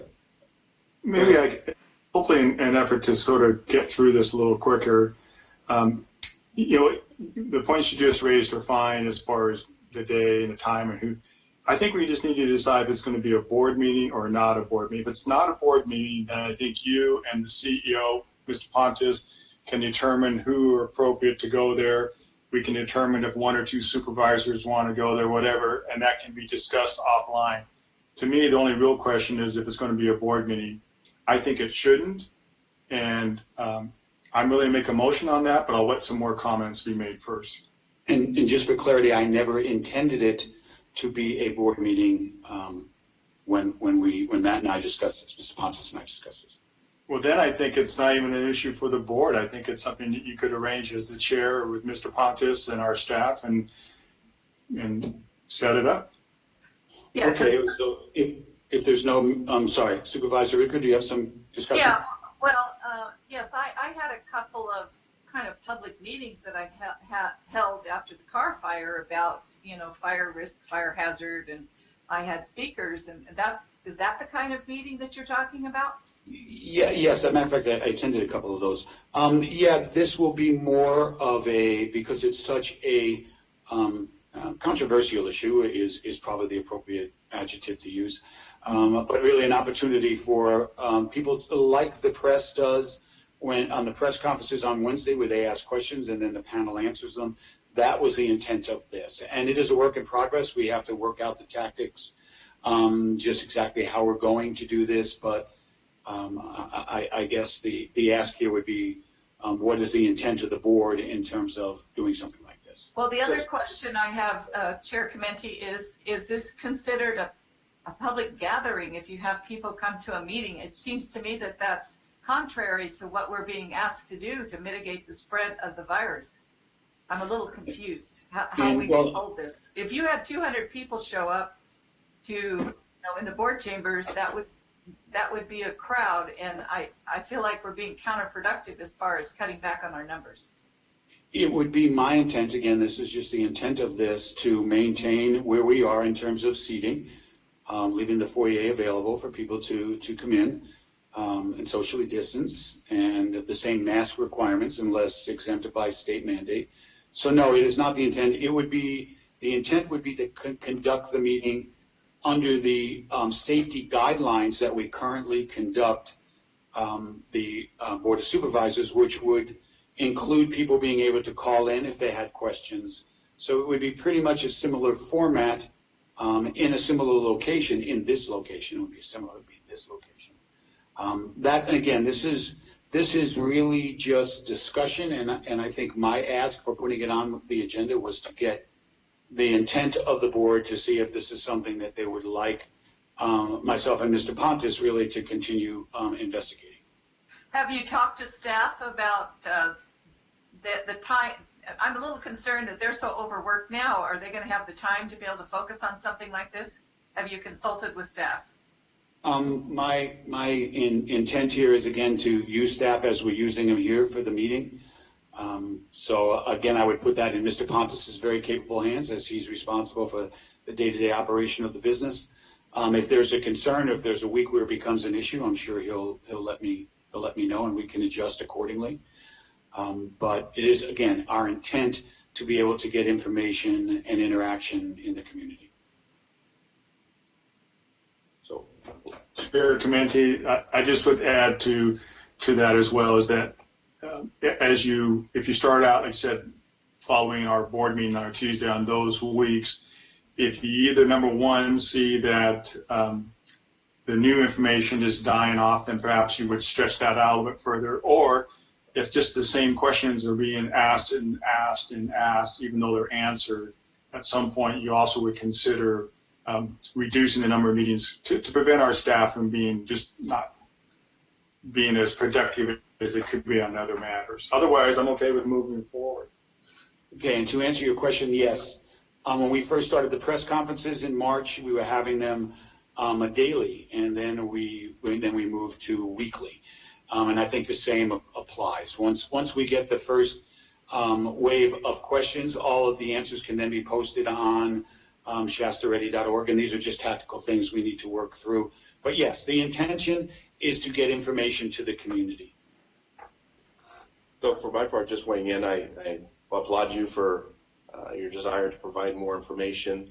I have no problem with what you're presenting, and I'll be supportive of it. I would also like to just toss out the suggestion, and you don't need to even respond now, and I'd like to maybe have some conversation with you and Mr. Pontes, but I think this would be a good topic for one of your evening meetings, as well as a regular board session, so the community could address their board of supervisors in addition to those folks that are able to answer questions. A lot of questions that come up during our open session time, they're just comments, and I think the public sees that as an opportunity to ask questions, and it's not. It's an opportunity of the public to express their thoughts, but we need a format that we could actually answer those. So I would love the opportunity for a full board session. I'm not talking about a regular basis, but a one-time evening town hall where the board can answer questions as we see them. Yeah.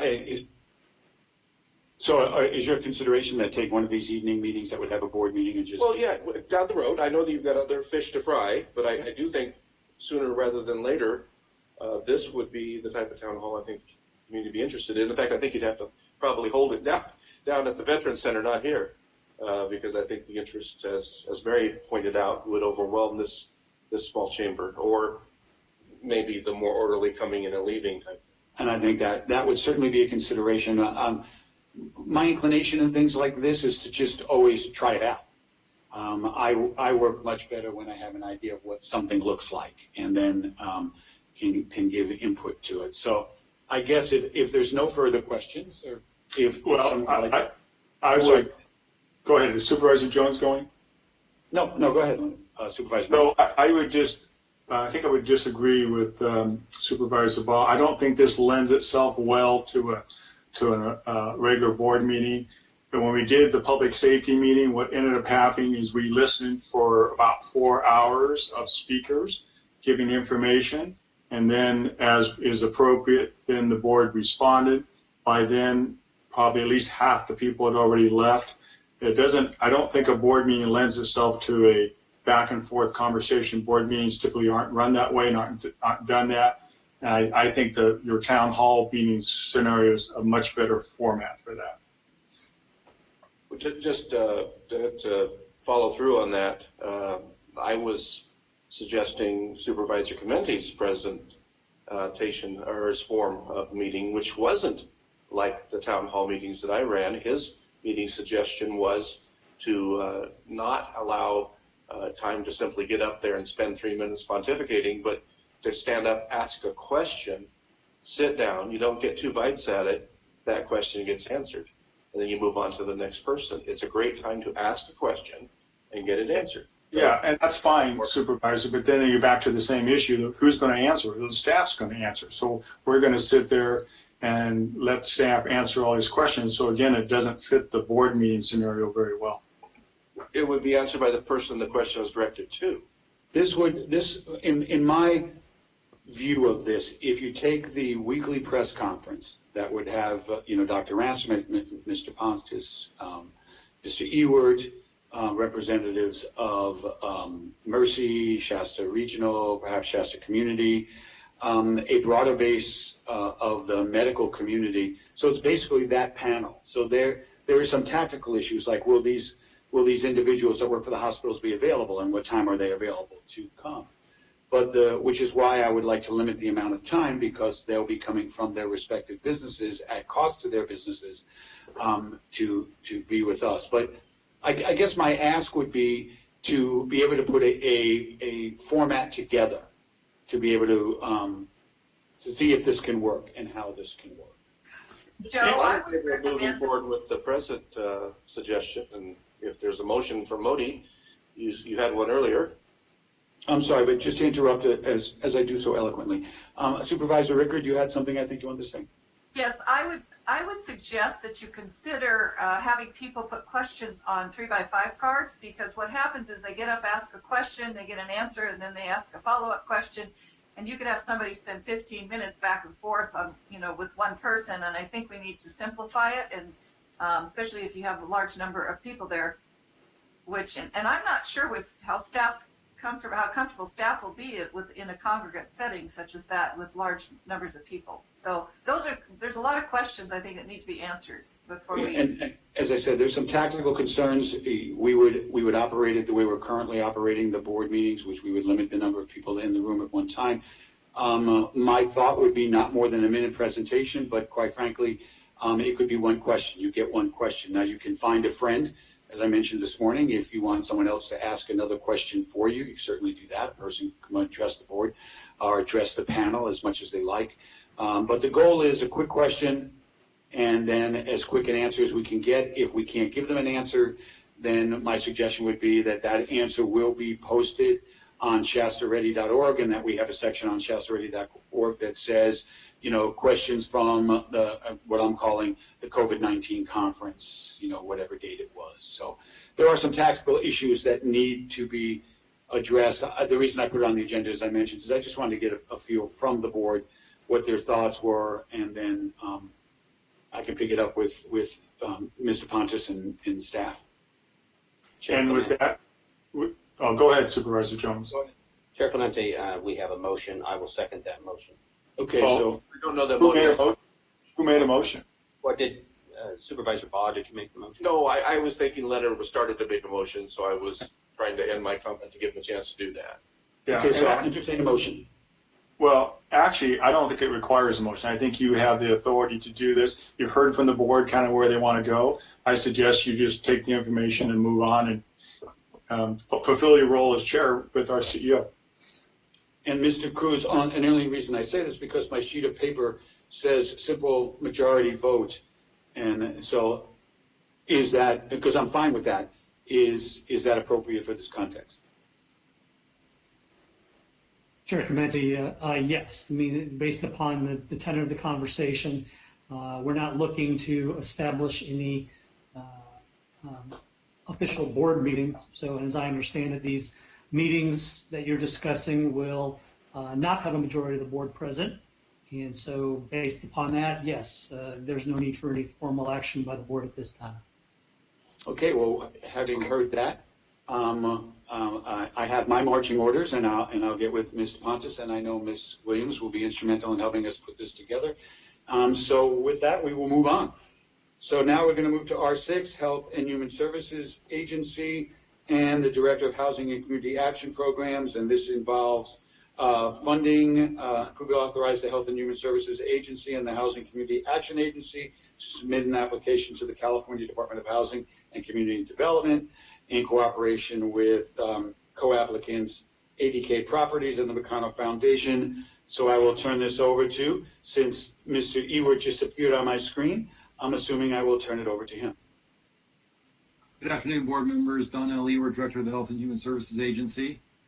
Here before you today to talk about housing for people with severe mental illness and children with severe emotional disturbance. And I wanted to give you a little background on some of the projects we've done in the past to give context to the one that's before you today related to Center of Hope apartments.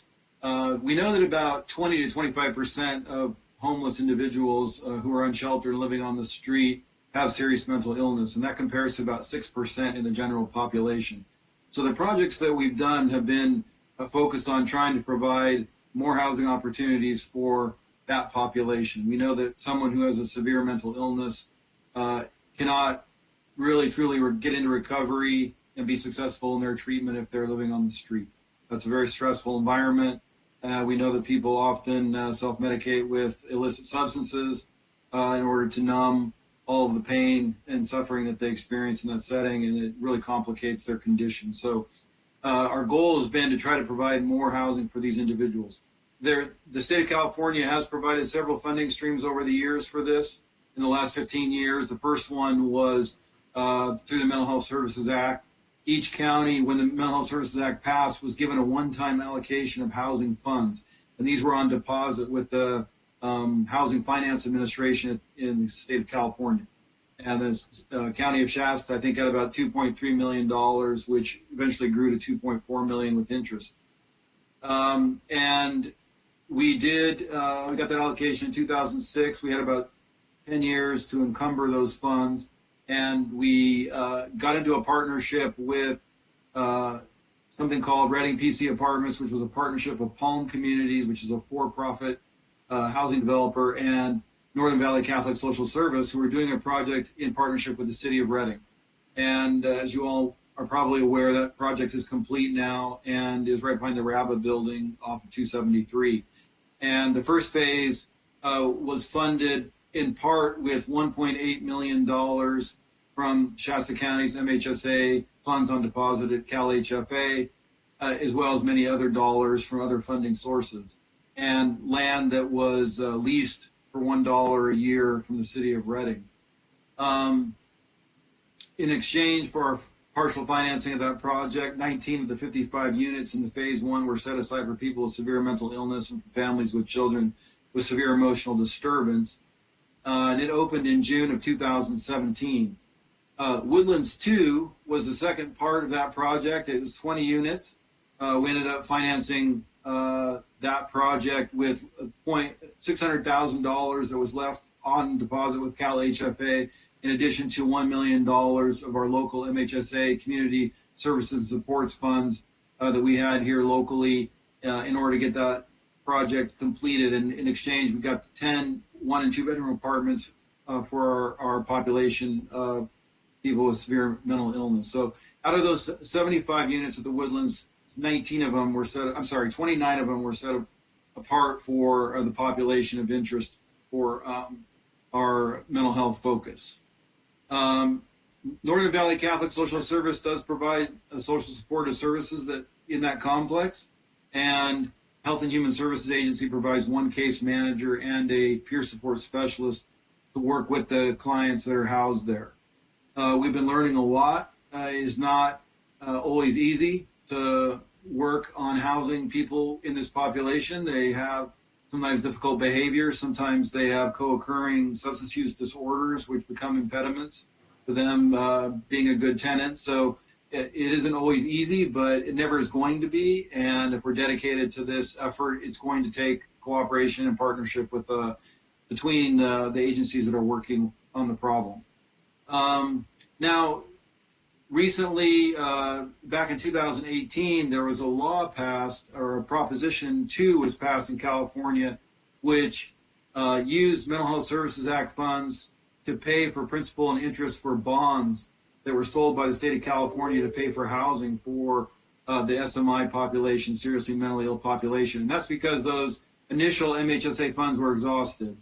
And so the way that worked, that did pass 2018 by the voters, and the Mental Health Services Act funds that come to the county, the funds were skimmed off of that in order to set aside to pay for the principal and interest on those bonds.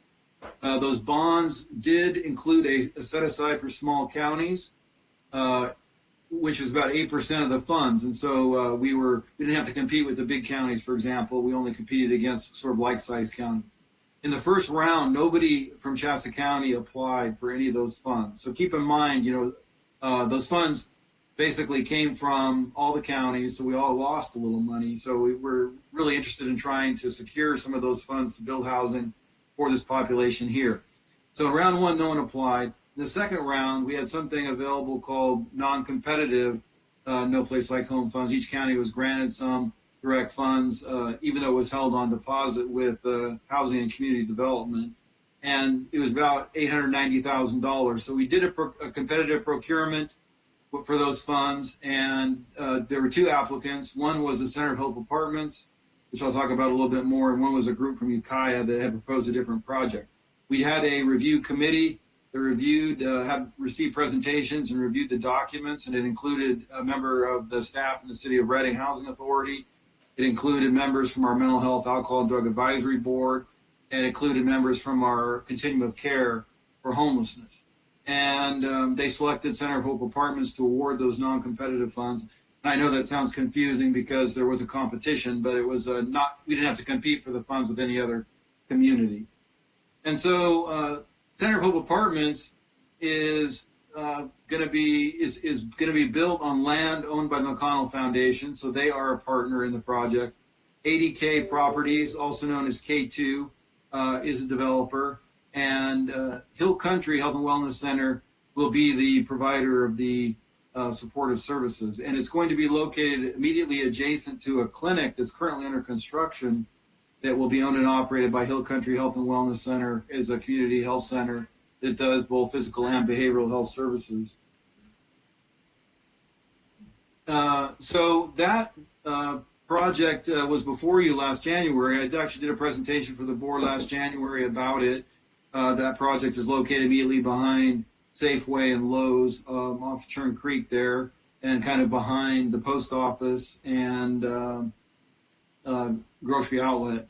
And it was 49 apartments, 15 for people with severe mental illness, in addition to the $890,000 in the non-competitive funds. That the reason to come before you was to approve an application for the round 2 of No Place Like Home. So we were excited to have an application that was submitted, and I'm happy to report that that project was funded in June.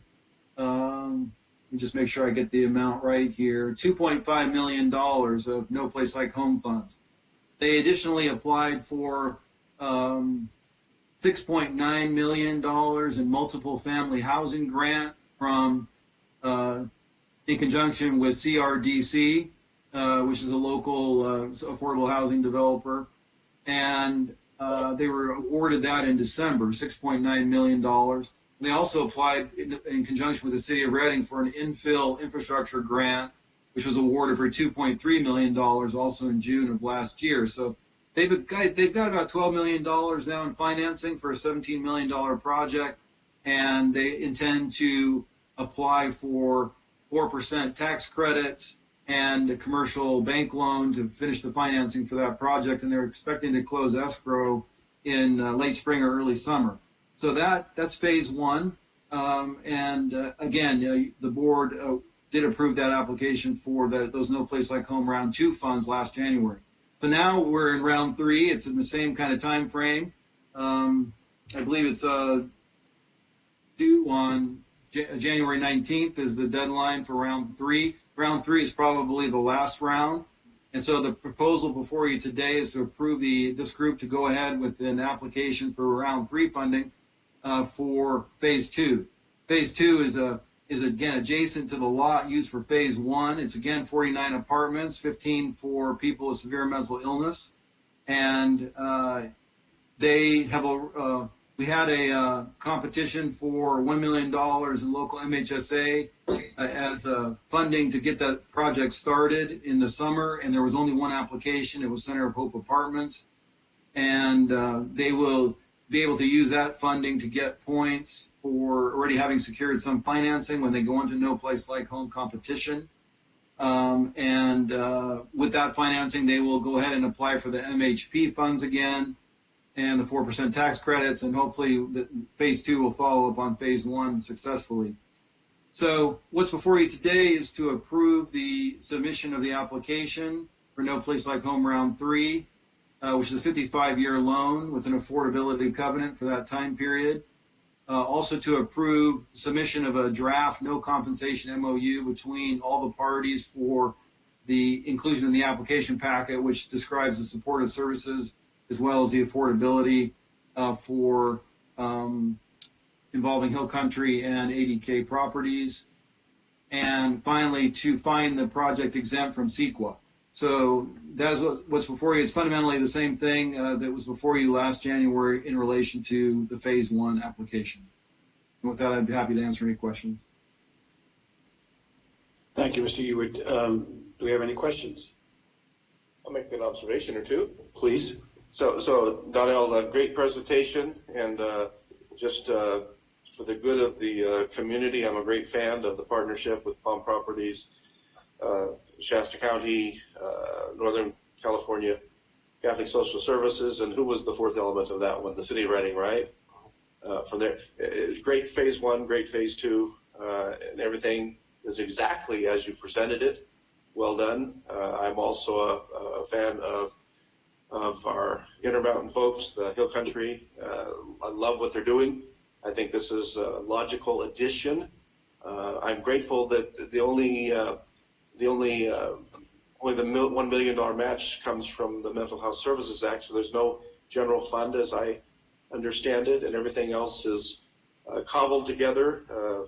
If I'm looking at the figures I have in front of me, the total over all the phases come together to about 60 million with almost no match from your department, even just a couple of $1 million in mental health funds.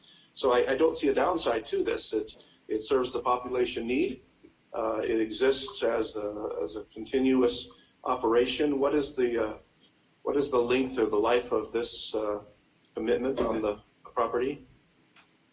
Donnell? It's a 55-year affordability covenant that's attached to the property, and which is of course a very long time, longer than probably any of us will be around.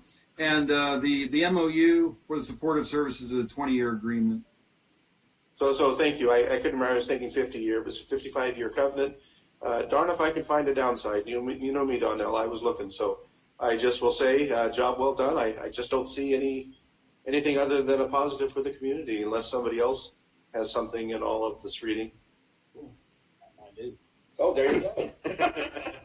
I just want to chime in, Donnell. Thank you. As you know, that this is a topic that's near and dear to my heart. It's been something that's been sorely needed, and our community is going to really benefit from it. And you've always had such a heart for trying to find housing for those in need, and I just think this is a great project, and I couldn't be more supportive and pleased and proud of your efforts. Thank you.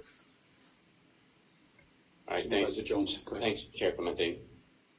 So first, I've got several issues with this. One, it's a tremendous amount of money.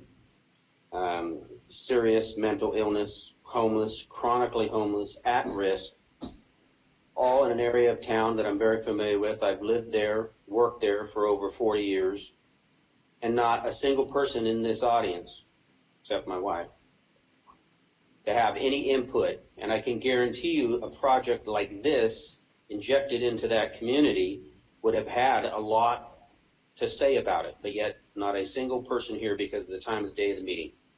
And we have not gotten this out to the public as to what this means and what does it mean for that neighborhood. I also have a problem with McConnell Foundation. I have many years of experience with them. I think they're a corrupt foundation, and any project that they are involved in, I will not support. And Chair, I'm not done yet. Thank you. Oh, my apologies. I thought you were stopped. No, just getting going. With the type of people that are going to be in this project, the amount of money in this project, and no public input. I mean, the public is simply out of the equation on this. And I just think that's fundamentally wrong. If the public in that area knew about this project in that area and what it would mean to that area, and I know the area well, they would have serious concerns with it. But because of the time of day we have these meetings and the lack of getting this information out to the public, I think it's at a great concern. And I'll have a hard time supporting this for those reasons. Now I'm finished. Thank you. Go ahead, Supervisor Modi.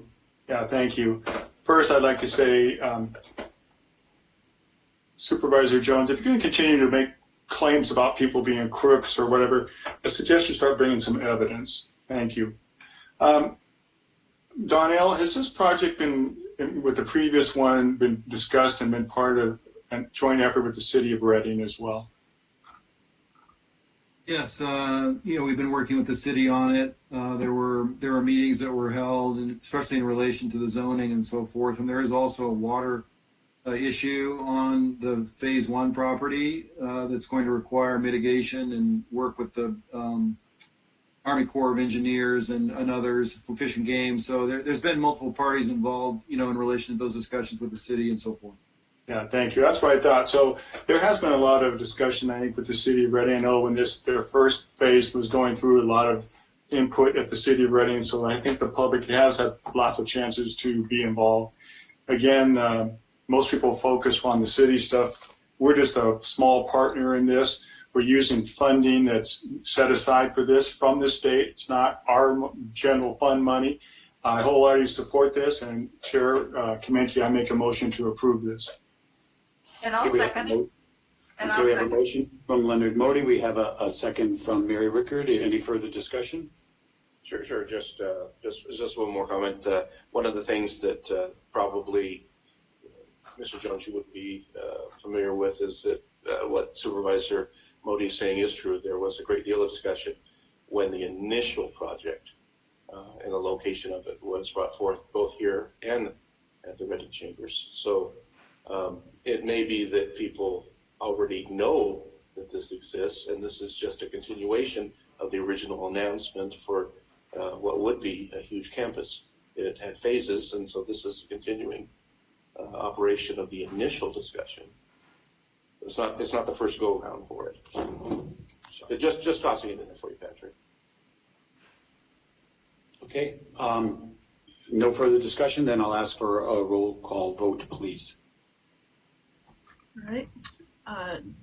Supervisor Modi, Yes. Supervisor Rickert, Yes. Supervisor Jones, No. Supervisor Baugh, Yes. and Supervisor Comanche. Yes. So the motion passes 4-1. So with that, we'll move into scheduled hearings. A court challenge to action taken by the Board of Supervisors on any project or decision may be limited to only those issues raised during the public hearing or in written correspondence delivered to the Board of Supervisors during or prior to the scheduled public hearing. This is Resource Management R7, Planning Division. So I'm assuming that, yes, there he is. Mr. Hellman will give us an overview on this, and then I will open a public hearing. Go ahead, Mr. Hellman. Yes, Chairman Comanche, board members, Paul Hellman, Director of Resource Management. Luis Tepete, the project planner, will be making a presentation. Thank you.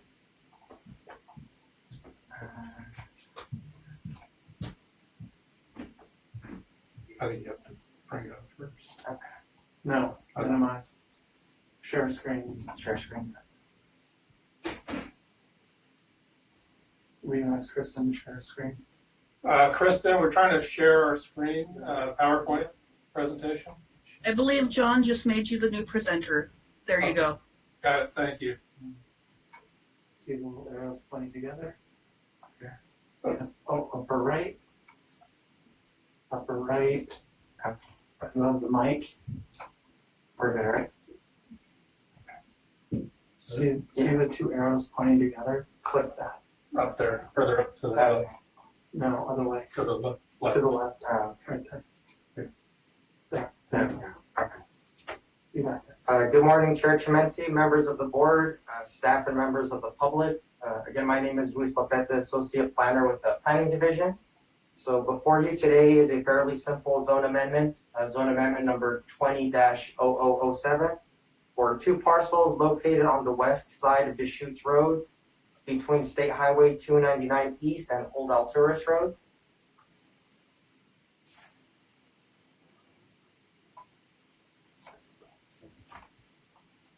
So the parcel to the north is owned by Lember Singh Dosong and is the current location of the Mighty Fine Foods Market and Gas Station. And the southern parcel is owned by the Frontiers Communication and is partially developed with an existing telecommunications facility.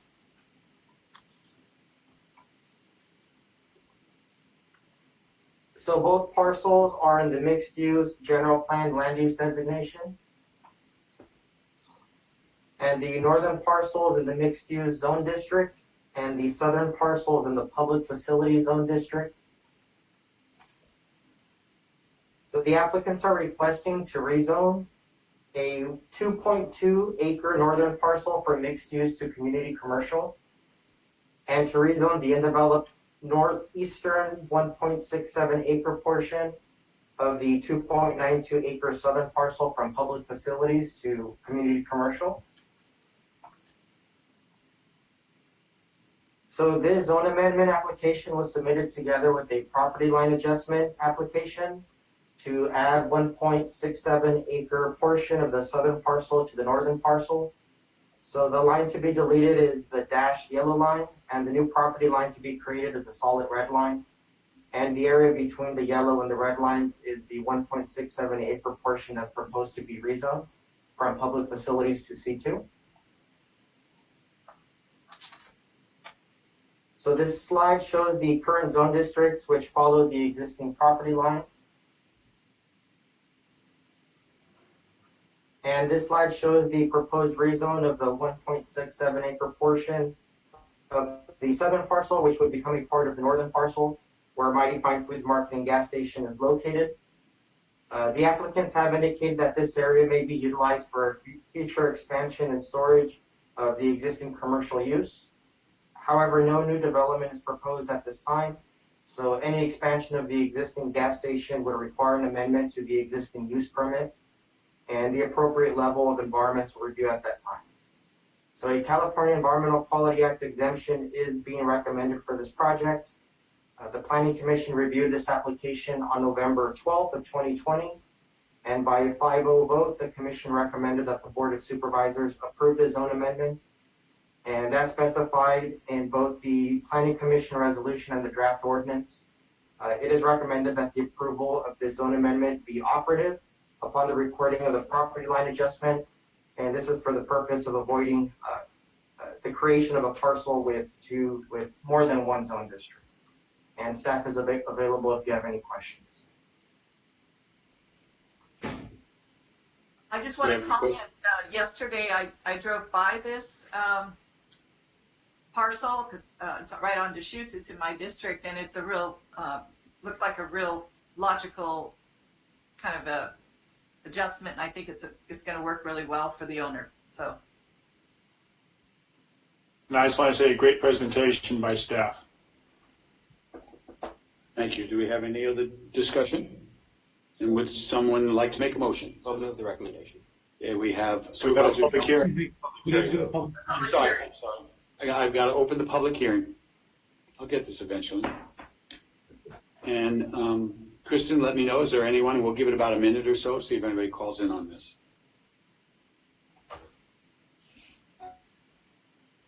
And I guess I'll ask, have we received any correspondence on this?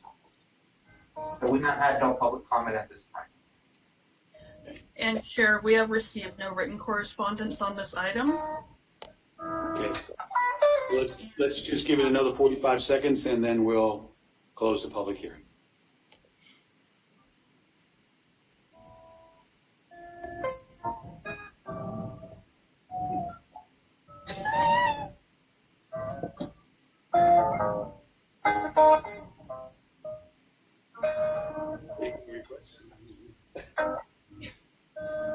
It's third floor.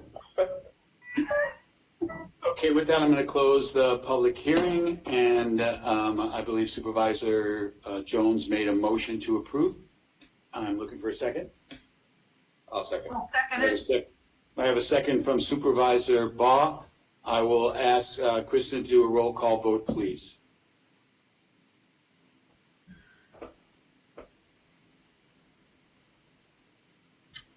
All right. Thank you, Chair. I apologize. Supervisor Clementi? Yes. Supervisor Modi? Yes. Supervisor Rickert? Yes. Supervisor Jones? Yes. Supervisor Baugh? Yes. So the motion passes 5-0. That will lead us to the end of our session. We are adjourned and we're going to go into closed session for a period that may be 30 minutes, but who knows? We'll need to announce the items. Oh, yes. And actually, R8's been removed. R9 is threat to public services or facilities remains, and that'll be it. So thank you.